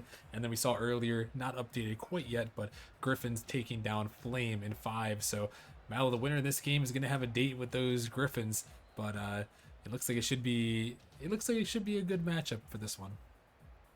Oh yeah, absolutely. Yeah, the Hellcats sweeping the Orbit was definitely a surprise. They looked more like the number 2 seed team compared to Orbit, but sometimes that just happens. That's Rocket League, right? So the Griffins, they advanced and they're a pretty decent team. I shouldn't say pretty decent. They're a pretty good team. That's why they're number 1 seed. But Snowstorm Wraiths, both of those, yeah. Can't wait to see who's going to edge out and face those Griffins because both of those are good. Yeah, definitely. So we are going to have to see. Looks like we got everyone in the lobby here. Channel point predictions are up, so get yours in. Mallow, I'm going to throw it to you as we get these guys joined on up here. Who do you think is going to take this one and move on to face the Griffins? Oh man, chat right now they're going with the rates really really hard, and I'm not quite sure if I would agree with that. I think Snowstorm has a good lineup here. They got the a top demoer in Dan, and that's going to be big in Challenger League here, create those opportunities. So I think Snowstorm is going to edge the rates in Game 7, but we'll see what happens. Alrighty, well, we'd love to see another Game 7 on the night here as we are getting into things here, as we have got the Challenger League playoffs coming at you for round number 1 between Snowstorm and the race here. We've got Snowstorm in the light blue tonight with Dan, J, and Percussive, otherwise known as Perk. And then on the other side of things for the race, we got Alpha, Hazard, and Zyre. And Mallow, you mentioned it a little bit. You talked about a couple players to watch out for. What are you thinking on the Snowstorm side? Who do you want to look out for on that and on the race as well, I guess? Well, obviously, you're going to watch Dan hopefully create some opportunities for Snowstorm here. But the person to watch here is going to be Jay for Snowstorm. He's going to be the striker. He's going to be the one putting all the goals in, and he's going to be all that offensive pressure. And as far as the rates, as we were about to watch and actually mention the name, Zyre, I believe he was top in assist here, but instead he's the striker. Zyre scoring first, 4 minutes 8 remaining, 1-0 rates. Yeah, huge start there for the race, the 5th seed. I know the Mallow and Seiko kind of did a little bit of a preview for us in the last matchup while we were waiting. But both these teams with the same record in the regular season. Ooh. Both had great regular seasons. I believe 13-5. My memory serves correctly. Yes, that is correct. 13-5 for both these teams. So solid regular seasons for both these teams. Just about how they can lock in now in the playoffs. And I was talking a little bit to Dan last night while we were sending the stream. Is this one, hold that thought, it's going to go in? Zyre's got a second. Zyre's being the striker this time instead of the assist. It actually passed it to himself. So he doesn't get credit for the assist, but he was still being a passing machine there, able to get past the defense. Now the rates are up 2-0 against Snowstorm. Yeah, they're up 2-0 and off to a great start. And I'm going to be curious to see how this Snowstorm roster shakes out. I was talking with Dan a little bit last night, not to leak too much, but they were a little bit uncertain of their roster here for tonight. Is this one with double tap? Alpha almost finds it in, but they were unsure. I think they've been kind of using their 4-man roster a little bit more in Mallow as compared to some teams that just use only the 3 and the sub is just last-second emergencies. But that one is a huge save there from Hazard. But it'll be interesting to see if Snowstorm sticks it out with this roster throughout the series. Obviously, this is the one that they decided to go for in their biggest match yet. So we'll see what they can do as Hazard's going to find a third for the Wraiths. There was a good attempt at a squishy save there. Someone was up. Oh wait, no, that was the wrong team. Never mind. I saw that incorrectly. But Hazard getting a goal there. I heard a demo come in, but I don't think it was really relevant in that goal. Yeah, and that's going to be a third one now for the race. So really coming out strong in this one. I'll tell you, Mallow. No one asked for my prediction, but I played both of these teams in the regular season. A couple different iterations. Played the race with my full roster. played Snowstorm with a sub back in the day. Both of them went to game 5. So I think both these teams are very solid as Alpha is going to put it in. And I mean, the Race are just running the tables right now, 4-0. Yeah, the Wraiths have Snowstorm on ice right now. They are really cold right now coming into the first half of this game, and it's not what you would think seeing in going into this, but you know it's very early. It's only game 1. Things can change very quickly. If you're Snowstorm right now, you want to at least try and get something on the board to get some momentum going and something for your team. Oh no. Yeah, and it's not going to happen. There's Hazard is going to put it by the defense, and they are just kind of beating Snowstorm to every ball, winning every 50 right now. Yeah, absolutely. And Hazard and Zaire, they're both doing work. Alpha doing some work of his own too. So I mean, they're all pitching in for this 5-0 lead here, and we're only halfway through game 1. So we'll see what happens after this. But you also got to remember it's Snowstorm, so that's the Sub-Zero org. That's the Dan plan going to go into effect at some point, I'm sure. We just got to see what happens as Zaire scores another, getting his hat trick for the game. Yeah, and get the hats out of here, folks. Zaire, it's put up by Hazard, and look, they tried to get a little pinch on it too, but Zaire just gonna be enough to connect it through. And I mean, this is just one of these games about 6-0. You know, you kind of gotta let this one go if you're Snowstorm at this point for sure. Oh yeah, absolutely. You gotta go ahead and let the Wraiths take the scythe to your gameplay right here. You just chill out, go to game 2, and then you know you regain from there. Yeah, definitely so. And something that was mentioned, well, hold that thought again, is these guys just won't stop scoring. Dan is going to get Snowstorm on the board. Yeah, finally, some momentum for Snowstorm here, and now they're not as cold as they were, but they're still pretty chill, and I think they'll start to warm up a little bit. Which, of course, you know, any more puns with that, and I'll be too cold. Yeah, we'll have to see what they can do, but it's good to get them on the board here for sure. And something that Krebsy mentioned when we were casting earlier, the matches here, or the match in the postseason, in the playoffs, in best of 7, it is a marathon, not a sprint. So both these teams got to understand that it can't come out too hot on the board here. Obviously, you want to start out strong, but you got to pace yourself for a potential 7-game series. As Snowstorm finally able to get one on the board. So we're down a minute 20 remaining. This one, 50 to cross by Jay. But the dribble coming through Hazard, taking control, trying to find something. 50 gonna come through Hazard, up with this ball, pinching it down, dropping towards the net, looking for it, but Dan able to get back just in time to put that one away. And about a minute remaining here in this one, Mallow. Obviously, this game is pretty much locked up here, but what are you trying to look for in the last 50 seconds or so? Any goals that Snowstorm can score here would be crucial, or at least beneficial to their. As that happens, Dan scores with the pass from Perk. Fantastic pass. Way to be there, Dan. And 6-2, so a little bit of life. And that's exactly what you want near the end of this game, is to get that momentum, because I feel like, honestly, Rockerman, I think Snowstorm was just kind of checking them out that first game to see what'll happen. And 6-3, we're getting a little bit closer. I won't say it's over, but there's still a chance. At 41 seconds, it would be kind of a miracle. It would be one of those historic comebacks we've seen on a Nemesis game, especially in the playoffs, if they can pull it back. But they need to get some more things going their way very quickly here with 41 seconds left, as this one pops up. Perk sending it down, looking for the 50, can't find it though. That's going to be some massive seconds gone to waste there. Zaire pops it up, looking for another one just off there. It was Alpha. 30 seconds remaining. It looks like the Wraiths should be able to hold on here. As this one, 50 to cross, gonna pop up. Goes aside, Alpha looking to send this one in. Perk just waiting. Gonna pick up a save, but only able to clear it so far. As Jay gonna find the touch, final 10 seconds now, and that is gonna do it. The race gonna come through here, Mallow, and take this game number 1. But I mean, Snowstorm, they definitely had something. Going there at the end. 3 unanswered goals to close off the game. Yeah, absolutely.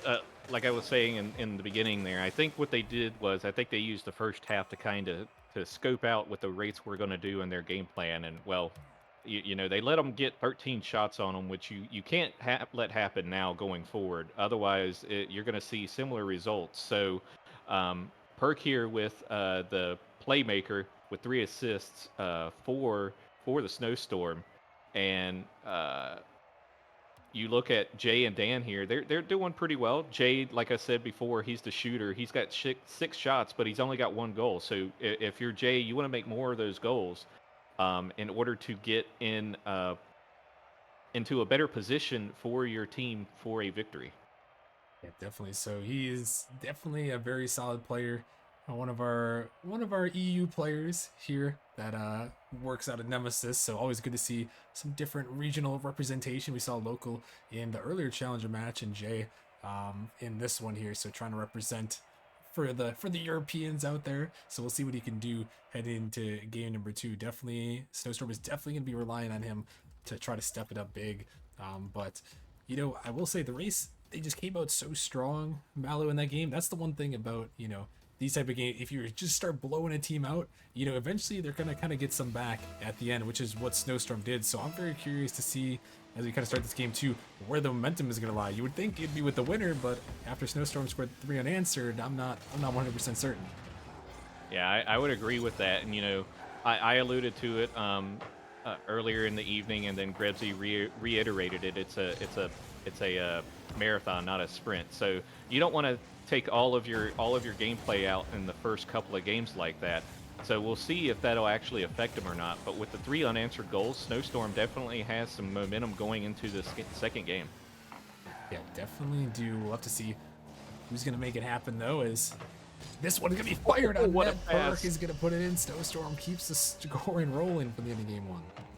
Oh man, Dan with no boost or anything just pops it down for Perk, and Hazard caught with his pants down in the middle of the goal, unable to really know where that ball was going to go, and I don't blame him. That ball was zooming. Yeah, that ball was zooming in. Yeah, you're right. Hazard just kind of didn't really know where to go on that one. Just kind of froze for a little bit, and it was enough for Snowstorm to whiz it on by him there. And now they find themselves in the lead here in game 2. Is this one passing attempt going to come through Zyre?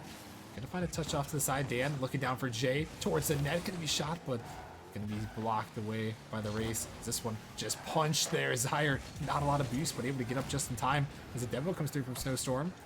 So they're trying to make something happen, but that one just going to roll out. But only so far is to Jay. This one, and he's sent down by Alpha. Alpha looking to give chase, gonna bang it over the top of one. A miss comes through Hazard. No, couldn't score that one. Looked like a huge opportunity for Hazard to put that in, but it still might be a huge opportunity as that one is gonna fly away there for a moment. But a couple of close opportunities there for the race, Mala. Yeah, absolutely. And you look at this. You look at the league, your challenger, and you're going to see a whiff or 2, but you don't expect 2 in a row. But of course, my thing would be is you're expecting that other person to hit it, right? So there's a trust piece for both the offense and the defense that comes into play. And usually you can kind of read where they go, but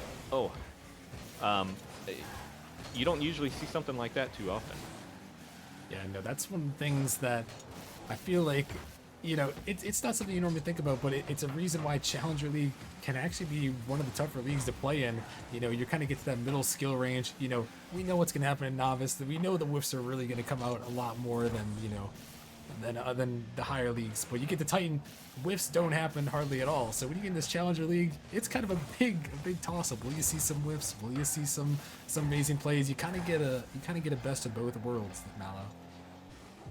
Oh yeah, absolutely. And the gameplay picks up also, compared to other ones. So that's another factor in it, is you want to try and be fast to get to that ball, and sometimes you're just a little too fast, and that's just what happens sometimes. But the way that you can recover in Challenger is really determining factor on how well you're going to play in Challenger League. Yeah, definitely. So is this one actually just going to sneak on through? I'm not sure what happened with Dan there. Maybe he got a little of the treatment we saw earlier. Yeah, I think so. I saw he peeked up a little bit, and he was backing up just out of the corner of the camera there. So I think he may have scooted up just a little too much, and it was just enough to where he was out of position, and the Wraiths, they were able to take advantage of the score. Yeah, so 2 similar goals for both teams, and Dan's gonna come back with a huge dunk to put it in the net. Oh man, that happened. That actually happened so fast. I didn't actually see what happened, but Dan flying across the screen there. Oh, got that good 50, that little dunk there, right underneath, and the other rates, they weren't prepared for it. 2-1, 157 left. Yeah, that's a good answer there by Dan, finding that big dunk. It's gonna put his team back in a good position, but maybe not for long. Is this one coming through Perk? Gonna find a touch. Alpha gonna pop it high off the back. We're looking for the double tap, but only gonna be able to send to the corner. Is this one cleared back? Zaire gonna find one touch, trying to stay with it. Looking for the flip reset, gonna find it, but not able to connect it back with the ball there. So we got a minute 30 remaining. Snowstorm holding on to the 2-1 lead, looking to keep this one going and tie the series up, but this ball gonna get past the defense for a moment. Jay looking to take control, gonna get it around one. Can't quite find the second follow though. Zaire, he's gonna get a touch. Zaire again looking to stay with it. That one he blocked off and sent out by Snowstorm. But Mallow, about a minute remaining here. Snowstorm holding on to this 2-1 lead. What do we need to see from the race to try to bring this one back and try to force OT? Well, as they're on the offense here, they need to keep the ball close, make some good passes, go for some demos, just like what they did there, create some opportunities, and I think they'll be able to get possibly something going. But you know, as of right now, the Snowstorm team is able to rotate and get in position pretty well. Yeah, they have been able to, as we're down to the final 40 seconds. And Wraith battle back here. Will Snowstorm tie the series up? Jay looking to take control, gonna get it over the top of one, trying to find a second. He's by 2. Can he bump the last one? Looking for it, but Zaire able to get back to it. So we're down to 30 seconds. Zaire gonna get it by 1. Looking for the passing play. Hazard and Elf are both there. Unfortunately for Jay, it doesn't work, but Race trying to make something happen here in the final seconds of regulation. Can they tie it up? Alpha off the corner. Hazard looking for it, but only bangs it so far as the corner. Perk trying to get out to, but not a lot of boost. Zaire off the corner, out of the midfield. Jay drops it off here. Could be dangerous. It's just Dan back in net. He makes the save. But can the Race keep this one up? It's still floating here. This ball going to be attempted to pop up. Dan gets a second. Race looking to keep it, but Dan is going to send it down, and Snowstorm going to tie the series up. That was a good little pop down by Dan, able to block that ball, prevent anything from happening there. Snowstorm securing that victory. Now we're tied 1-1. Snowstorm definitely looked like a different team there, Rockerman, from the first game. Yeah, I will say they kind of kept their momentum over that we saw in that first game, and Snowstorm just a solid performance overall. Shots and saves pretty even, but the demos on Snowstorm's end kind of helped them out quite a bit, open up some space, and you know, Mallet feels like they did what they had to do, and now they've got the series all tied up.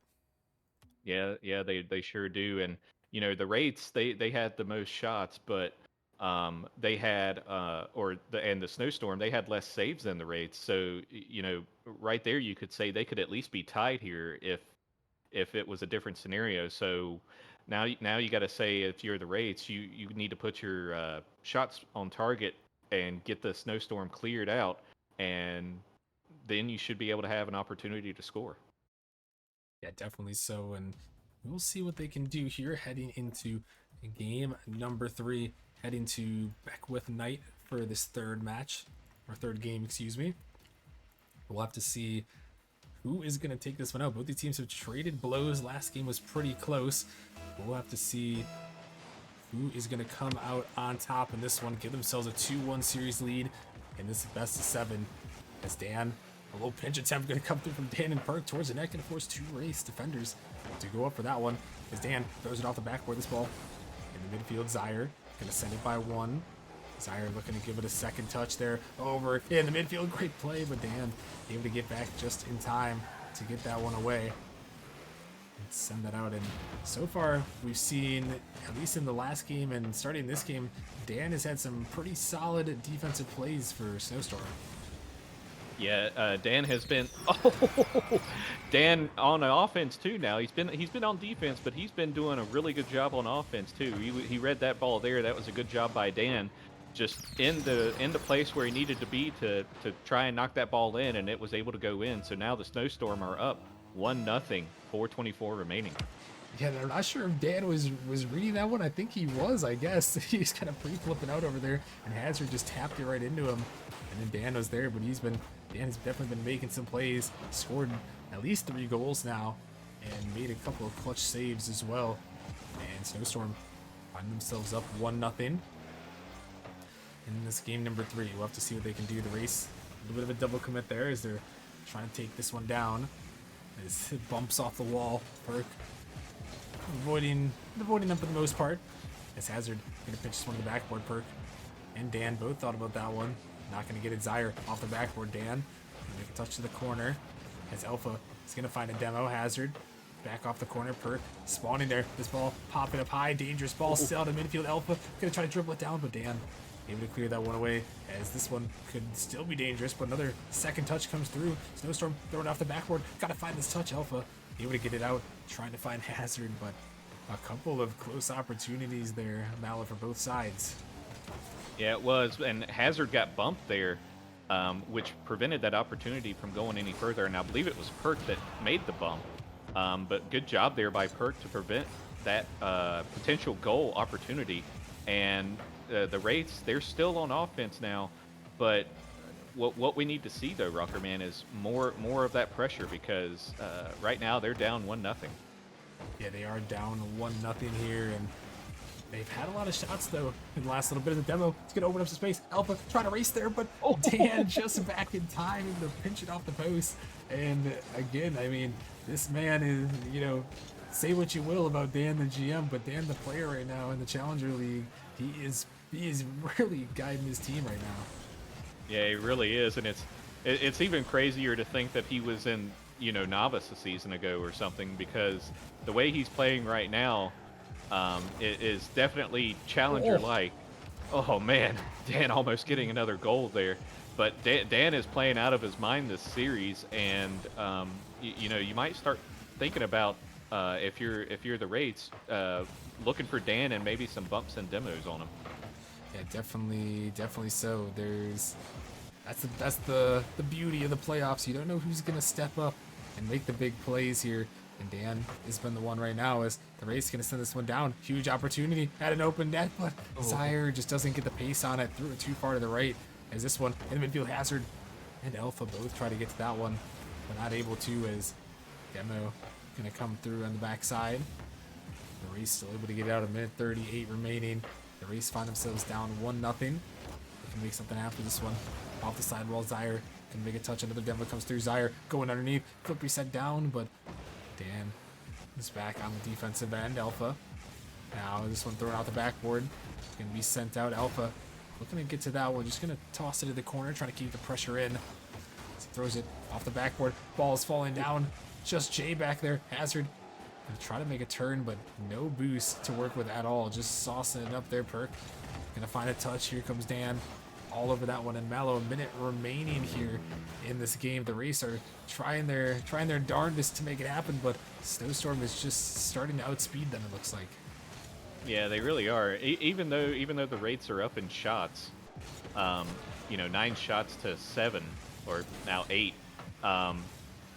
The Wraiths just aren't able to keep anything on offense. They just kind of almost give it away for the most part, and I'm not sure, what part of that it is yet, but the Wraiths do have to figure out something here pretty soon. And are we going to see the trend of timeouts after going down, to game 2-1 or something like that, or 2? Oh my goodness, what a pinch there by Hazard! Great pass. I think it was from Alpha. I don't know if it actually was, but yeah, it was. Okay, what a pass there by Hazard! 87 miles an hour. Yeah, that is an absolute banger into the back of the net, and Hazard was waiting for that one. Great little passing play, able to beat the defense of Snowstorm. So the Race right back in this one, and maybe looking to take it in regulation as Hazard get the second. And all of a sudden, this game went all Snowstorm and then now to the Race in just a matter of, what is that, 5 seconds? Yeah, that was pretty quick. It was definitely within 10 seconds, and that shift in momentum, this late in the game, that's not good if you're a Snowstorm fan or a Snowstorm player. But can they score here with 5 seconds left? The Snowstorm. Yeah, they're going to try to make something happen. Jay just banging it down, and that one is going to just touch the ground. I think it might have hit the post regardless, but still heartbreaking there for Snowstorm as that one does not go. And the Wraiths just, Mallow, they just came out of here and just stole one away. Yeah, they came out of nowhere there, but like I mentioned before, you take 14 shots like that, you're gonna get just enough sometimes to get into there, and the 8 saves by Snowstorm, insane defense, and the Wraiths, they were able to sneak one by, and sometimes where you're gonna take those goals where you get them, even if they're on kickoffs. Yeah, definitely so. You're going to take anything you can get in the playoffs. That is for sure. And I mean, the race going to take advantage and able to come back. So good on them to make it happen there. And well, we're going to have to see if they can keep that momentum moving on into game number 4. But this is going to be such a crucial game, Mallow, with Snowstorm kind of losing that one at the last second. If they can't rebound in this game number 4 here, they could find themselves down 3-1 in the series and in a very tough hole.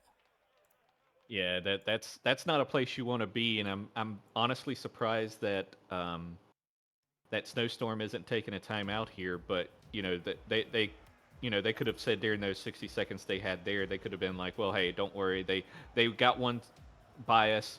We're not that worried about it.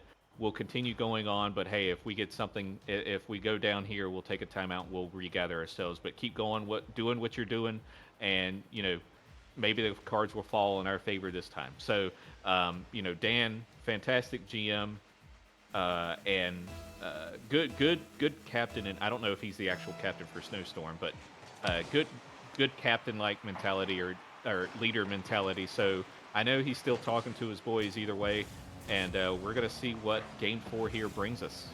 Yeah, definitely so. He's gonna have to find something for his team. This one sent out the backward and followed up and in higher, and the race started out quick.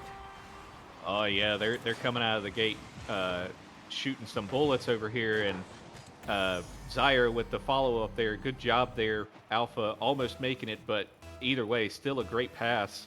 And now the Wraiths are up 1-0. Yeah, and they're carrying it over from the last game, and this is what I was concerned about. I didn't want to say the Snowstorm should have taken their timeout, but oh my goodness, Zaire my is gonna get that one in. What is that read? I think he may have had a little bit of help, but that was a fantastic touch there by Zaire, and yeah, that was a little bit of help by Perk there. I thought I saw a Snowstorm player there, but still, heck of a touch there. Zaire and the Wraiths up 2-0. Yeah, that's huge there, and yeah, I was concerned for Snowstorm here after kind of losing that game in the very last couple seconds. Sometimes you do need that timeout, but I understand not wanting to call it, with it only being a 2-1 series. But that was one of those moments where maybe you could have used the timeout in the 2-1 series, and now they find themselves down 2-0 here in this game number 4. We'll have to see if they can bring it back here. This one sent in the corner, popped out a little bit awkward there. Jay could have an opportunity, huge bump, but a huge comeback from Hazard. Able to make that save once again as Dan throwing it off the ceiling. No boost to work with. That one can be picked up there by Jay, who now slams it off the ceiling down to Perk, but Perk just a little bit too far. Couldn't quite turn that one in. Almost a great little passing play from them. Is this one dangerous, but it can be saved away. Hazard off the backboard, find the double, looking for another, but not gonna find it. Is this one sent out? Perk versus Zaire there. Zaire gonna take control, got a little bit of space to work with. Gonna flick it by one, but only so far as the Snowstorm corner here, and race. Mallow, they have definitely got the pressure going their way right now. Oh yeah, absolutely. They're burning on all cylinders. As I thought Jay had a goal there, but wasn't able to keep it with them and score. But yeah, they are pushing the envelope here and really making Snowstorm go for everything that they can try to even make an offensive push. It's not something that I thought I would see here. Zaire, oh my goodness, I thought he had that insane angle there, and yeah, Snowstorm, they need to do something here to answer back. They definitely do, and yeah, the mechanics from all these players, really a lot on the race there. All three of these players very, very mechanical. They can make something happen. As Dan forced to make a touch off to the side, he's able to As Jay taking control, trying to find something on Alpha, but Alpha finds a second over the top. Dan has to make this touch. He can't. It could be a dangerous ball. It's just Jay back there, but that one barely on the goal line. Able to get it away as Snowstorm still trying to find their offense. But this one sent down. Dan just trying to put it on net, but no boost to work with. He's not able to get to that one. So that one could have been a huge opportunity, but now Perk off the backboard. Can Perk find a follow? No, not quite. And again, Snowstorm, just a couple of opportunities. It seems like they're so close to finding one through as Perk trying to get to this one, but just a little bit awkward, and they just can't quite find it through, Malo. No, they can't. They're whatever type of passing plays they had in the first game or so, it seems to have disappeared here. But we'll see what they do to get it back in line. I fully suspect they will at some point here as Perk is up and almost gets the double, but Jay is there to finish it off. And, Jay is one player that I called out here, as one to watch. And, finally we're able to mention his name a little bit more, Rockerman, and now the Snowstorm are on the board. Yeah, and that one's just a little bit awkward there from Hazard. Probably a ball that they will normally knock out of the way, but just not that time. Got a little bit too off to the side on that one and allows Snowstorm to get back into this game. So from a 2-0 lead now to a 2-1 lead, completely different ball game. Snowstorm has an opportunity to tie this one up. This one blocked off to the side. Zaire can't stay with it. Jay sends it up. Alpha gonna find a touch. Dan and Perk both gonna commit on that one though. They get sent back across, but turning around is Jay. He comes over the top and slams her home. What a great job there by Dan to recover that and pass it to the middle. If there were some comms going on for that, that was some fantastic comms because, wow, I did not think that was going to happen from that. And great job by Snowstorm to tie this back up. Yeah, huge by them. And Jay, you mentioned him, want to see him step up, and I definitely think Jay, well, in my opinion, I think Jay is probably the most skilled player on this pitch here. He's able to put second goal in there. Obviously, all these players very, very solid. But Jay definitely trying to step up for his team. Perk trying to send this one in, but only so far as the corner. Hazard to make a touch. Zaire able to send it down. Hazard is up for it, looking for a touch. Gonna find something. Going to the backboard is Jay. Trying to stick with it, looking for a bump maybe. This one out in the midfield. Hazard looking for the shot. Dan has to get back and find one. It's 1 under 30 seconds remaining here. This one slammed off the backboard. Dangerous ball. But Perk able to get back just in time, and this one actually sent down. Could be dangerous for the race. But Zaire just enough to get a touch, and final seconds ticking on regulation. This one popped up by Dan, trying to drop it down. 2 up for the race, trying to send it out. Will we see overtime here in this one? This one bang towards the net. Jay trying to get back. He does just in time. Able to get that one away. And this one's still floating back towards the net. Dan has to make the touch, but it's still floating. This is dangerous. It's up in front of the net. Dan has to make the touch. He does. The race trying to keep this one up. It's floating in the midfield. Snowstorm can't keep it either. And we got overtime in game 4. Oh, man. What a good comeback here by Snowstorm to bring this into OT. Will they be able to finish it out for this game to be able to tie it back up 2-2, or will the rates go up 3-1? Yeah, this is such a crucial game for Snowstorm. You do not want to drop down 3-1. We saw a 3-1 deficit. We saw a comeback from it earlier tonight. Is this one dangerous ball in the middle? Not going to go, but you don't want to put yourself in that position. You'd much rather get us on a 2-2 ball game. And Jay may have just caught the defense off guard. He does. He's going to tie the series at 2.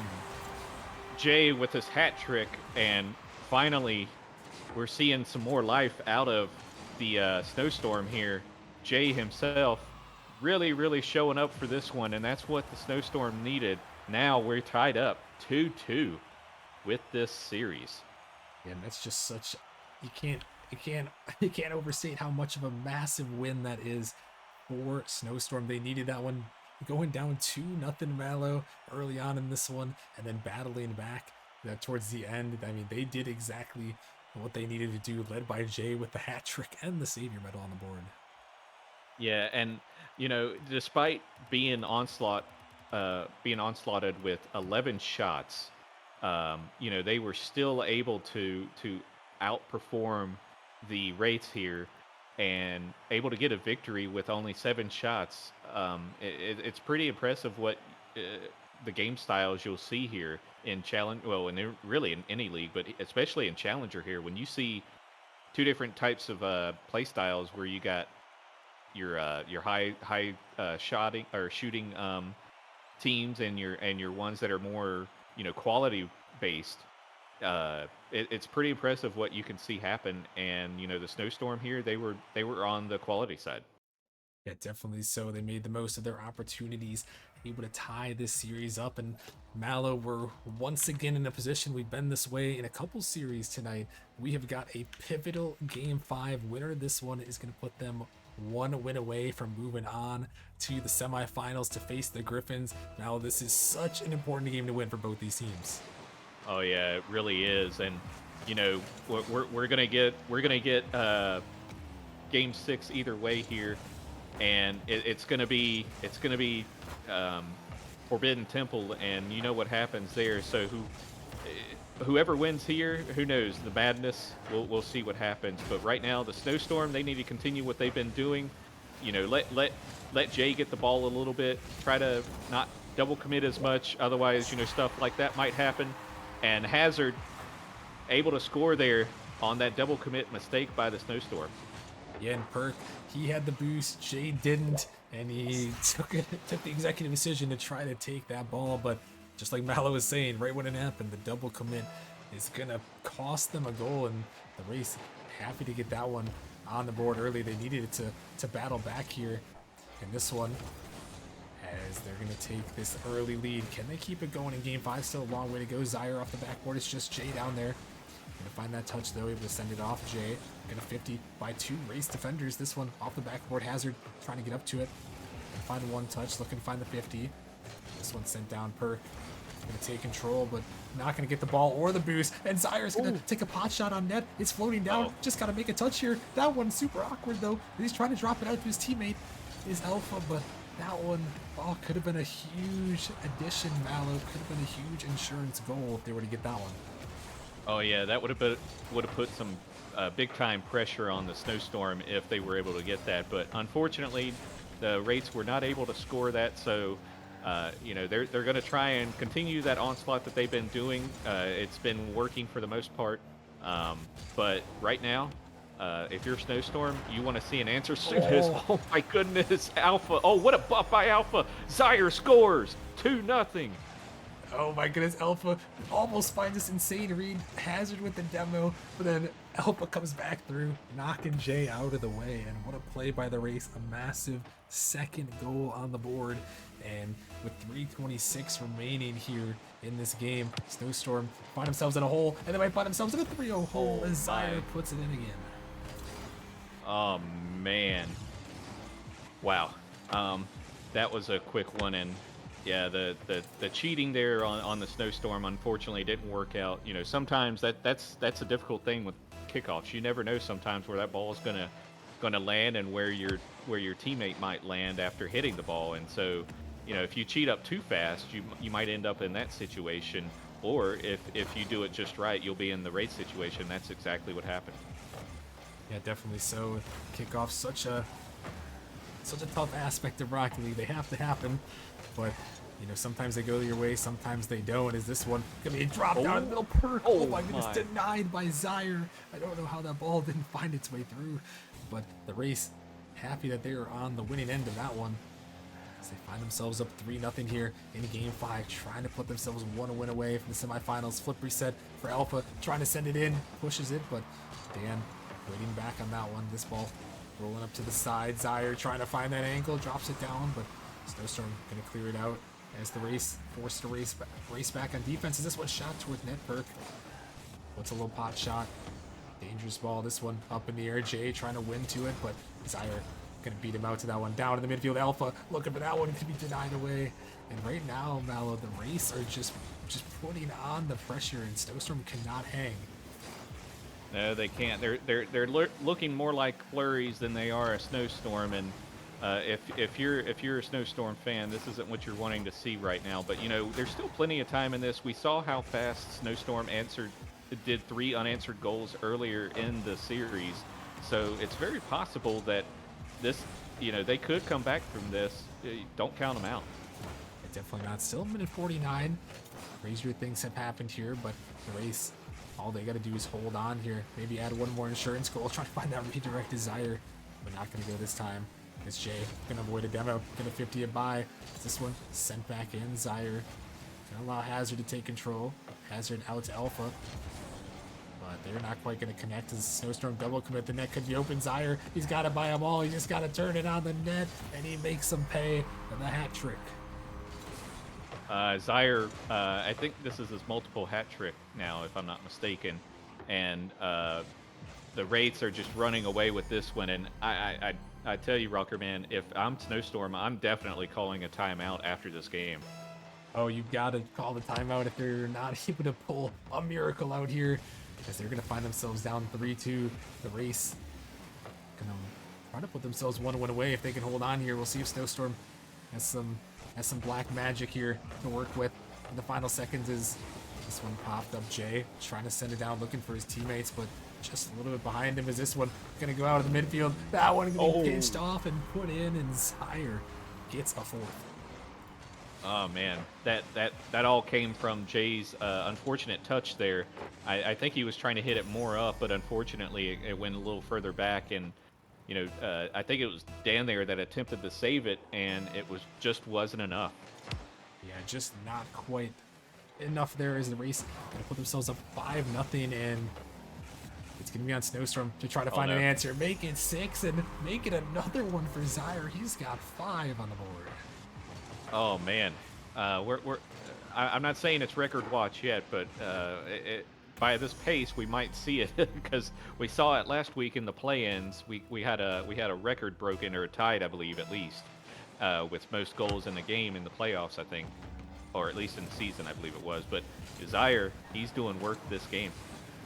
Yeah, definitely trying to find the 7th goal. That is the Nemesis record for goals in a game, 7. Done multiple occasions as Alpha is going to put this one in. Another one on the board. The race are just rolling right now. Oh man, now if you're Snowstorm, you need to, even if it's going to be a Brazil, you got to get something in and get something rolling for next game.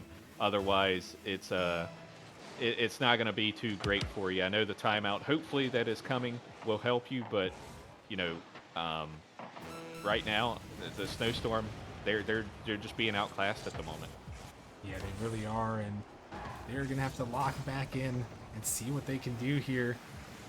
So they're gonna have to look for Game 6 on Forbidden Temple. See if the Dan plan can work. As Hazard just gonna take it under. It's 8-0 now. They are running. Yeah, wow. I'm actually surprised that they're just not trying to feed it Zyre at this point for anything. But you know, the Wraiths, they're doing great, and what is that? 18 shots now. That is an insane amount of shots. I don't know what the record is for shots, but I would suspect we might be getting a little close. But yeah, it's this one pretty much for sure done. Now, do the Snowstorm call the timeout? For sure, I hope so. As another one gets scored in right at the end, and Alpha Q getting his 2nd goal of the game, 9-0. And yes, there comes the timeout immediately at the end of the game. Dan was wasting no time to call that timeout there, and well, they are gonna have to lock in here. As just an absolute slapping right there on that one, as Zyre outscores the entire Snowstorm team combined in that one, and 19 shots. Mellow. I mean, the race is they just did it all in that game. Yeah, they really did. There's not much that you can say that they did wrong. You know, maybe a double commit there, here, there, but really, you know, it just seems like everything fell in Wraith's lap there. And Snowstorm, you know, I'm sure Dan is possibly talking to the team here. I don't know who is the one talking with the team here, but I would assume it's the Dan plan, and Dan plan will need to activate for Game 6 here in order for them to get back into position. And whew, yeah, that's a tough one to bounce back from. That's a big mental hit. If that was me, that's a big mental hit. Yeah, it definitely is. I mean, it was such a close back and forth series. but then you drop down 9-0 here in game number 5. You're 1 win away from being eliminated from the postseason. So we're gonna have to see what Snowstorm is gonna do, and for sure, you gotta wonder. Dan, is he talking to the boys? I'm sure he is, trying to hype them up, trying to figure out what they can do. But Mel, if you're in this timeout right now, you're Snowstorm. You just got kind of smacked around. What are you saying to your team to try to get them to bounce back here? Just see if you can make slightly better touches. See if you can, and when I say slightly better touches, I mean touches that will get the ball, to your teammates upfield, and also maybe even challenge faster and go back to your demos and bumps. That's what you did in game 1 that got you that huge, um, or was it game 2? But one of the first 2 games there, that's what got you that victory, was those bumps and demos. And so, we need to see the entire Snowstorm team step up on offense here. Yeah, definitely so. As the time has expired, timeout is over, and now we are going to have to see, what do these teams have in the tank? Does Snowstorm have something to say? Can they force the Game 7? We'll see our second Game 7 of the night, or will the race slam the door here? Mallow, what do you think? Do you think Snowstorm can battle it back here and force the 7? Well, you know what they did though? They actually replaced Jay with Cream here, which is an interesting move. Maybe Dan thought that the Cream can help out here in the end, and like we've said before, it's a marathon, not a sprint. So maybe Cream does better as like a relief pitcher, if you will. If you're talking about baseball, and maybe we'll see a completely different Snowstorm. They're going to need it. This ball is dangerous. It's going to be fired on, and well, that is not the start you want to see. No, it is definitely not. And Dan did everything he possibly could there, but unfortunately just out of his reach. And, that's a tough ball to read, especially with no boost. You got to try and clear it out somehow, and unfortunately, Dan wasn't able to do so, and now the rates are up already by 1. Yeah, and I mentioned it briefly at the beginning that there was some roster uncertainty, so I wasn't sure if it was going to happen. I didn't think it would at this point, to be honest, Mallow. I feel like, maybe they just decided after, going down 9-0 in the last game that they just had to switch the roster. That's the only thing I can really think of. Yeah, no, I would agree with that. Like, what? Oh my goodness! Oh, I thought that was going to be a pass to Cream there, but yeah, no, I agree. It's at that point you're like, okay, well, we've been, we're down. We got to try and do something here. It's our last opportunity to try and do something. Let's throw them a curveball, and I feel like that's probably what happened here. Is they wanted to throw a little curveball at the Wraiths, and right now it hasn't worked so far. But we're just in the very beginning of this game, though. Yeah, definitely. So they still got some opportunities, and we'll have to see how warm Cream is, because that's the one thing too. You missed out on this entire series. You're just coming in here in the middle of the most important game of your team season.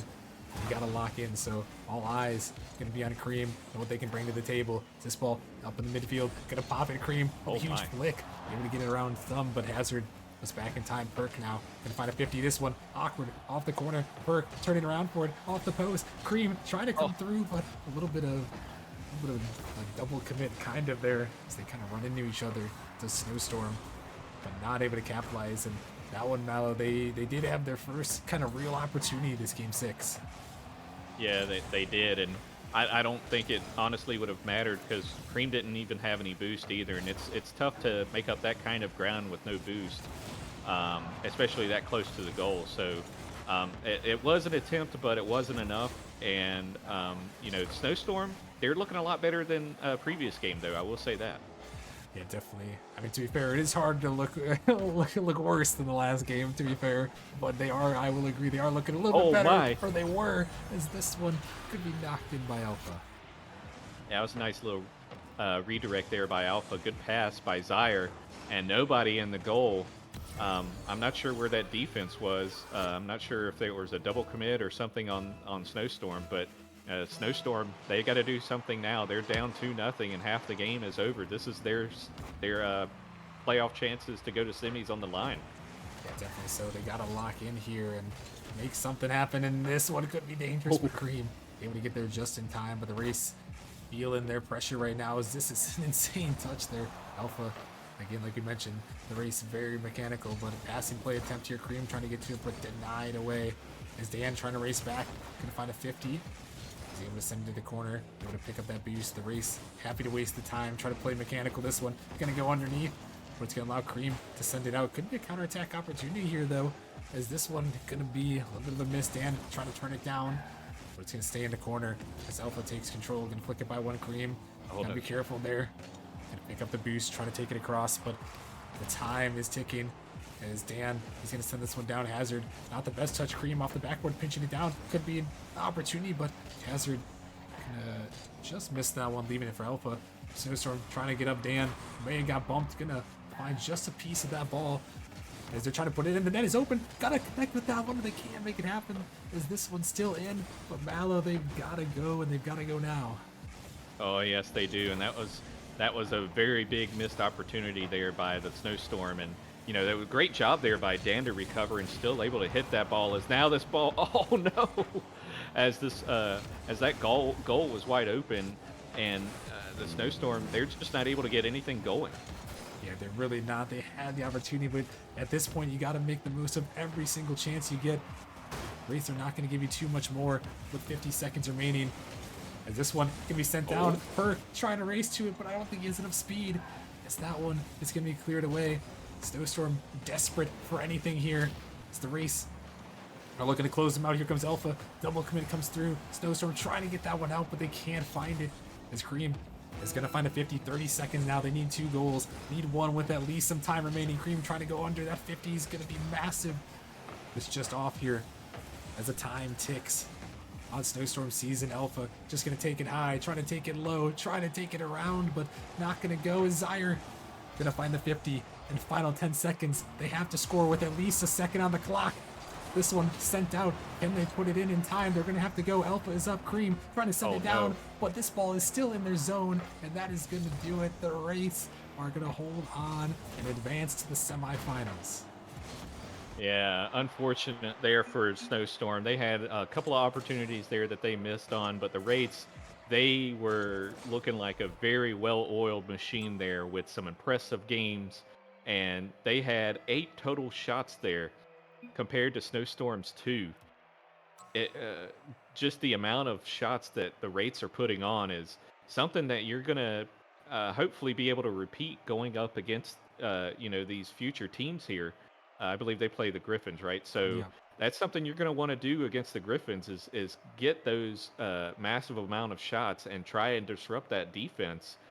So right now the Snowstorm, unfortunately for them, not able to make it, but the Wraiths, they're looking like they're on fire right now. Yeah, definitely so. And I don't want to hate on decisions.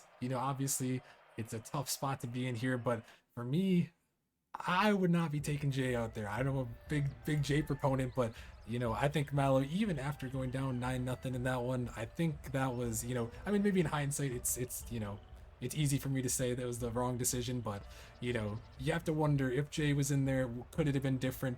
They just did not look the same in these last couple games. Yeah, no, I think, and that big mental hit, it could have been something with the mental that caused, that decision to pull him out. You're not in the VC with them, so you don't know exactly what's going on, right? So I would definitely, not question it, but I wouldn't, criticize it either. So, once again, congrats to the Wraiths. They're going to the semifinals. They're going to face Griffins next week. Yeah, definitely so, and we'll be seeing that one for sure on stream. It should be a good one. But we got to take a quick break. Couple of shout outs we got to give out.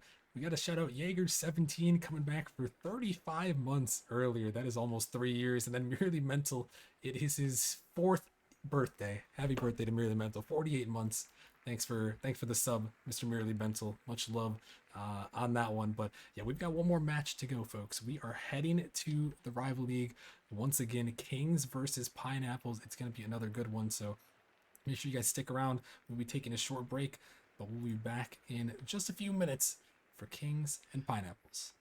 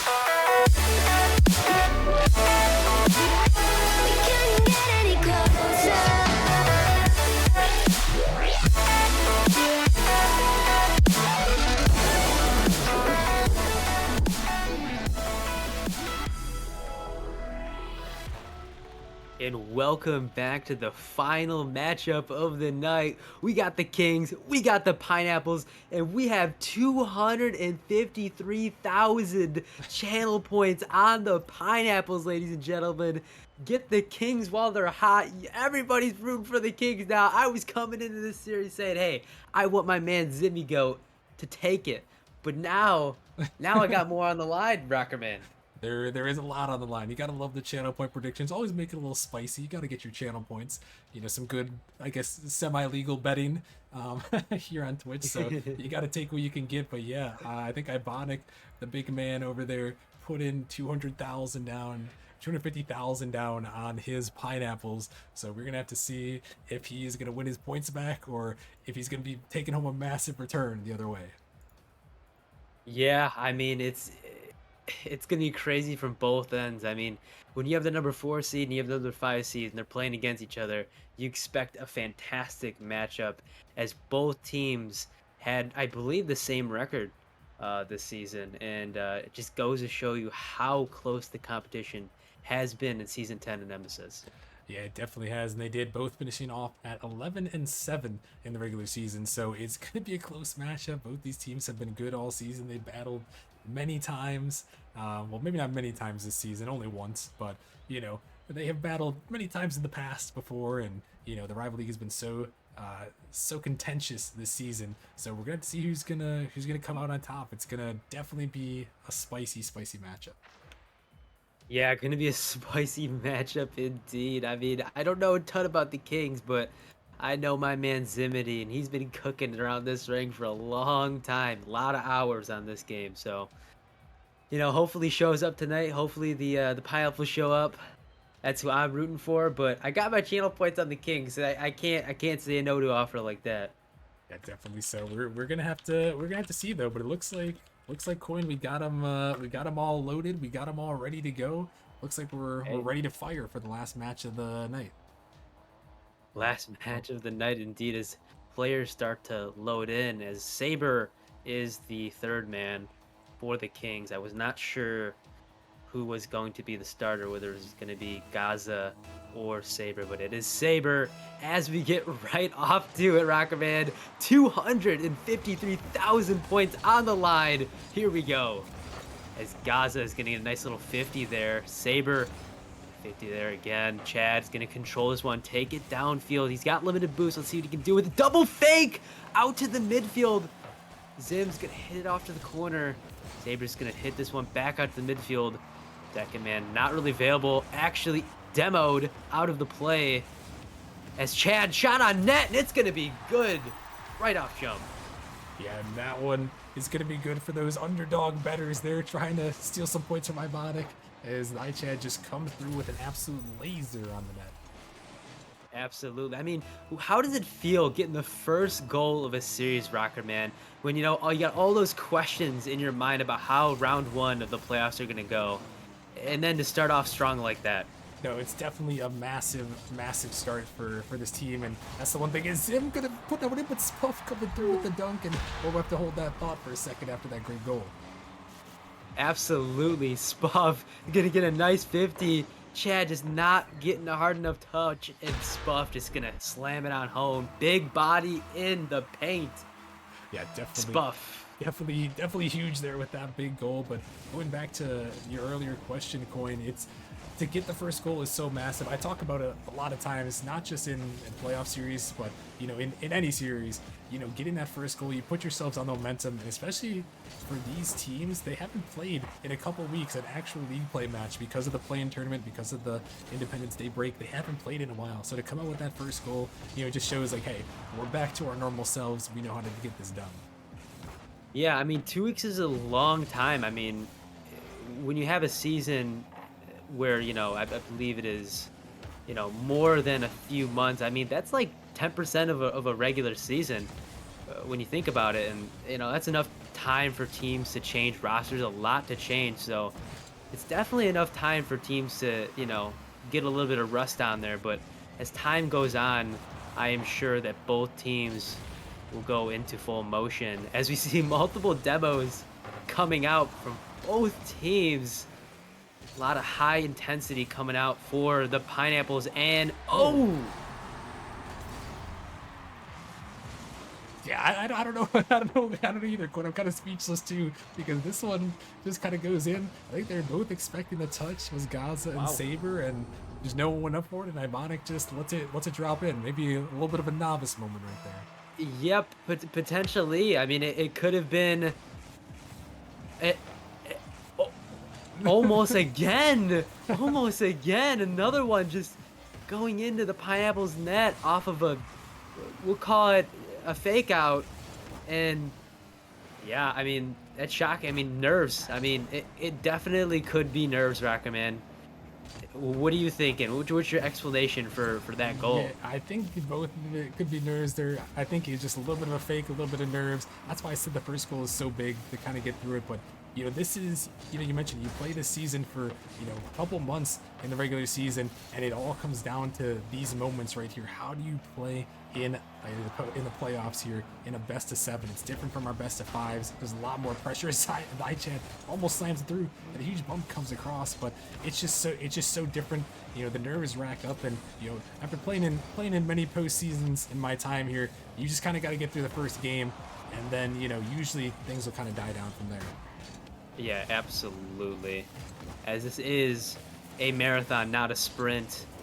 Both teams back at it. Zim's gonna try to go for a double off the corner, but he can't get it. Ibonic, nice shot, but Gaza, solid save in the corner. He's gonna go for a 50 here, can't get it. Spuff gonna get it past one. Ibonic's gonna take his time with this potential. Spuff, no, that ball's gonna roll. Spuff is gonna follow this one. He's got plenty of time, but Saber's there for the challenge. Gaza cutting off the play as Zim is gonna bang this one to his own corner. Ibonic gonna once again hit it to his own corner. Both teams, back and forth. It's a quick little shot on net, but I mean, so far no team has really dominated the other. It's just a lot of back and forth in game 1, Rocket Man. Yeah, there's no real dominance here. Both these teams kind of feeling each other out. We saw the big mistake from the Kings. Unfortunately, that's kind of the deficit right now. But I think both of them are getting their opportunities, which is good to see to start things off. And here's a big opportunity. Zim is gonna put it in, catching the Kings overcommitted. An open net opportunity here as Spuff gets a nice 50-50 right to Zim, and nobody left in net to save that one. Pineapples up 3-1 in game 1. Yeah, that's a huge insurance goal. Is Zim a little bit awkward on the kickoff there, messed it up just a little bit, but yeah, the Pineapples they needed that one. It's a good insurance goal to get, and just catching the Kings out on their mistakes, and that's something as we saw. We saw a mistake from them earlier. If the Pineapples can force a couple more goals to go in off of these mistakes, you can really get in the Kings' head early. Yeah, absolutely. And one player I was talking about earlier today was that man Zimity. And so far he's putting up solid stats on defense and on offense. I would like to see somebody from the Kings side just come out and shine. Who do you point at as that player who could come out and really be the front runner for the Kings? Yeah, I'm looking at Gaza here as this one is gonna be fired towards that. It's Dichan that puts it in. I mean, Dichan too. I mean, hey, I was gonna say Gaza, but Dichan, we saw them at the end of the regular season popping off. I think he had one of those games where he just scored like 5 goals in a game. So I mean, maybe I'll hold back on Gaza, but I want to see Gaza step up. With Dichan, the captain, has a lot of Nemesis experience. He's definitely one that could step up big and try to right there to give him a chance in the last seconds. 5 seconds to make an OT potential happen, but it looks like this one is going to be grounded. Grounded. For a second, we thought maybe there's hope for the Kings in game 1, but it's a long series, and both teams is kind of filling each other out right now. Yeah, definitely so, and just enough there for the Pineapples to squeak it through. So good on them to find that game 1 victory. But yeah, a couple mistakes from the Kings, but like I said, I think these sort of things kind of figure themselves out as you go on in the series.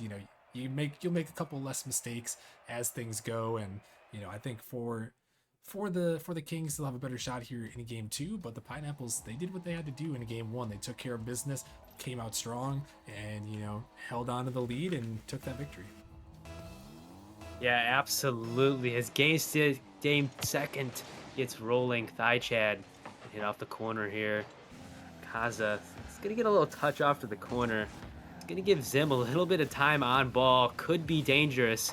Gaza cutting off the play. Buff, we got the corner again. Gets a ceiling pinch. Can't get the 50. Zim, no boost, is gonna flick it over multiple. Spuff again out to the midfield. It's a shot on net. Gaza with a nice save. Bonic with a 50 out to the midfield. Thigh Chad is gonna dish it out to the corner. That's a dangerous sidewall touch, but no one there. Second man for the Kings. And that's another thing I talked about earlier, Rockerman, is how important is contesting the ball at the midfield. Yeah, it's very important to make sure you are on top of the ball in the midfield, especially in these higher leagues. These teams play so fast. If you give them any space in the midfield, you give them any opportunity, there are so many mechanical players in this league that you'll just let them take a free shot, a free goal, free flip reset, whatever it may be. As this one, almost an opportunity for the Kings. But yeah, you got to be quick in the midfield, quick on those contests to not give your opponent some space. Yeah, absolutely. As right now, still a lot of back and forth from both teams. Only 2 shots on net for both teams within the first minute and 30 seconds. But one thing I'd like to see is maybe a little bit more controlled plays coming out of both. Limit the double commits and try to get some controlled plays at the opponent's net. I think whatever team can accomplish that is going to pull away here in game number 2. It definitely is. This one, double tap attempt, gonna just fly by. But yeah, no, definitely finding your teammates is huge here. There are a lot of teams that have that play style. We saw Galaxy earlier on in the rival league that really just showed what team play is all about here. I think both these teams, they have the potential to do that. I think there's a lot of mechanical potential from both teams. I think Pineapples maybe lead a little bit more in the mechanical aspect, but the Kings definitely have the potential to find those teammates and make things happen here. So I'm looking on them to see what they can find here, as this one sent out the backward ace. A Saber trying to drop it down, but not quite gonna go. But yeah, those passing plays, it's big. You got to get your teammates involved and get the momentum on your side. Couldn't have said it better myself. As Iponic tries to get a pinch pass, Thigh Chad over 1, can't get it over Zim. The brick wall himself, Ibonic, is gonna pass it out. That's popped up off of a multiple commit from both sides. Can't get a second touch. A little bit of goal line defense, and it's not gonna be able to go. Yeah, I think Daichad, he's gonna get the goal, but it looks like Gaza, he's coming through. I don't know if he made contact with Ibonic or not. He forced him to jump, and it was a banger of a shot. And sometimes that's all you need is the pressure on the back line. And Daichad, our captain, is gonna put it in. Absolutely. I mean, like you said, if you can shake up the defense just a little bit, just for a split second to catch them off guard so that you can put a shot on net that's a little bit more unpredictable, I mean, that's sometimes all you need to get a goal in this game. And right now, a goal might be all it takes to win game number 2, as both teams have just been back and forth. Very little shots on net, a total of 5 shots on net in the entire game, Rocker Man.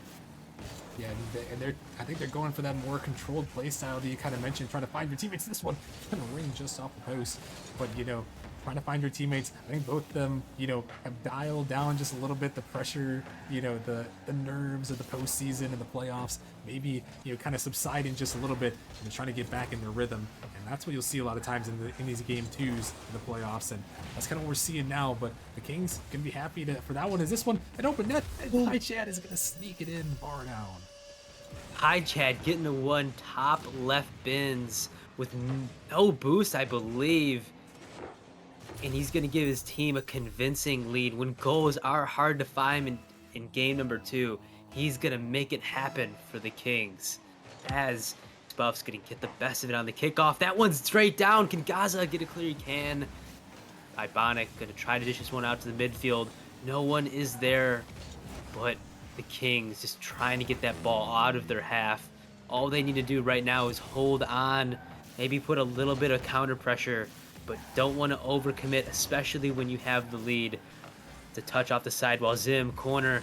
This could be dangerous, but a good 50 by thigh chat. A little bit of a pre-flip. No one touching that off the back wall. Gaza, the last minute save. Zim, off the corner. Nice clear. Another transition play developing for the Kings. And this could be danger for the Pineapple again, as they need to make something happen. With 30 seconds left on the clock, it could be this man, Zimity. Can't get the flip reset to go.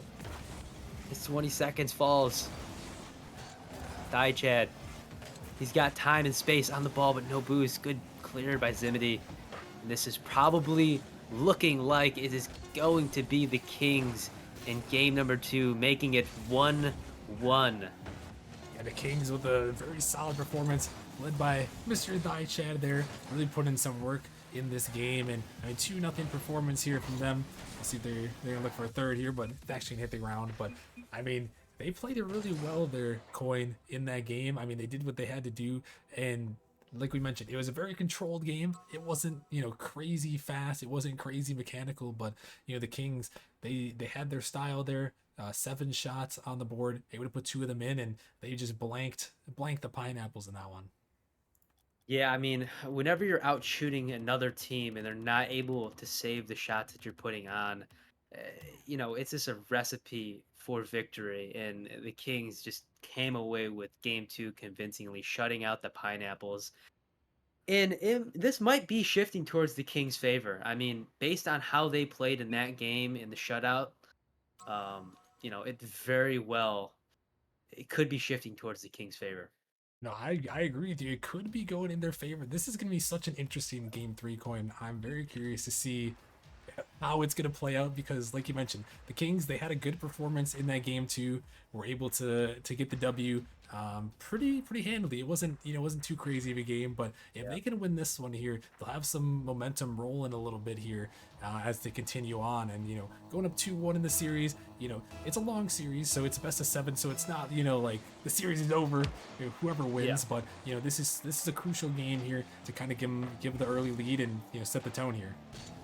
Yeah, absolutely. I mean, winning this game in particular is going to give more comfortability to your team, all right? It's not at the point where this is a must-win game for your team, but it's definitely going to make you feel better, right? And if you're a team that requires to be a little bit comfortable to play your best Rocket League, which is most people, I think winning this game is going to be huge for whoever does it. Definitely so, and we'll have to see. I'm hoping for a good one here. I think the Kings, they may have a little bit of the edge in this game too, but the Pineapples, there's some mechanical. I don't think they'll be blanked out like we saw in the last game for long.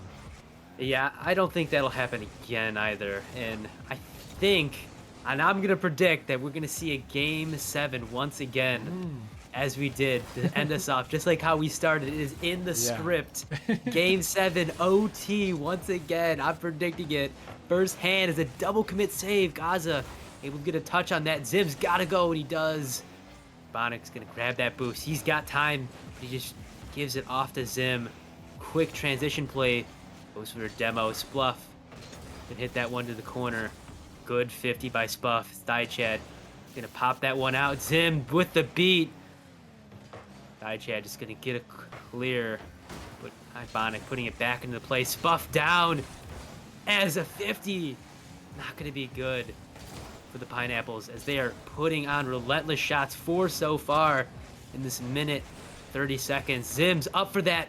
Chai falls on the ball. Saber out to the corner, and right now the pressure is being put on. Unlike last game, it is the Pineapples who are putting in work. Yeah, definitely the Pineapples. A lot of pressure here, and this is what we talked about. Like I said, the Pineapples, they're too mechanical. They're too gifted here to be held down for too long, scoreless. And I'm surprised that they still are with all the pressure. But the Kings doing a good job holding on. We'll see though if they can keep it up. Eventually, with enough pressure, any team will break. So we'll have to see if the Kings can keep it on and maybe find a counterattack. Yeah, that's definitely what they're going to need, as right now they've been stuck in their own half for the first half of this game. As right now, the Pineapples are absolutely taking them. That's an open net. Zim's not able to get it on target. He's gonna put that one on target though, but Thigh there for the clear. Ibonic gonna take this one off the side. Gets the first touch. He can get the dunk and the bump. That ball just sitting there. But Saber back in time for a backflip 50. Zim cannot connect. That's a good 50 by Spuff.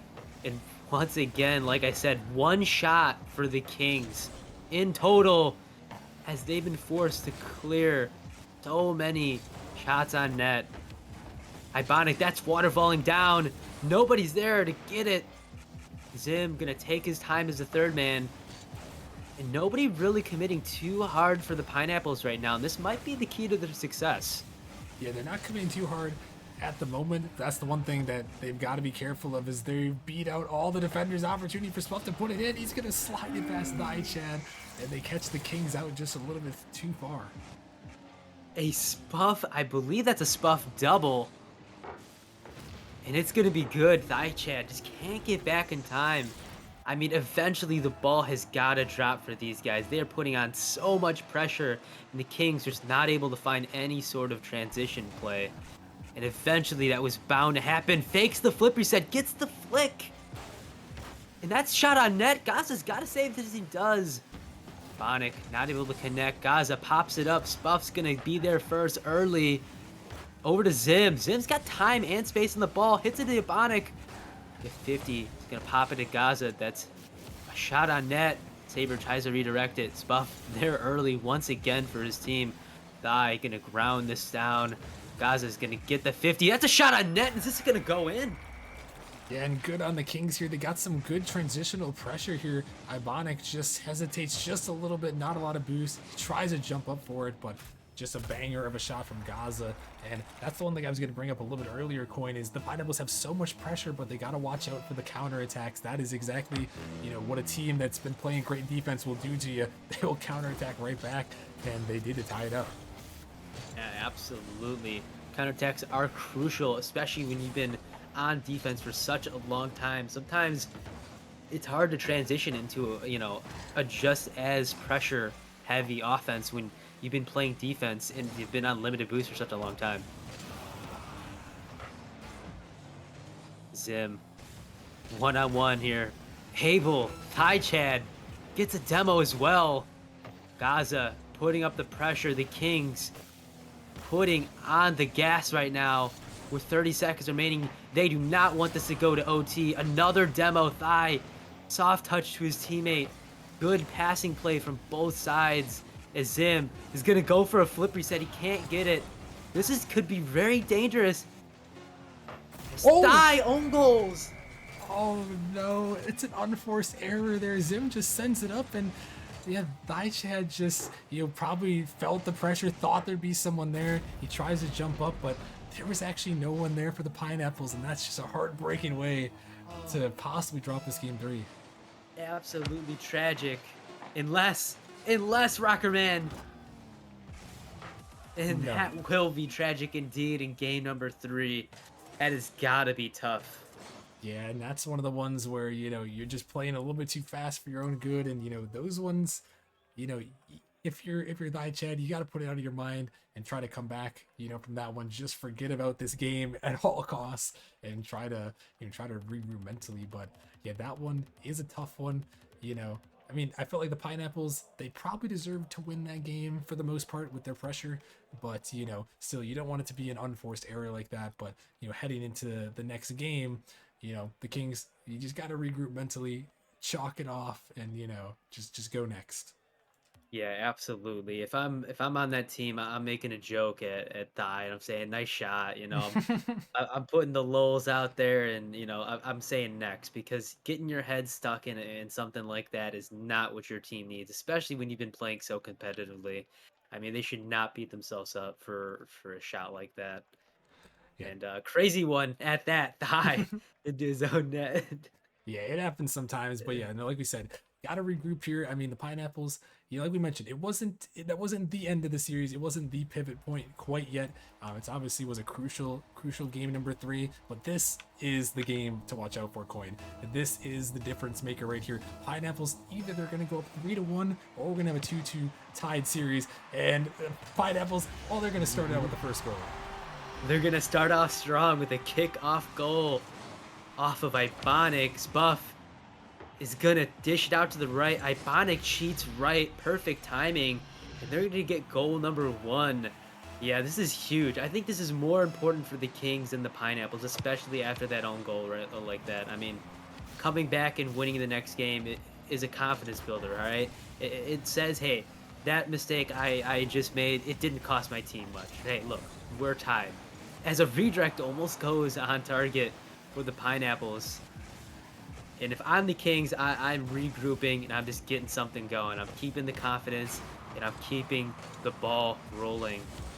This Gaza's going to hit that one down to Spuff. A little bit of redirect. Dies up a little bit too far. Can he connect? Good 50. Back just in time. Gaza's got time and space in the ball. Ziminy's up. But Gaza gets it past him.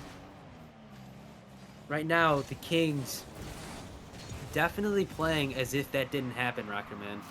Yeah, definitely. So, I mean, they're looking solid. It was unfortunate the kickoff goal came through, but, they're playing pretty solid for the most part right now. As Zim getting a little mechanical with some wave dashes off the wall there, but you gotta lock in here for the Kings. You need to get this goal back, and hopefully for their sake they can try to do it quickly, get the momentum rolling back in their favor. Yeah, absolutely. As a goal here soon would really start them off strong after something like that. Saber gonna play this one slow out to Gaza. It's gonna get 50. It's Buff gonna dish that one out the midfield, but Thai has got time and space. The ball cuts it early. It's gonna try to take this one all the way to the net. Saber is gonna pop that one to the left. A good demo by Thigh Chad there. As Saber gonna pop that one to his own corner. Ibonic early once again. Gonna leave it to Thigh Chad. Guy's gonna follow this one up. He's gotta connect. He does. Thigh Chad gonna hollow this one up. Can he get it over another one? Kind of does, but Zim gonna get demoed after a touch. Gaza once again last back. Ibonics to hit it off the corner. That could be dangerous, but Thigh Chad's gonna try to make something happen. Saber has got space on the ball, but no, Ziminy's there for the early beat. Gaza gonna hit it over to Ibonic. Ibonic's gonna take this one slow, try to get it past one. And now it's Gaza who's gonna get beat. And that's unfortunate. Can somebody get there? So close, Rocker Man. Yeah, that one looked like it was going to be a huge mistake for the Kings, but they're lucky the Pineapples weren't quite ready for that one to turn it in. But the Kings, they're trying to put some pressure here, and it's just this game is really, I feel like it's really slowed down here. And so the Pineapples happy to hold on to this lead, and the Kings, trying to rev up the offense, but they just haven't been able to break one through yet. Absolutely, as they're trying to get something going right now, but a lot of scrambling from the Kings. As a controlled play is most likely what they're going to need, but Spuff just getting a nice demo on Thigh Chad. Saber just not enough boost to challenge there, and Thigh Chad's going to have to challenge, and he does. Spuff is putting it on target, keeping that ball on the Kings' half. A good bump by Saber. Going to give Gaza some space, and no, Zim is there again. Spuff, another demo. That's a shot on net. Limited boost for the Kings as they struggle to get it out of their half, and I mean, at this point, I was about to ask if how important that second man, Rocker Man, is for the Pineapples in their placement, but it doesn't even seem like they really need to score right now. No, I think the Pineapples, they're doing good to keep, some sort of pressure going on, but you're exactly right. They don't need to score right now. They just need to hold on, but this one sent down, gonna be dangerous. A touch does not quite come through with some demos.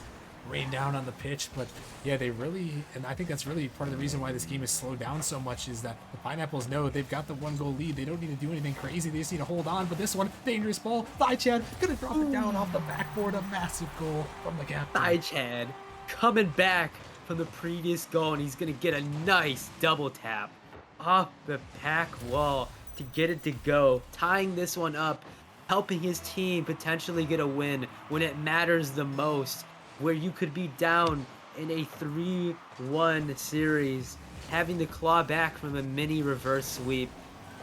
With limited time left, can they score? That is the question. Double miss! But no one's there. Second man for the Kings. But Saber has got time and boost. But no, Spuff's going to get the beat. Zim now is that guy. Time and space in the ball. He's not going to be able to connect. Saber last back. Zim, once again, has got the flip reset. Chad, all to the side. Keeping this one, popping it over. Saber last back. He's going to have to get a good clear. He does. As Zim, once again, a beautiful touch. Ibonic almost scoring. Rocker Man, we might be seeing OT in game number 4. Maybe last chances right here for regulation as that one is going to hit the ground, and we do got OT, but this is such a big OT coin for the Kings. They got to come out with this win here. This is just series-changing moment right here. If they can get this win and put themselves at a 2-2 ball game, or will the Pineapples find their game-defining play and put themselves up 3-1? Absolutely, I would agree. I mean, before, this is an important game, but I think this is a must-win for the Kings right now.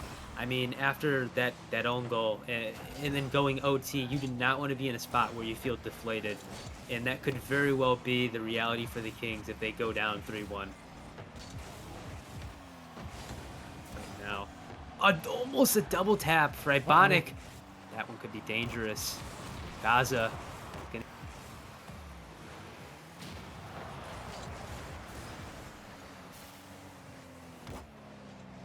You may have lost coin for a second there, but this one gonna be blocked out here and sent back down by Chad.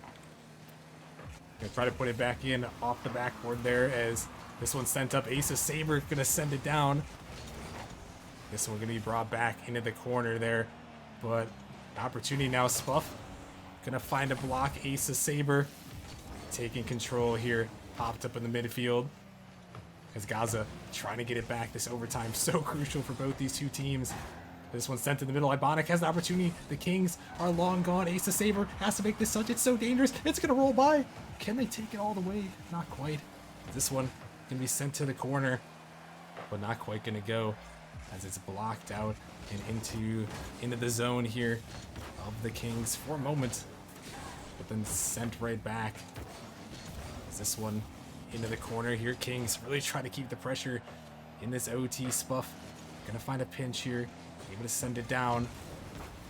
Chad gonna bang it a long ways down the pitch. Ace of Saber gonna find a dunk, a demo, open up some space in the backfield. Spuff, he's gonna take it to the side, and looks like we got coin back. Coin has returned. Discord crashing at a crucial moment as we're 2 minutes into OT. Rocker Man, I mean, I missed 2 minutes of legendary Rocket League in round 1 of the playoffs in a crucial game. Truly tragic, as that's going to go past Ibonic. Zivity's got time and space. The ball, Ibonic's going to take it away from him. Smart play. Going to grab that boost, see if he can get it connect, but he can't. Chad out to Saber. Simity's going to dish it. Saber's up a little bit too close. Going to dish it out to his teammate Gaza. Good 50 by Ibonic. It's a shot on net. Spuff. There was zero boost, a save. Chad off the sidewall. Buff shot on target. Good save by Saber. As Saber is forced to get an awkward touch. Ibonic, a bit of an awkward touch of his own. Zim is gonna try to hit this off his own back wall. Not looking for that. Looking for that sidewall double. As Chad is gonna bang this one downfield. The Gaza with a touch. Ibonic's gotta connect, and he barely does. Oh my goodness, I don't know how Ibonic made that happen. It was like 2 or 3 on 1 there. He just needed to get a touch and he barely does. But boy, in this overtime, 3 minutes and 30 seconds, I mean, we talked about how crucial it was for the Kings to bring this one back, but it just, the longer this goes, the more crucial it is for them to bring this one in. Absolutely, as both teams putting their names down for the Nemesis history books, trying to win this game 4 as we are heading to a 4-minute overtime. 1-1. Thai has control of the ball. Unfortunate backflip. Buff gets a nice 50-50. Both teams just trying to get something done. Pineapples have 12 shots on net and only 5 shots on net for the Kings. Practically double. As both teams are back and forth, the Zip's gonna score. Oh, the Kings, they get caught out here. A huge 50 comes through, and I'm not sure Asa, Saber, and Gaza both kind of circle back to the right, and Zim was waiting for the snipe, and heartbreak 4 minutes into OT. The Pineapples take the victory, and they are 1 win away from moving to the semis. Absolutely putting themselves in a solid place to take this series. And man, oh man, have they done it in a crucial moment. Thigh Chad, 732 points, doing what he needed to do after that last game, but it just wasn't enough. They have to keep that momentum, and they gotta keep some sort of confidence they got going. I mean, they took the Pineapples to a 4-minute OT. They're gonna have to win 3 consecutive games. And I don't know how they're going to be able to climb this mountain, Rockerman. Yeah, I'm not sure either, and it looks like Quinn, they're opting not to use their tactical timeout here, down 3-1, Wow. which is a bold strategy. They're all ready to go, so I think we're just gonna carry on to game 5. So bold strategy. I know it is a little late of a match, so maybe they're just like, let's get this thing over with, let's keep going. But man, I would have thought to use the timeout there for sure, down 3-1. Yeah, absolutely. As you know, that is immediately what went into my head is we're playing for our life right now. I mean, throw in the timeout. I mean, how can it hurt you when you're playing for your life? Yeah, no, it's definitely it's an interesting thing in the playoffs. You know, like we said, we don't have it in the regular season, but when you come to the playoffs, it's another aspect to these best of 7 series that can just change everything.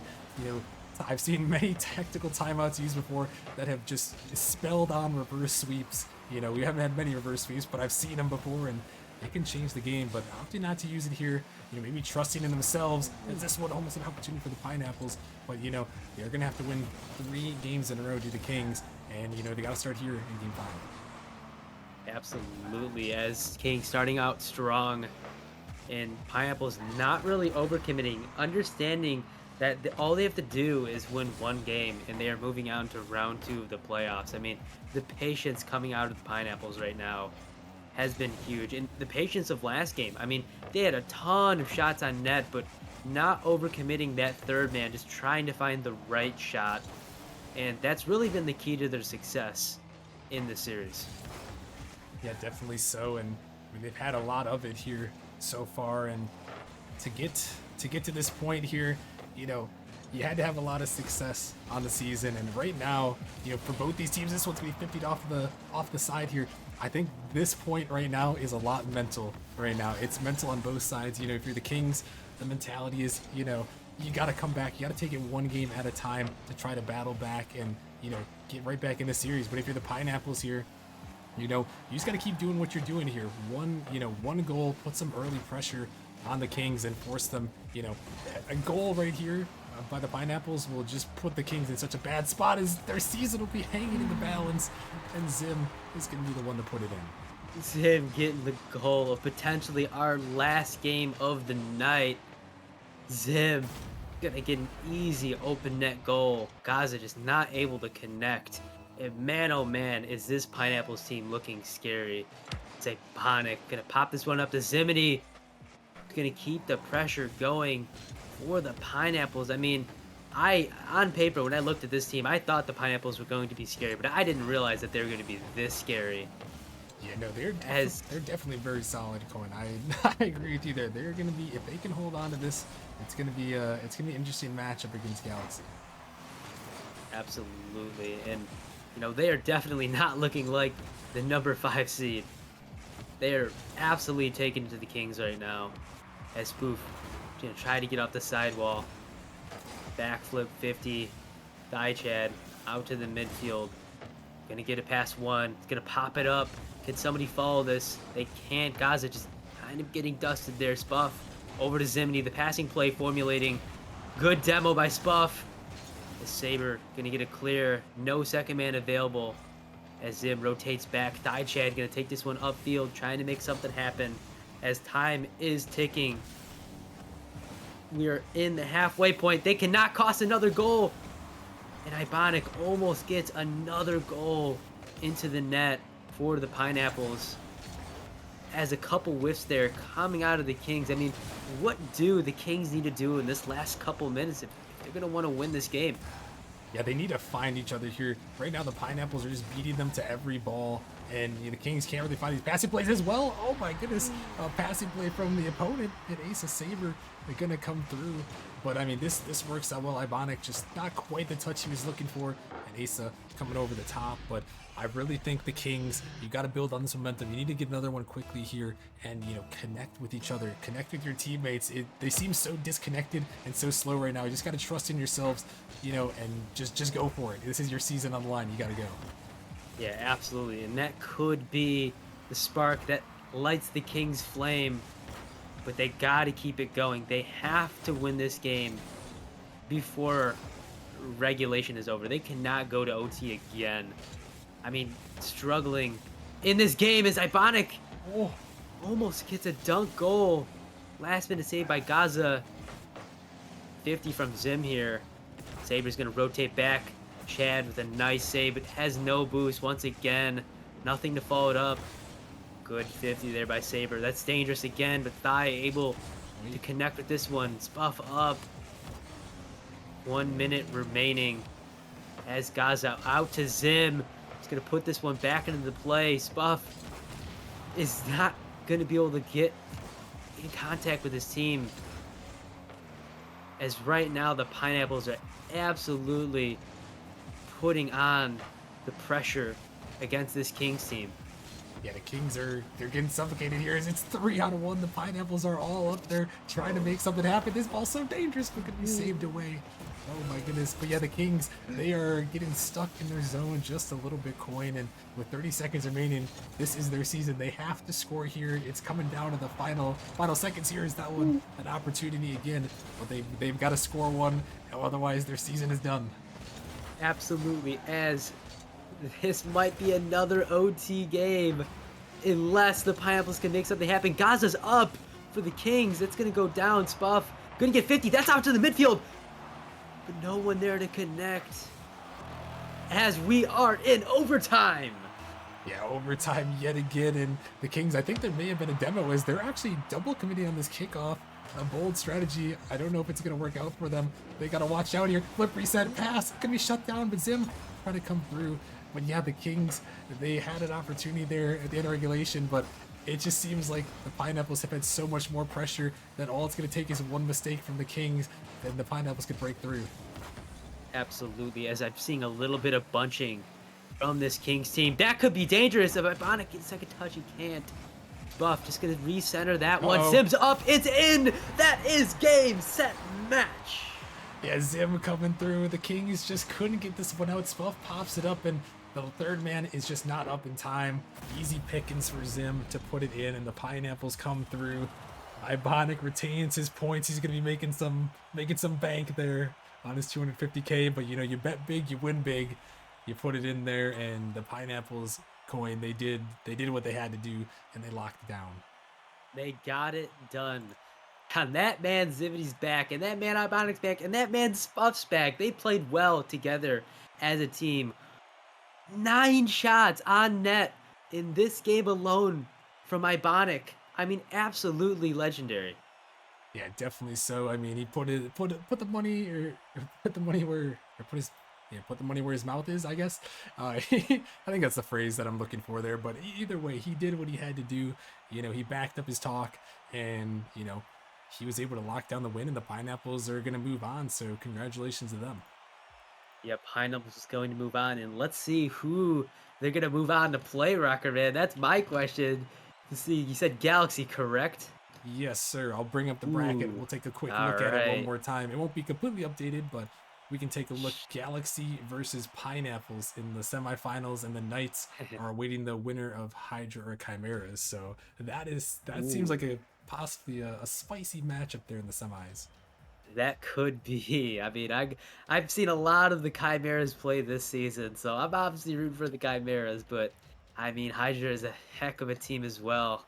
And man, I mean, I'm curious to see how next next week's games go. I mean, Yeah. Pineapple's playing Galaxy. That's going to be playing the #1 seed. I mean, do you think the Pineapples could pull off the upset?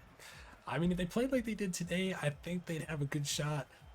I think they played very solid. I think I was a little more disappointed in the Kings than I was impressed with the Pineapples, to be completely honest with you. But I still think the Pineapples, they got the job done. They did what they had to do, and they locked it down. If they can play like that, I think they'll have a good shot against Galaxy. But, we will have to see. And, this is just only half of our first round, Quinn. We still have matchups on Friday and Saturday night. There's 10 more matches left to go.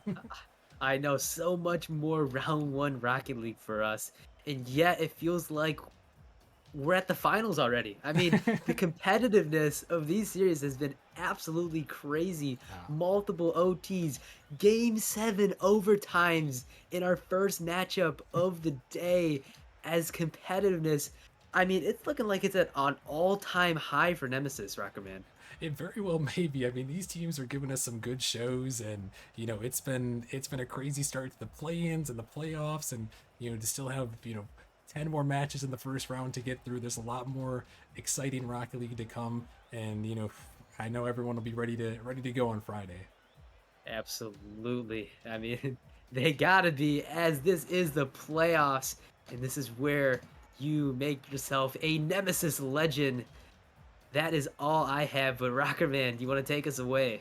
Yeah, I'll sign us off for the night, but thank you everyone for the support on the night. It was a fun stream. Shout out to everyone who subscribed on the night, and huge shout out to all of our premium members and the Discord for supporting us. Much love to all you guys. But yeah, if you guys are new here, make sure you guys click the follow button. We're going to be back for some more playoff action on Friday night. I believe it is starting at 8 p.m. Eastern, so make sure you guys get ready for that. It's not a normal Nemesis day, but for the playoffs, we gotta keep them going. We gotta keep all the matches rolling and get them all on stream. So make sure you guys tune in then. But that is gonna wrap it up for the night. So thank you guys so much for watching. Have a good night, and I'll see you guys on Friday. See you guys later.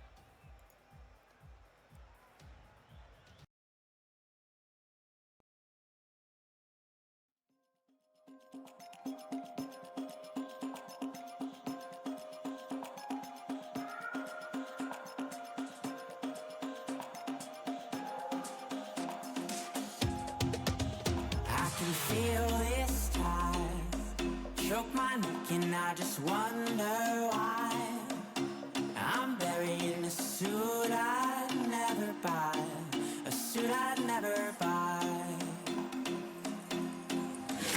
Cufflinks on my wrist, I can't act surprised when the shovels hit dirt in the earth. Did they start to die?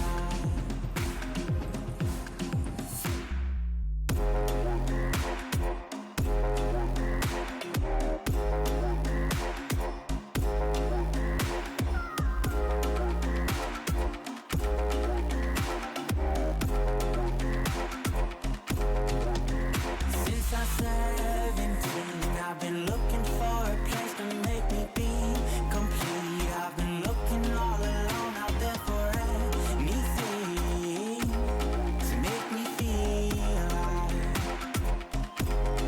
Bring me back to life.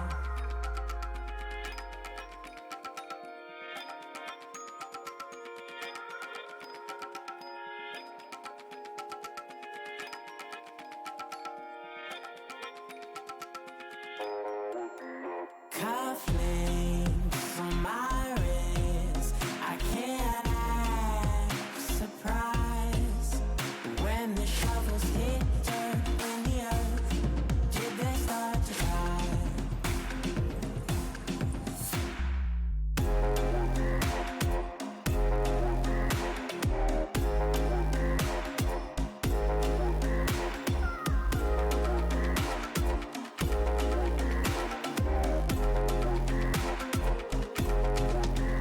Since I'm 17, I've been looking